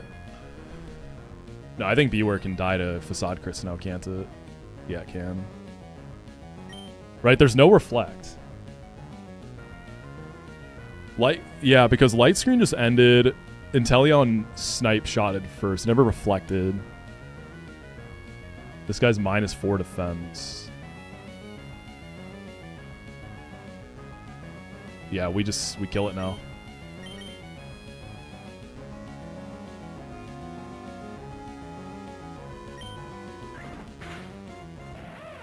Okay, this is Cloister. So never gonna Shawl Smash. This is a guaranteed kill. Probably with multiple moves. Yeah, Icicle Spear and Rock Blast. Okay. Empoleon has a godlike defensive profile here, but we are at the mercy of King's Rock flinches. So Empoleon just needs to click Flash Cannon to go crazy. Like 2 of these kill it, and we could sit here for days. But I'm not going to kill with Empoleon because when Drapion comes in, it's very likely I'm healthy enough to bait a Swords Dance, and we can't have that. So what we're going to instead do is first try to get an Icy Wind off. So we do have to dodge flinches, but we can sit here for quite some time. The Cloyster does not have a White Herb. It should know that Flash Cannon kills it after a Shell Smash, so that should deter it from Shell Smashing. So it should just keep attacking. Okay. Flashbacks to Norman Chinchino here. I think it's like a... What is it, like a 44% flinch chance? Off of these Skill Link 5-packs. Just hit the Icy Wind, baby. Come on. Come on, King. Nice. We hit through. -1 Cloyster. That's all we need here. Tailwind is on. You're 174 speed. We can bait Rock Blasts and Liquidations. No Icicle Spears. Electrode never dies to any crits.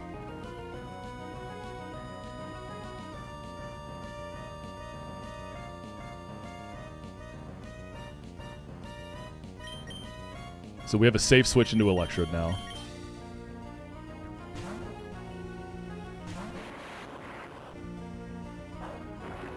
We also have a Citrus Berry, but... So even in Tailwind, because it's -1 speed, Electrode is now faster. And as y'all know, Cloyster has paper thin special defense.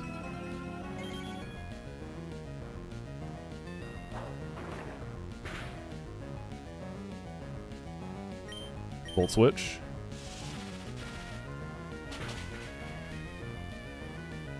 And all that's left back is the Drapion now. We don't have to worry about Swords Dances or anything.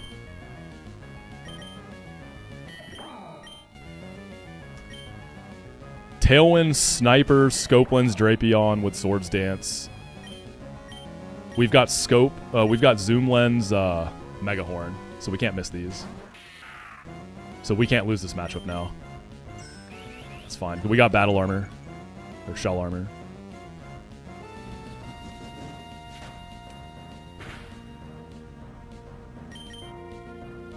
We're chilling. Scavalier the goat. So that's why early Cloyster was really bad, because as you see, I needed to set up that speed drop in the Volt Switch sequence to make Drapion completely safe. Because Escavalier, if you switch into a Swords Dance, you can die to 2 taps if it pulls like 2 high rolls.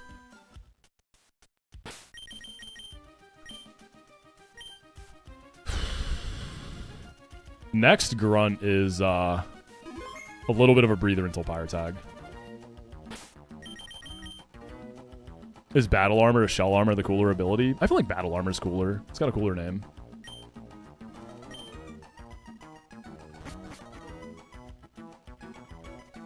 I'm a Battle Armor enjoyer. I feel that heart rate going up. We're getting close to tag.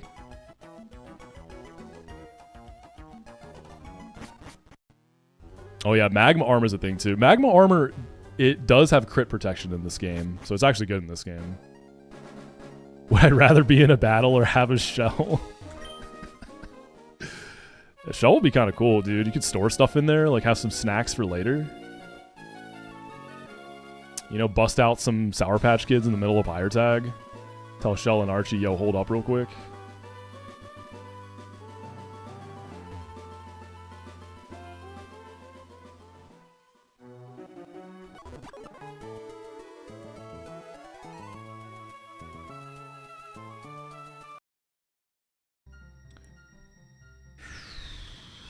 Getting close.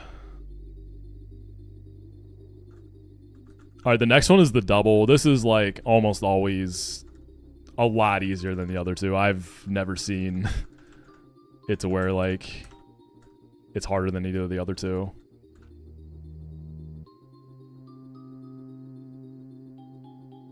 Only ability I'm going to need is plot armor. Honestly, I am, though. I do need plot armor today.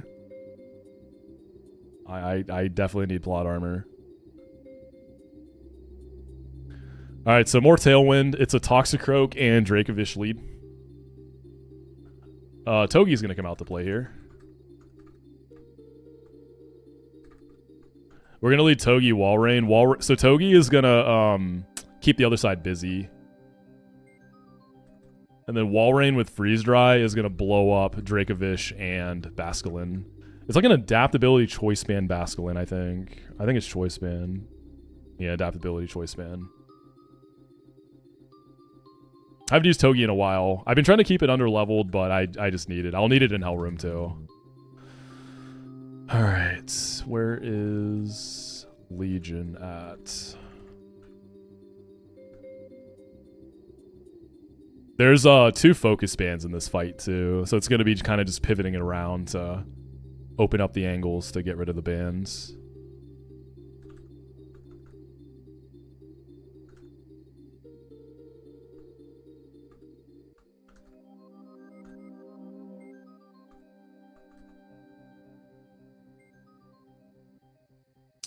We can bring like D-Knight in the back. Just need a little bit of pre-damage. I do have to pre-damage Togi. We'll go do it on a wild. We need Life Orb on Walrein. Bascal Legion is Citrus. Drapion is Citrus. Camera up to Soft Sand. Actually, I don't need Soft Sand. I can just go Citrus. Yeah. D-Knight can be Cherry in case you have to help with the Raichu. Little extreme speed action. Alright, Walrein needs to be at 202. Just for baiting purposes.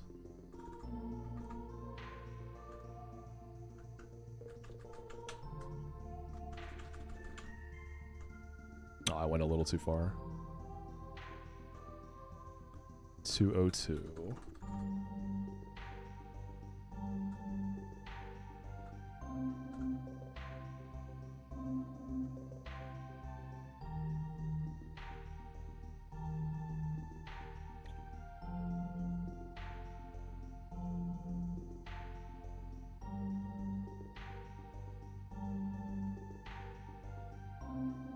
Yeah, -1 Orin.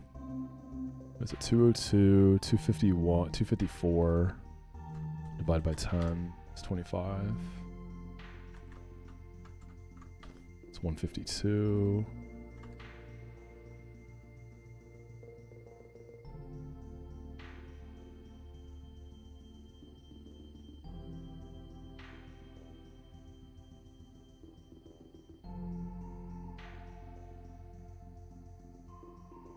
Do I want to do that?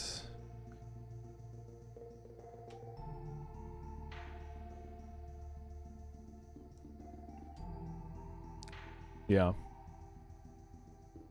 Alright, so Togi needs to be at 177. I guess I'll go find a Salazzle. This might be the last time I get to do this in this run.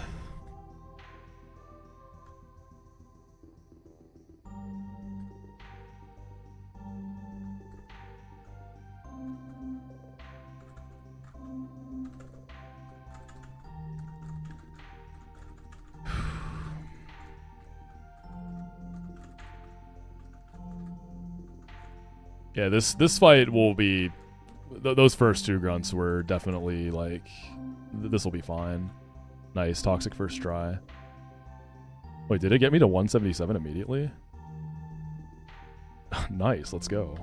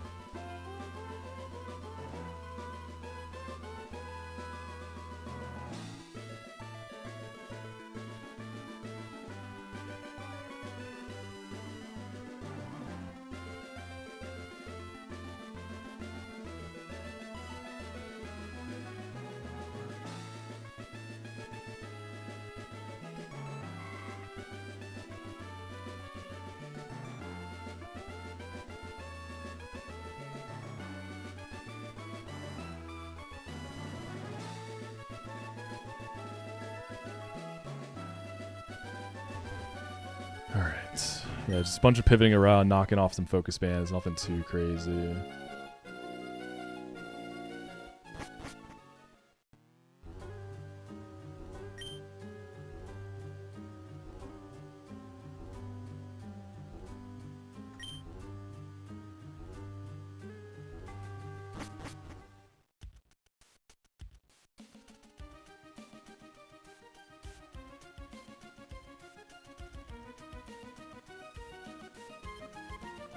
Sorry, I'm just reading something. Okay, cool. Do I have a favorite berry?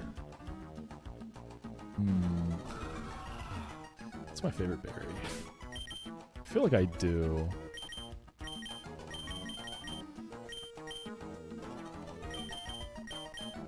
You're talking about the design, right? Like berry design. Yeah, cornberry's kind of nice. Starf is really cool.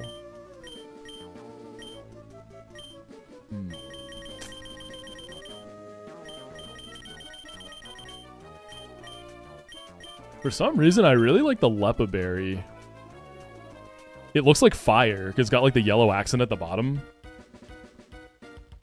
I don't know, the Lepa berry is cool. Lepa and Starf are both really dope.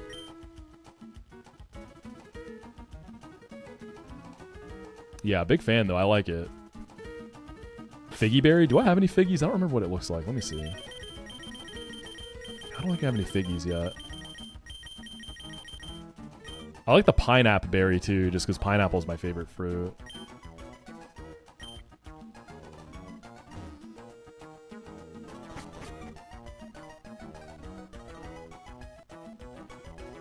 They definitely cooked with the berries though.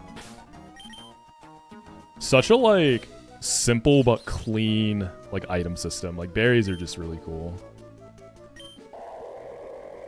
Alright, Togi. Let me check this pre-damage works.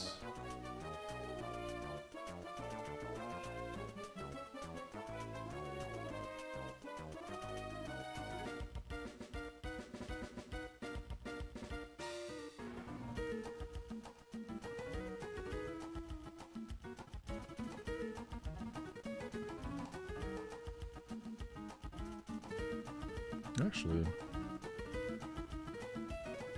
I think I could be a little higher.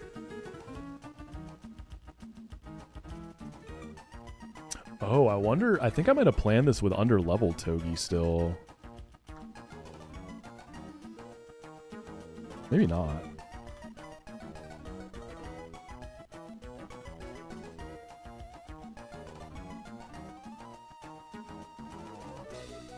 I guess it doesn't really matter. Alright, let's get it. First ever recorded Life Orb wall rain usage, yeah. I'm just, I'm using the Life Orb chip to get wall rain in the kill range on, like, a precise turn.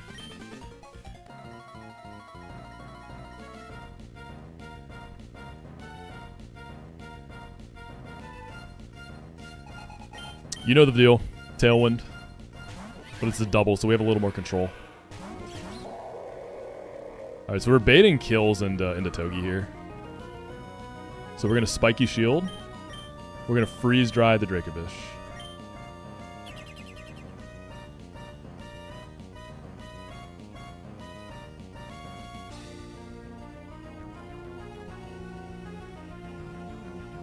I guess, like, alternatively, I could have went Never Melt Ice with Pre-Poison to tick the way I need it.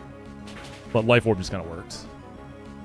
Because I do need a little bit of juice. Not to kill the Dracovish, because he's 4 times weak, but for the Basculin on the Freeze Dry.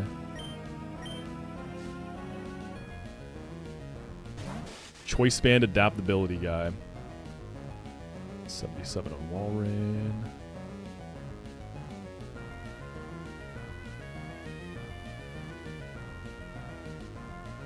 Oh, wait. No, I messed something up. Oh, yikes. Yeah, Toxicroak actually has some killing rolls in the Wall Rain. Oof. What do I do about that? Did I just straight up mess up the... I think I just messed up the pre-damage. I don't know what I did. Okay. Let's see. So Wall Rain's at 177. Aura Sphere has 1 killing roll.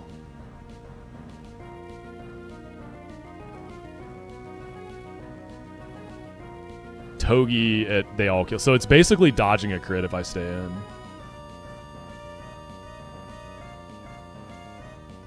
Because I'm trying to bait 2 moves in the Togi and go Basque Legion now. Yeah, it's actually like dodging 2 crits in 1 turn, right? Because it could target either slot. Hey, Gongus, thank you for the gifted to Zoe. I appreciate that. Thank you, Gongi.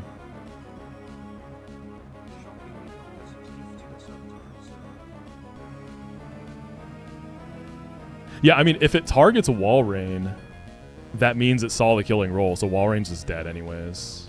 Like, the Life Orb wouldn't matter there. Yeah, there's a lot of padding here, but it's a thing that can happen. Dude, what is wrong with me, man? What is up with... How did I just mess up a simple pre-damage? I was 1 too low. I just needed to be 1 point higher. That's it. I'm not sure how steerable that is. I kind of need to kill that Basculin like ASAP. I probably just have to send it.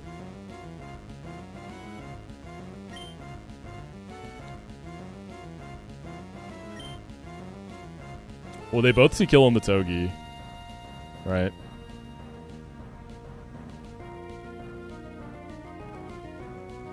Yeah.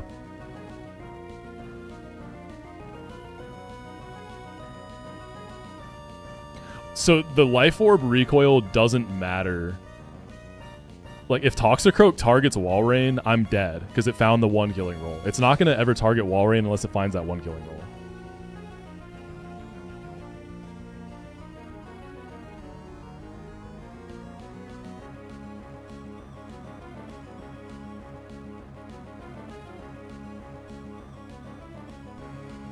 Right? Because Togi's guaranteed dead, no? Once for targeting, then for damage.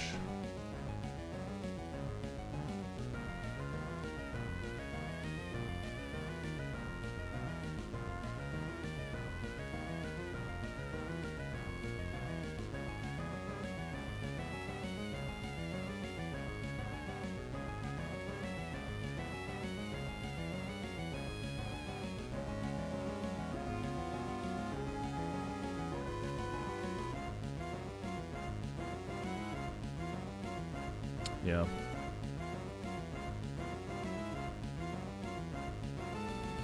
Right, so I could still get targeted and die to Life Orb recoil.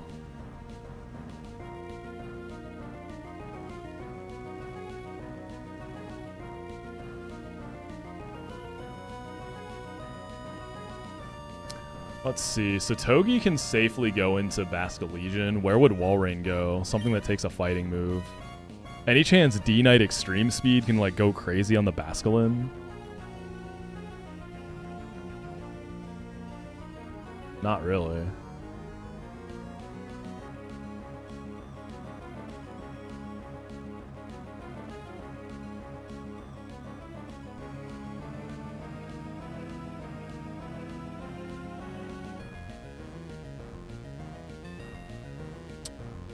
Yeah, the only place I could really go here is D-Knight on that slot. So I would go Basculin and D-Knight.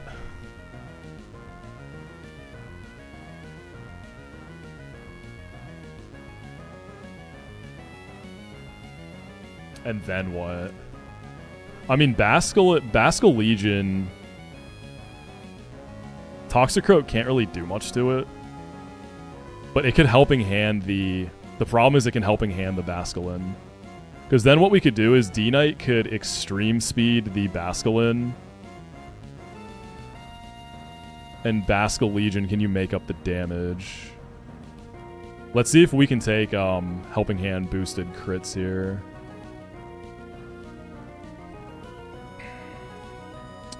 Let's see, where's my Basque Legion at? There's D-Knight. Basque Legion.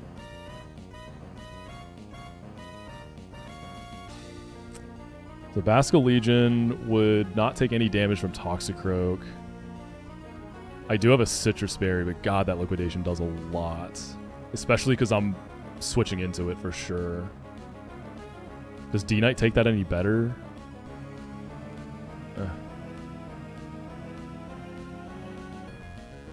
Liquidation drop is a thing too. Poltergeist extreme speed does do enough damage. Nah, this isn't Pyre tag. Yeah, I'm steering because I just messed up a pre-damage. Yeah, if we see a helping hand there, I think I have to send it. It just gets so messy. It's a 1 in 32.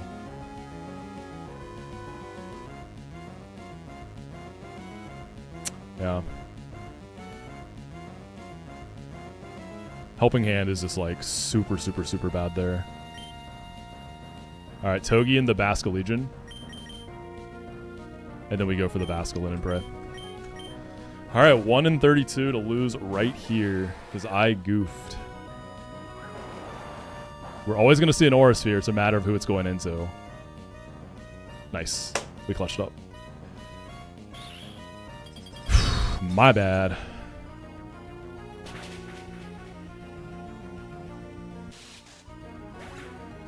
Yeah, the pre-damage was literally 1 HP off. Might have been a dyslexia moment there. Okay, this has to target Walrein now. So Basque Legion can go into Togi. Walrein's baiting a kill on the Drapion.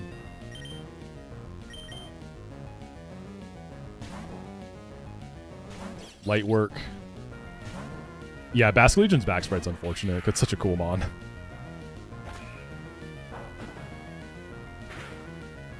What's up, Robbery? Alright, we're going to fake out and knock off the focus band. You probably forgot that there are 2 focus bands to deal with now.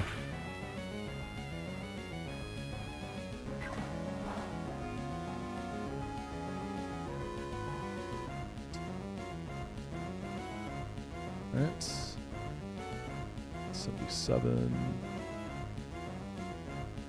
Togi is baiting kill. Drapion should not be. Thank you, Robbie. I appreciate that. Yep. So Togi can spiky.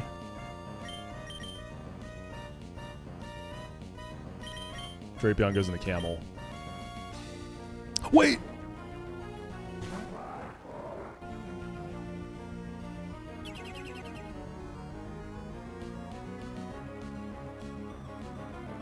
It's going to go for Togi again. We just go into Legion. Earth Power into Croak.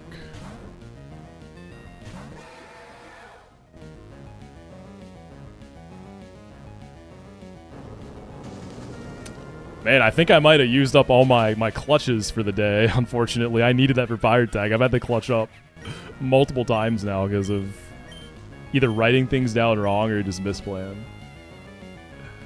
Yikes. Alright, Raichu, you see kill on Legion here? I don't think you always do. You do here. This has a focus band, so we're going to deal with that. I could descend it with Camel, but... Thunderbolt into Togi.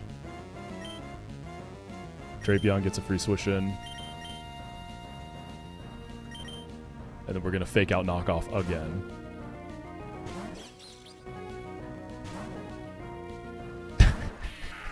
That's work. The Mpreg emojis are what does it for me. Dude, it's almost time for tags to work. Fake out, knock off the focus band.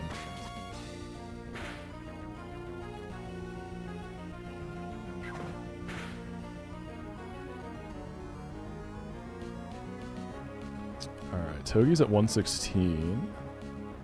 I don't think I'm ever dead to any crits. I'm not. I can send a U-turn.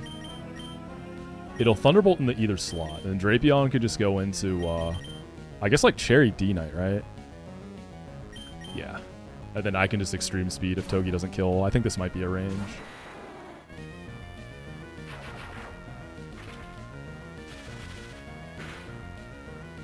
Ooh, and he gets the crit. And the para. Crit in the para, man. Sheesh.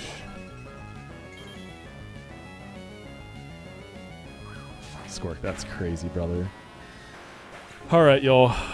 We had some trials and tribulations Platinum Kaizo is raiding with a party of 6? Did Platinum Kaizo just come out? Wait, who is that? Hold up.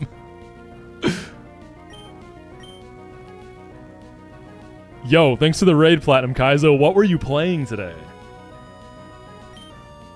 What were you playing today? Were you Nuzlocking? What's up, Raiders? What did they play?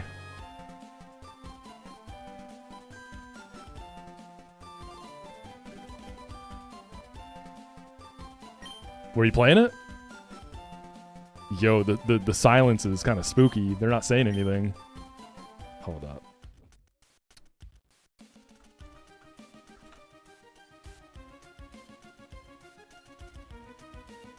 They got their VODs turned off, man. Wait. Okay, so I went to their profile to see what's up. Yeah.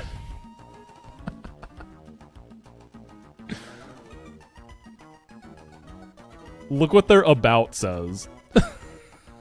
This is so stupid. The profile picture, dude.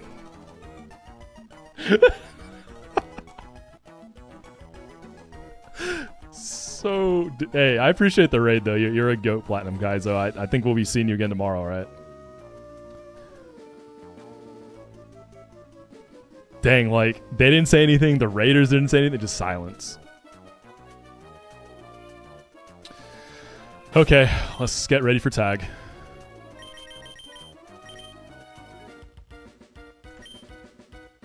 What's Platinum Kaizo? It's like the next big like difficulty hack coming out. Well, maybe. It depends on if that or Terra Emerald comes out first. Can you take his profile pic and make a 7 TV emote? You know what? I will do that. I got you. I will actually do this if someone hasn't already. Yeah, Black Kaizo is not made by Sinister Hooded Figure, though. Someone else made that one. Who made Black Kaizo, actually? Was it Sauce? I think it was Sauce, yeah. I want to say it was Sauce. And it's all doubles, I think. Pretty sure it's all doubles.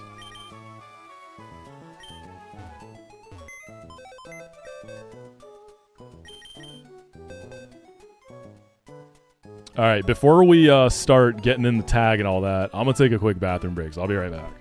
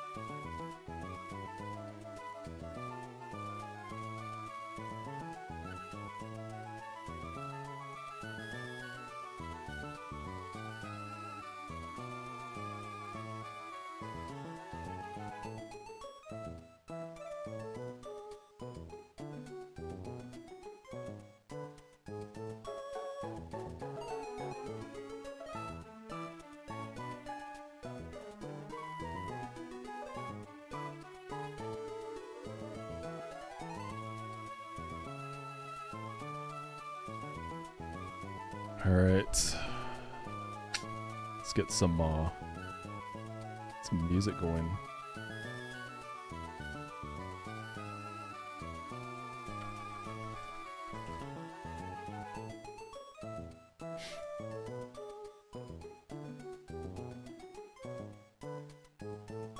I haven't listened to this in a while. Some Attack on Titan, though.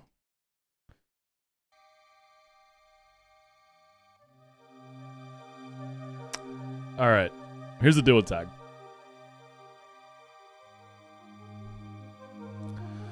So, for those unaware, we are fighting Archie in a tag battle, double battle tag battle. with our partner, our dear friend Shell.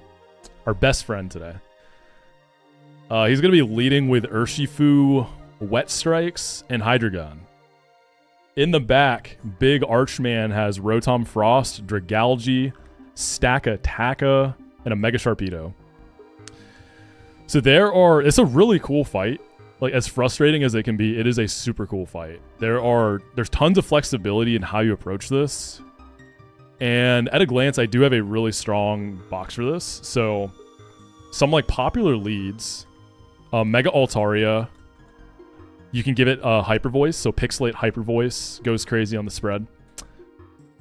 Discharge Ampharos, which I did keep. I got rid of it today because I knew that I'm not leading this. That's a classic though. So Discharge Ampharos with Ribombee in the back is very, very good. It's really nice. You just discharge. You make sure Delcatty dies too with the spread. You kill the Urshifu. You bring in Ribombee for free on dragon moves. Tailwind, Rhyperior clutches up, but I don't have a Ribombee. My fairies in the back, so it's Prim and Azu. They're not really doing what I need off that angle.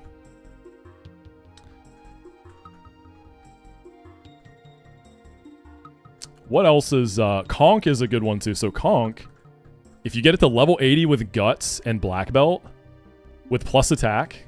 I have a plus attack already, so I would have to spend 1 scale and 4 candies. Mach Punch actually just goes insane. It kills Rotom, it kills Stakataka, it kills Sharpedo, but I can't afford that. So I actually do have a lot of resources. I have 4 candies, there's 1 candy available, so that'd be 5 candies and 5 scales. But what I did was I calced Hell Room in Magma Hideout. So I did the 3 Hell Room Grunts, and Tabitha and Moxi. I had to plan them first to understand what I need for those to see what I can spend here. And I got some bad news, big dog. I can't spend anything on this tag. I need everything for Hell Room. I can't spend anything. So no Juicer Conk, none of that stuff. So we gotta go Walmart tag. So here, oh, thank you, Casey. So here's what we found. Here's what we got. So if you saw my boy Kindle Koss's recent Pyre tag, he's also doing raw 1DR. He's an Aqua Hideout, so he's been popping off. Shouts out to the GOAT. This might look a little familiar. Okay, so first of all, here's our lead. It's Slowbro. Slowbro with pre-poison and Life Orb is never getting targeted turn 1. Life Orb makes sure that Urshifu always dies. And then turn 2, after Urshifu goes down, the Life Orb tick plus the poison tick is going to have me baiting 2 guaranteed dragon moves. Or sorry, not 2 it's going to be Rotom guaranteed Thunderbolt and Hydreigon guaranteed I'm blanking here. It's baiting Dragon Pulse. No, Dark Pulse. Sorry, Dark Pulse. So this is pretty much what Kindle did with his Slowking.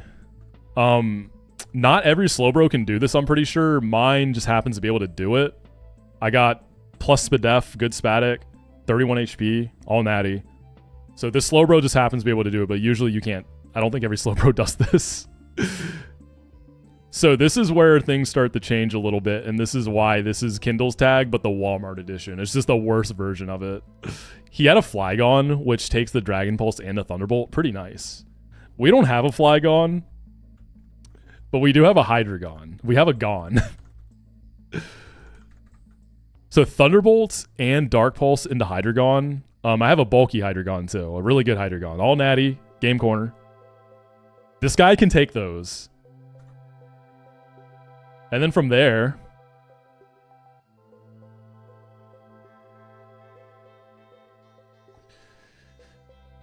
then we start having some fun. So with a Citrus Berry, I'm very likely, so from their Hydreigon, I'm always going to bait Dragon Pulse, gem or not, it doesn't matter. And then when Dragalge comes in, it's always Dragon Pulse, and it can be a little bit of Focus Blast overlap. That's okay. So on the turn that I switch there, this is where we need Shell to be best friend. Rhyperior has to hit a Stone Edge. Classic, I know. I don't think it's complete over in that moment, but it's really, really, really, really, really, really bad. But Shell's gonna hit it today. I think Shell is Shell's feeling nice today. I think she's gonna hook it up. And then from there, we're gonna bait what's very likely double Dragon Move into Prim, but it could be Dragon Move into Focus Blast, which is still fine. And then we're just going to ball out. We're going to try to take out the Hydreigon with a Draining Kiss. And then we're going to take out Sharpedo and hope things work out. I mean, the worst... So I have a bold Prim, which is nice. I do have a plus defense Prim. But really, it's... Stack Attacka will be able to target either Rhyperior or Prim. So I'm dead to 50-50 into Heavy Slam crit, which is still pretty comfortable. And you can hold pretty nice against Sharpedo. So that's it. I looked at a lot of stuff. This was actually the best I found. It's honestly not bad at all. Like I said, it's a slightly like worse version of Kindle's tag, essentially. Slowbro instead of Slowking, and Hydreigon instead of Flygon, and then Prim. And this is a 0 investment. I could invest some stuff to make it safer, obviously, run better stuff. I just can't afford it. Or I can't beat Hellroom. Can I see the death box? Yeah, I'll show you after tag. Alright, Citrus on Prim. Citrus on Hydreigon. Life Orb pre-poison on Bro.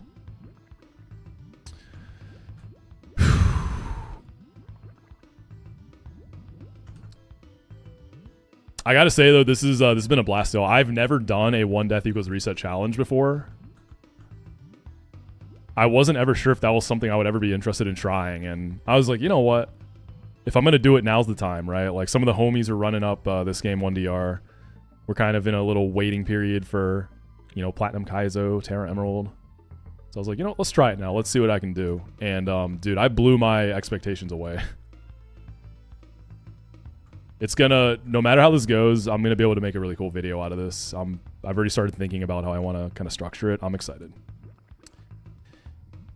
It's been a crazy run though. Like, you know, reminder, we don't have an Iron Ball. We didn't hit the Iron Ball, so we still have to deal with that. We've hit some really crazy stuff in the past few streams though, encounter-wise. Where do you actually trigger the fight? I don't remember what tile it is, because I need a heal. Why no Iron Ball? Bronzong didn't play nice. It blew up on me.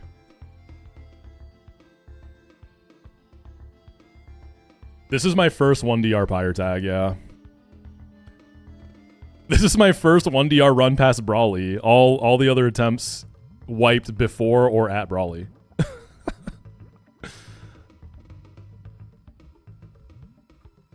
That's probably fine. I'll do.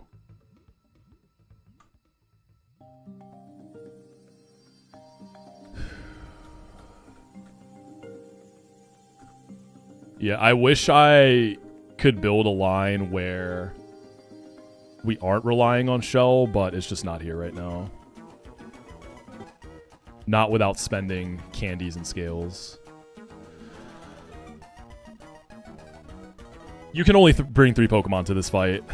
That's all you can do, Rebirth, yeah. That's all you got. Your partner has 3.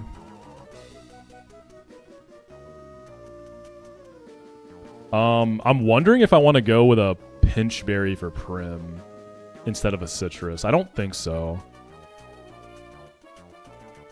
There's situations where Prim doesn't... I think Citrus is just better here, yeah.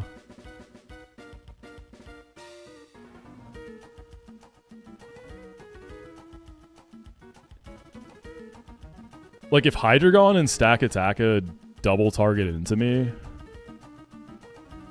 Well, I'm always going to Draining Kiss the Hydreigon, but I guess if I get, like, Flinch in the crit, but then what can you do? Yeah, I think Citrus is the move.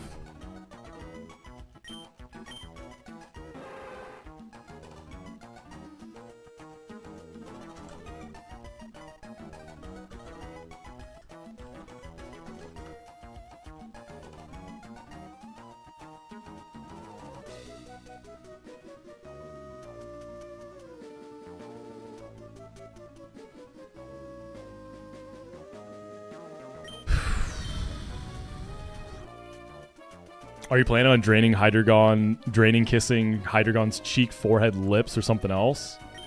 Oh, we're kissing on the lips this time.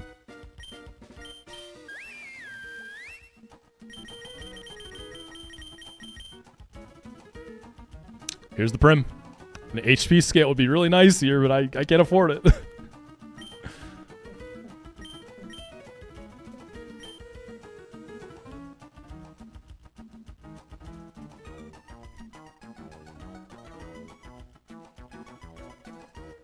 I want to get that poison tick out, just in case.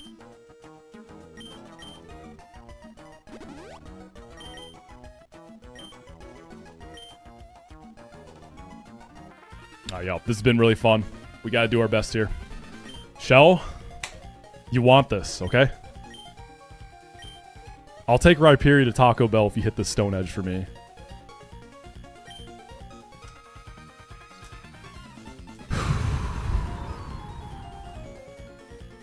We're bringing 3. Have to do it deathless. Thank you, Saif, for the 6 months, gamer. I appreciate you.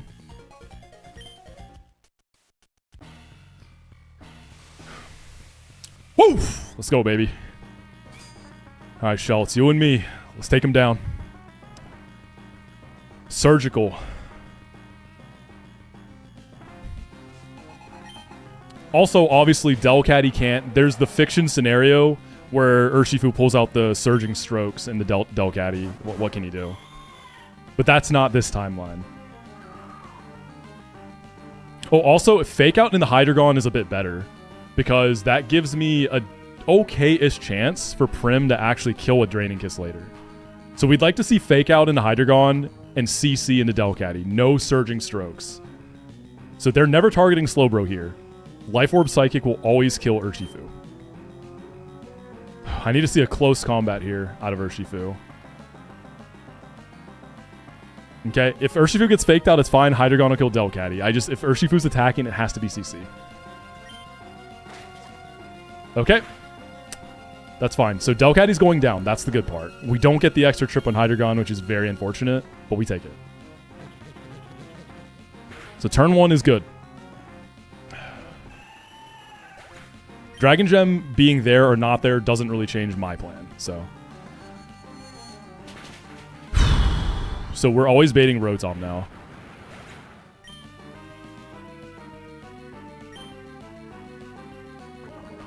Life Orb Tick and Poison Tick. Guarantee double targeting here.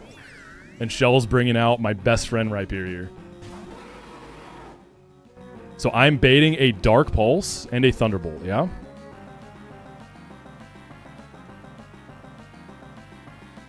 We double check it.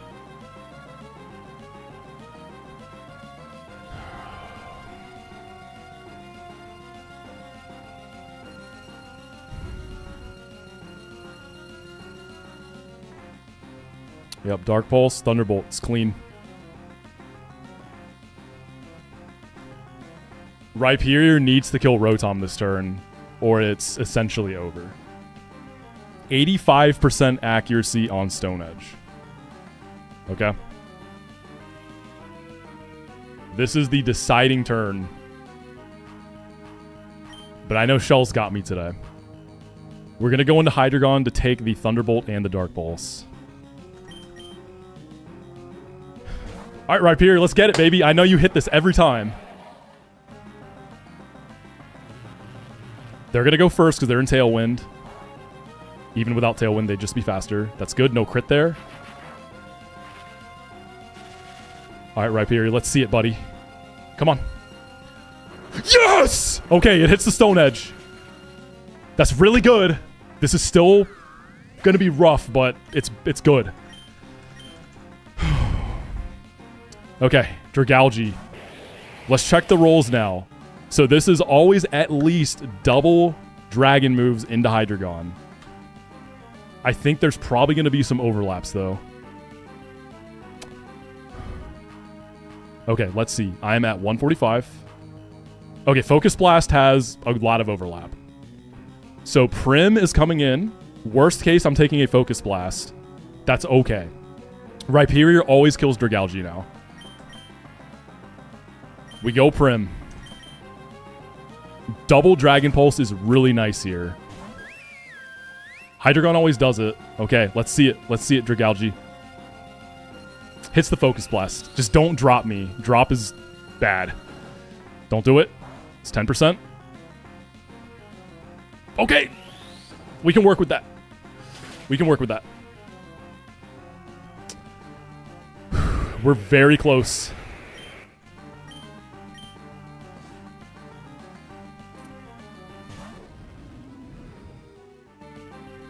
Okay, this is where that plus defense nature needs the clutch up for me on Prim. I'm at 172. Bold nature. Sorry, lax nature. There are killing rolls of Heavy Slam here. Heavy Slam has 3 killing rolls, so I'm not even just dead to crit. Oh, that's rough. But I'm faster than Sakataka. I kind of forgot about that until just now. Okay, I am faster. So as long as Hydreigon does not flinch Prim here, I am going to get the full health. And Sakataka can target either of us. So it's a 50-50 into dodging a crit. If I don't get flinched. Draining Kiss, it never kills Hydreigon here. He didn't get faked out. So we never get the kill there, but we need the health. So we need to see something. We need to see some targeting into Rhyperior. 20% chance on the flinch from Dark Pulse, okay? It's not going to happen, though. I'm not allowing it. I refuse.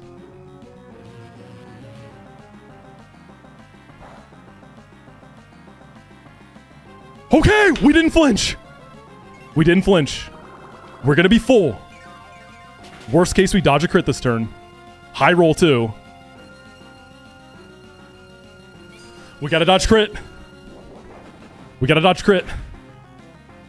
Yes! Okay, we dodged the crit. Okay.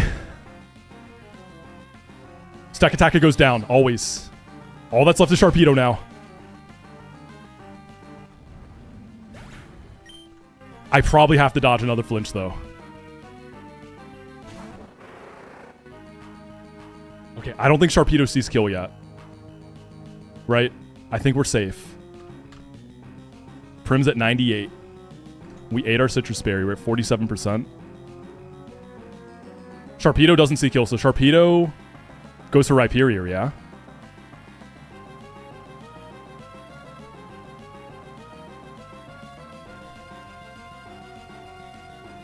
Oh, I don't know that it does, right? Yeah, I could go for either of us here.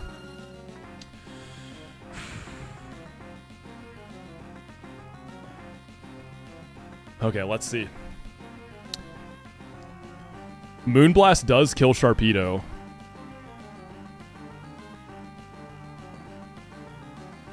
We want to see Sharpedo go for... We want to see them both go for Rhyperior. I don't...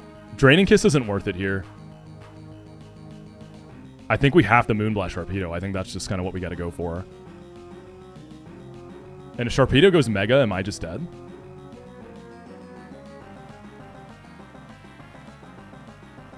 I think I probably am, right?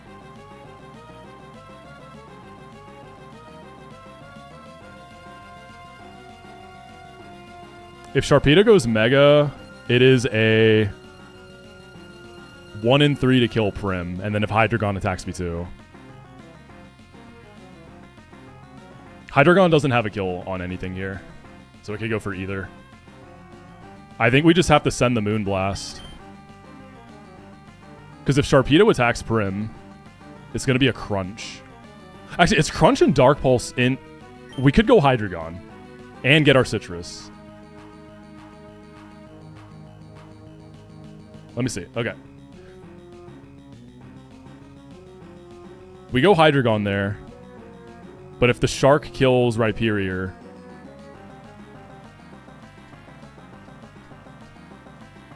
then we're on Hydreigon and Venusaur comes out. And then we don't really have a good switch from off of Hydreigon, do we?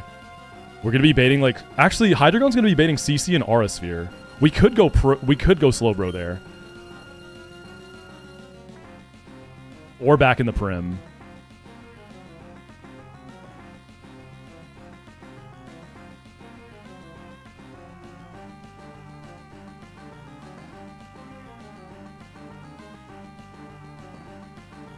No, there's no overlaps in the crunch. Base Sharpedo only highest roll is or highest damage is crunch in the prim. And it can target either, so it would be Waterfall in the Rhyperior or Crunch in the prim, and then it goes Mega and gets Strong Jaw Crunch.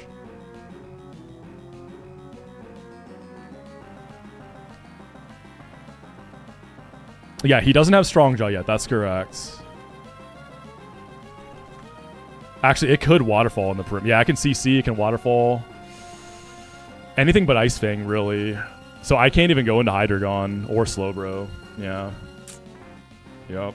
I have to stay on Prim then. I just have to send it. We need them to double target into Rhyperior, huh?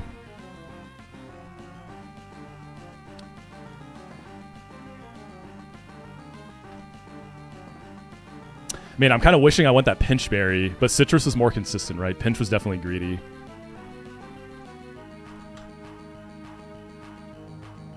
Rhyperior also only dies the crit Waterfall from Mega Sharpedo. So they, like, as long as Sharpedo doesn't, if it goes for Rhyperior, Hydreigon can still go for it. Like, it won't always die and divert to me. So Hydreigon can flinch me here. Shark can just kill. Yeah, I just don't have a safe switch in the back. I don't have it. Yeah, because we can see Waterfall, Crunch, Close Combat. It is 2 out of 3 safe moves for Hydreigon, though. But if it's CC, Hydreigon just dies immediately. Alright, gamers. We're going to go for the kill on Sharpedo here. This is that deciding turn.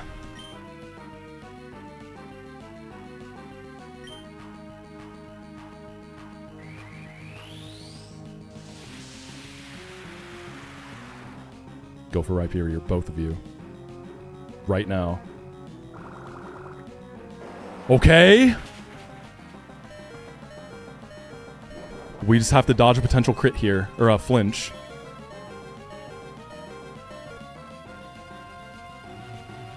Don't do it. Come on.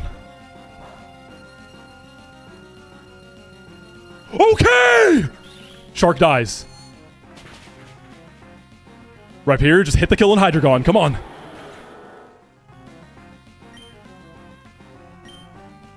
Let's go! Yes! Yes! Yes!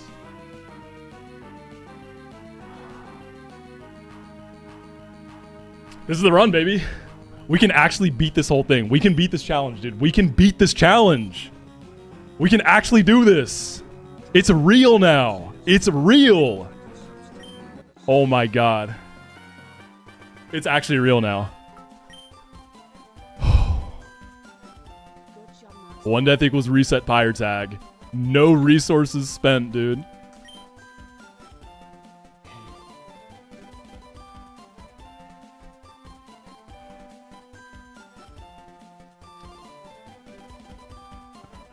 Robotnik, thank you so much for the 20 gifted, by the way, brother. I really appreciate you, as always, homie. Thank you so much, man.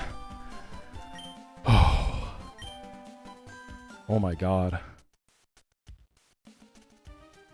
Like I said, not an easy fire tag. There's a lot going on there. Obviously, shouts out to Kindle Cost for the inspiration on the strategy. Like I said, this was just a worse version of his tag. I don't know that I even would have really looked at Slowbro if I had not seen his Slowkin going crazy like that. So big shouts out there. Oh, dude. I can't believe it. Great value Pyre tag, baby. Like I said, I have Hellroom cooked up because I had to. So we just got to get through. A Grunt 1 is going to be terrible. Honestly, Grunt 1 is going to be really... I haven't looked at it yet, but I just know. It's a miserable fight. So what I'm going to be doing now is trying to... Because right now, my Hellroom eats every single rare candy and heart scale I have. I'm going to try to figure out if I can save some resources. If I can do it in a way that doesn't cost me everything. But now I kind of have the mental burden of Pyre taken off, so I can, like, Just have some relaxing calcs. I cannot believe it. Slowbro's my goat, dude. Like, this guy's been with me for like all my biggest victories. Emerald Kaizo, you were there for the Run and Bun dub. You've been there for a lot. Also, Prim just going crazy. Yeah, so the reason we never Draining Kissed Sharpedo there, so one, we don't go for Hydreigon because you don't do too much damage in the Prim, and it was so low that Draining Kiss wasn't worth the healing. Moonblast has always killed Sharpedo, whereas Draining Kiss would be a range. So I think we just went straight for the throat there. I think that was the move. And, dude, the lax nature, the 26 defense plus defense nature absolutely mattered there. Like, that made all the difference. That was huge.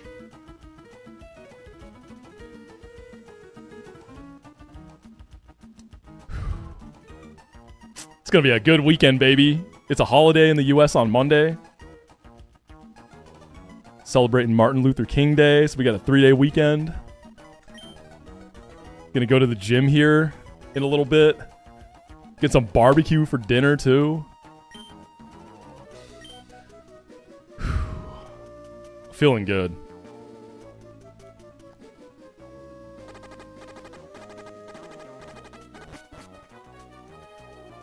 I don't know what I'm going for in Magma Hideout yet. I don't know if Hell Room is worth it. If I didn't have a Hydreigon, it's absolutely worth it, but... Well, let's look at that. Let's actually look... Let's look what we might want. Mr. Keating? Okay. Platinum Kaizo raised into me. Mr. Keating is in chat now, which is, if you've seen the Muck and Gardevoir shorts, that's your guy. Is Platinum Kaizo coming out tomorrow? What's going on? This all feels very,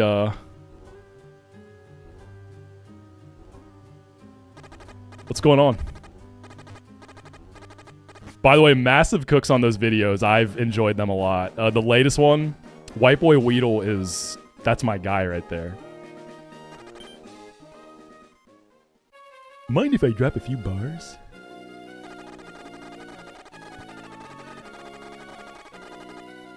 Let's go ahead and level everything.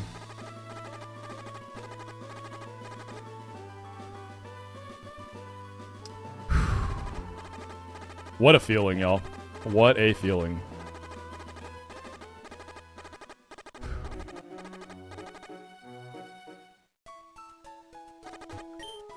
The thing is, too, there, as far as a video is concerned, like, obviously that's huge for the video to win, but losing there also, I think, has a lot of cinematic value. Like, that is a very good white point in a video for this type of challenge, right? If it wasn't the winning timeline.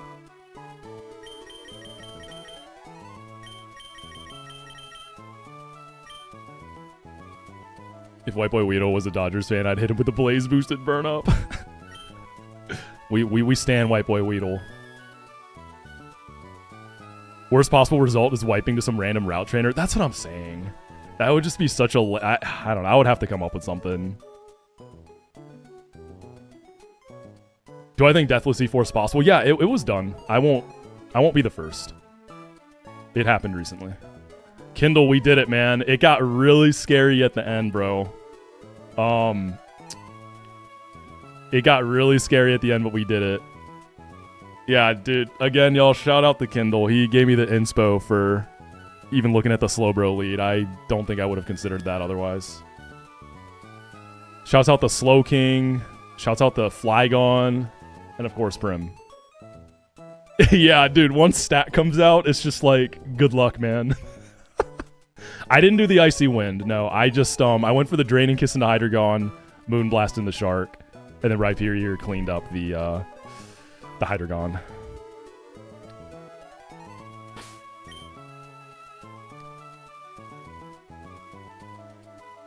Yo, what's up, Grant? Of course, dude. Dude, that one, like, 30-second scene of Shoko in the newest episode. Go.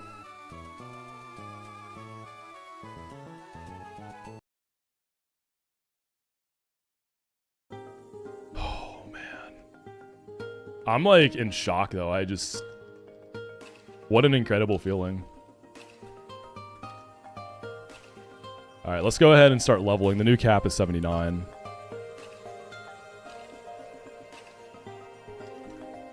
I'm not gonna dump all my resources into the stuff I need to just yet, because I'm gonna try to see if I can save some. I'm gonna try to do some more replanning. I think the one like absolute guaranteed resource that I'm not gonna be able to work around is U-turn on low bunny. I think that's like a guaranteed. It's a great low bunny too, so I won't feel bad about it at all. The thing with low bunny, so I've kept high jump kick. It does some really cool baiting stuff. You can like deter a lot of stuff with it and kind of get the lines you want. Oh, Sickle, you reminded me. Speaking of 6-7, y'all are like, I cannot make this up. So I had to go to the doctor this morning for some stuff. And I'm not even kidding. Like, I cannot make this up. He looks me dead in the eyes and he's like, you know, going through some medical records. He's like, okay, so, you know, about 6-7 years. It took everything in me not to lose it. That had to be intentional. But like, it wasn't, because it was 6 or 7 years since the thing he was referencing. Killed me, man. Like, insane. Oh yeah, we can use Dragapult now. Actually, let's do that first. No, we'll save that. We'll save the best for last. Yeah, W Doctor though.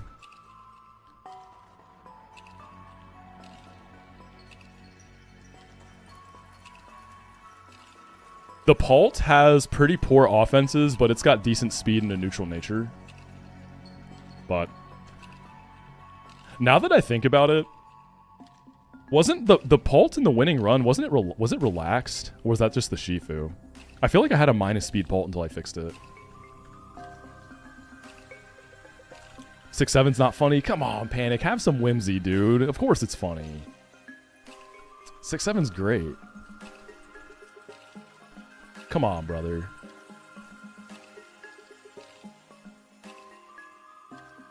Yeah, we're just gonna send it on Dragapult. So you delay Dragapult to get Dragon Darts, and then you scale Draco. Yeah. I'm just leveling stuff up right now. So I can update my calc, not have to worry about it. 6-7's become funny because it's exactly like it's just some easy brain rot, you know?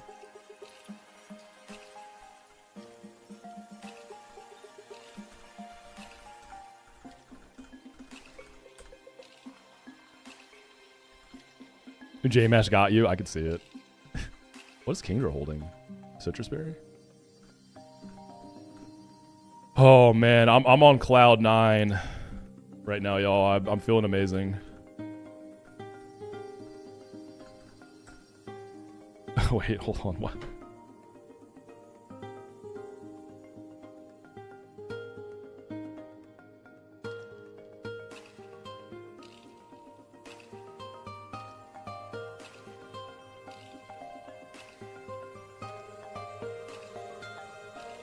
Oh yeah, and all the hype. I kind of forgot that Casey made some muffins. We got a little.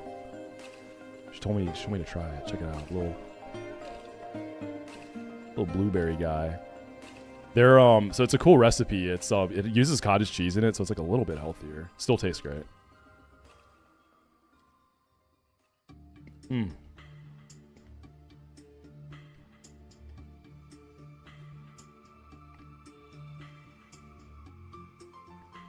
That's a victory muffin if I've ever tasted one. Yeah, kind of like protein muffins, yeah. There's no like protein powder or anything in it. But the cottage cheese adds a lot. Cottage cheese kind of freaks you out. I could see it. It's like if you eat cottage cheese like straight, not in a recipe, it's a little weird. I get it. I like cottage cheese a lot. I'm a big fan. I like mixing fruit in it, but I could see why you could find it a little weird. Yeah, I love cottage cheese. It's like a good, cheap protein source, and I find it easy to eat a lot of it because I think it's tasty.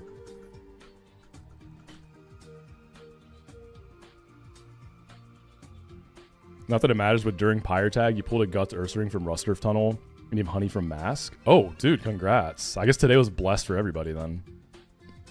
Early Ursaluna is a lot of fun. I had it once. It was an unearthed guy, but it still goes crazy.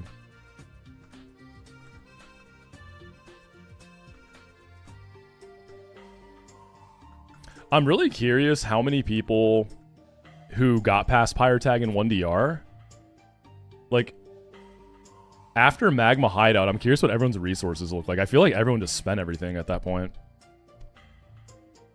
I'm gonna look at the rooms in a second after I level everything, Gindle.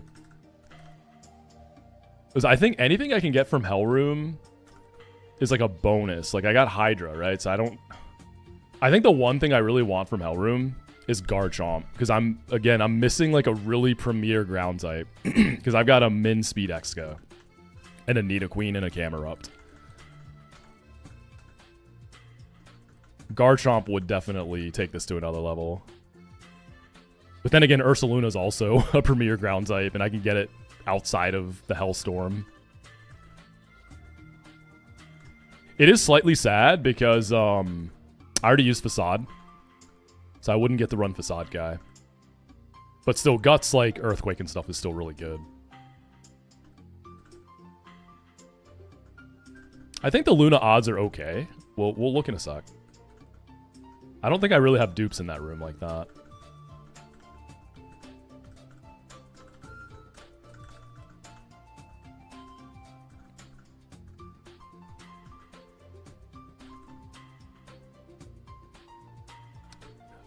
Good question on return. I actually don't know.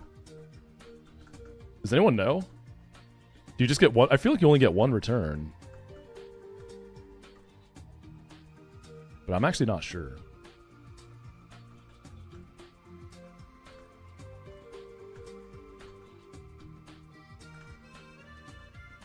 Yeah, I don't in room 1, I don't think I actually have any dupes at all. Actually, yeah, do you even get return in this game? Lopunny knows return naturally. I actually don't know if you get return now. There's no return TM? Alright, shoot. Dude, if Banette was a Shandy, that would save me at least 2 candies. Just saying. Banette. Body Slam Ursa it is.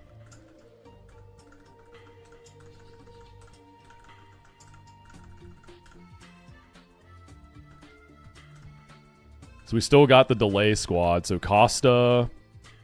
Torkoal's still 55. Costa's at 60. Yanmega 54. We got some nice delays here. So I got to keep them as low as I can because no Iron Ball. They got to bait kills, you know?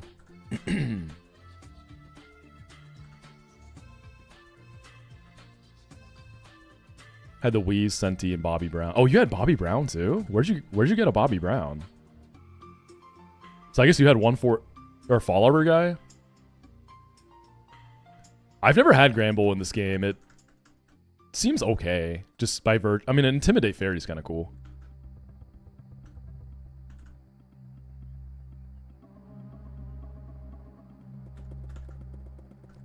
Guy is ass. Oh, I still haven't done the Mega Audino fight. I looked at Mega Audino for tag. I don't know. It didn't look... I don't know. I wasn't super feeling it. Alright, it's time to get our Pult. Yeah, Gilgamesh, that's right. And that's what I'm doing with these Mons down here. You notice, like, it's mostly Protect Mons that I'm keeping under-leveled for, like, gym baiting. Alright, so how do you do the leveling on this guy? And then those who haven't seen it, you can see how the Pult came out. Needs a little help on offense, but the speed is good. I like Infiltrator. So you let this evolve in the Dracloak. Oh, so you delay for Draco and Scaled Darts. That's what it is. So evolve into Dracloak, Everstone until 76.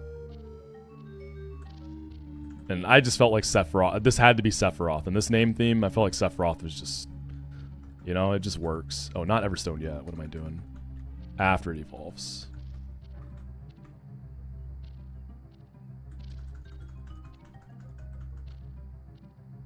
Does this not learn any moves?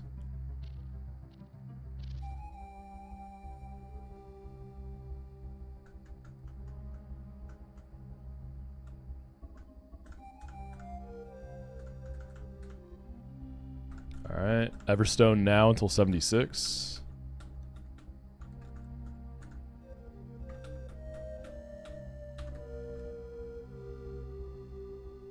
Yeah, 76.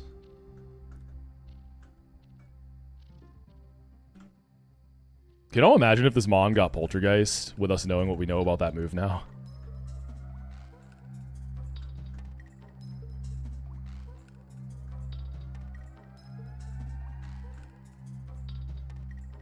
Phantom Force is at 72.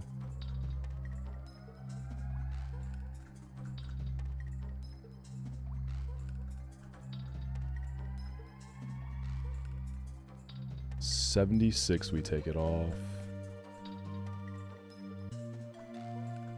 And 77, you get Draco and Evolve.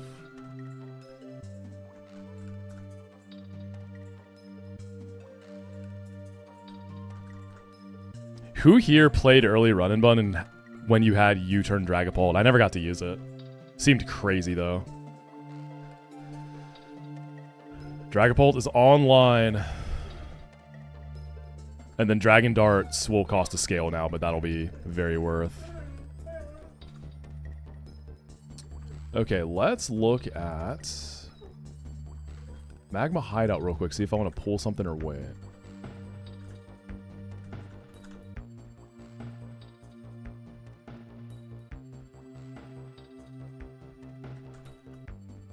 Counter tracker. Have I updated this? I think I did.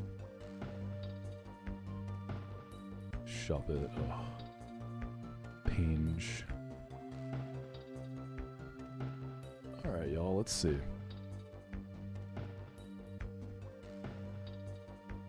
So, room 1, I have no dupes. So we're looking at 20% Granbull, 20% Luna, 10% Salazzle. Oh, Salazzle would be pretty nice, actually. Salazzle would be... Salazzle would be cool. Wheezing, if it doesn't blow up, I could get Lizzie. Yeah, I could get Lizzie. Because I don't have a Hamilton. Ooh, that could be interesting. Obviously, Luna's like what I want the most in this room. Eggy does save me at least 2 candies on Moxi, but it probably blows up. Chicken, I don't know, it could be another protect guy. This room's pretty good. There's a lot of useful stuff for me. Yeah, I got to use Obstruct. I had a Guts Obstruct Obstagoon in the early days. That thing was a war crime. Rooms 2 to 4, I don't think I ever pull. I think that's like for those who are desperate for a grass type. 2 candies into my Roserade outspeeds and kills Groudon, so we can go Shed Shell. So I have that. Eggy would just, because of Chlorophyll, would save me the candies. I don't need Shifty or Victory Bell. Arcanine, I mean, I'll never say no to a Hamilton, but it's not worth going for just that. Hell Room, right? That's room 5? So I have 3 dupes in Camerupt, Exca, and Hydreigon. So I can get Garchomp, Flygon, Tyranitar, Ursaluna, Volcarona, Charizard, Houndoom, Bagon. Obviously all really good stuff. I think the things I want most would be Luna or Chomp. Doom, buddy, chill. Come on. It's because the door's closed and he wants to get out. Come here. There we go. I'm petting him now. He's fine. I have a Groudon lead, yeah, Roserade. The final room, room 6, 7. Room 6 to 7, that's not Hellstorm, right? Yeah, I'll show you Doom before I raid out today. Mega Houndoom could be fun. I've never used it. Yeah, I don't like, even in a non-1DR run, Hell Room is kind of Like, you can delay Hell Room for a long time. What's up, Ruby? Good to see you. How you doing? I think it's Hell Room or Room 1.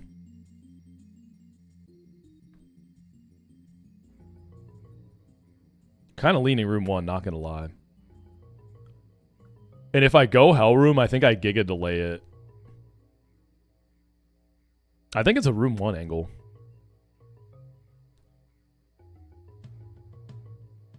Thoughts?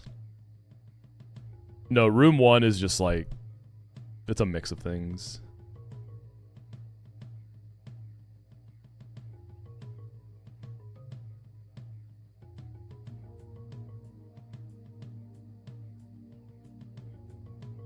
Ursaring seems scary, or Ursaluna seems scary to catch.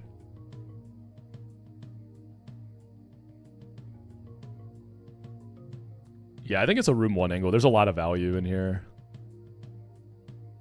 So yeah, I'm cool with Ursaluna. I'm cool with Salazzle. I'm cool with Wheezing. I'm cool with Eggy if I can actually catch it. I know Gramble ain't great, but... Are there any whiffs in Hell Room, though? Is everything just a banger? Garchomp would be great. Flygon would be great. Tyranitar has its uses.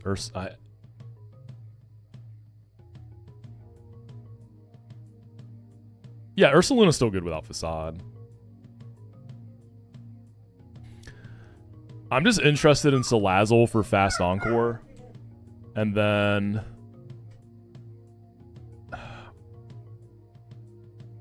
Should I wait? I feel like I should wait.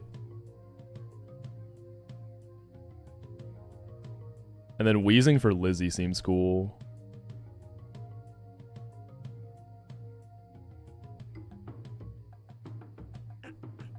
I feel like I just wait for now. There's no reason to rush this. I've had my dopamine for the day. Come here. Come on. Yeah, I'll wait on that. Maybe delay till for Hell Room later in the run. Well, gamers, it's been a hell of a stream. Like I said, sorry for going like a whole week without streams. I just... Work has been destroying me. But I'll be live again this weekend. I'm not sure which day this weekend, but I will be live again. Also, we got raided by Platinum Kaizo earlier, and then Mr. Keating was in here too. So I am kind of wondering if it's actually about to come out for real this time. So maybe this becomes the side project if that happens. We'll see. Who's live right now? Oh, my boy Gremmy been killing it in that Vindub. Let's raid Gremmy. Gremmy is doing the new Vintage White. Vintage White Plus, he's doing 1 death equals a reset. Gremmy is a homie. He was also on the Run and Bun 1DR train for a bit. Appreciate y'all hanging out today, though. Happy Friday and 3-day weekend for the US gamers. Make sure you join the Discord, though. Make sure you subscribe to the YouTube. We are going to keep pushing this. I'm really excited. I just gotta plan all of the non-Hell Room Magma Hideout stuff, and then we gotta ticket out of there, and we'll see what Aqua Hideout's holding for us. And yeah, Moxi currently there's some risk to it, so I'd like to try to clean that up. But yeah, feeling good, feeling good. Great way to start the weekend. I'm super happy. I'm gonna be cheesing every time I think about that. But y'all have a good Friday. Stay safe. Stay hydrated. Y'all be good, and I will see you again sometime this weekend to start working on Magma Hideout. Let's go show some love to Gremmy. Peace.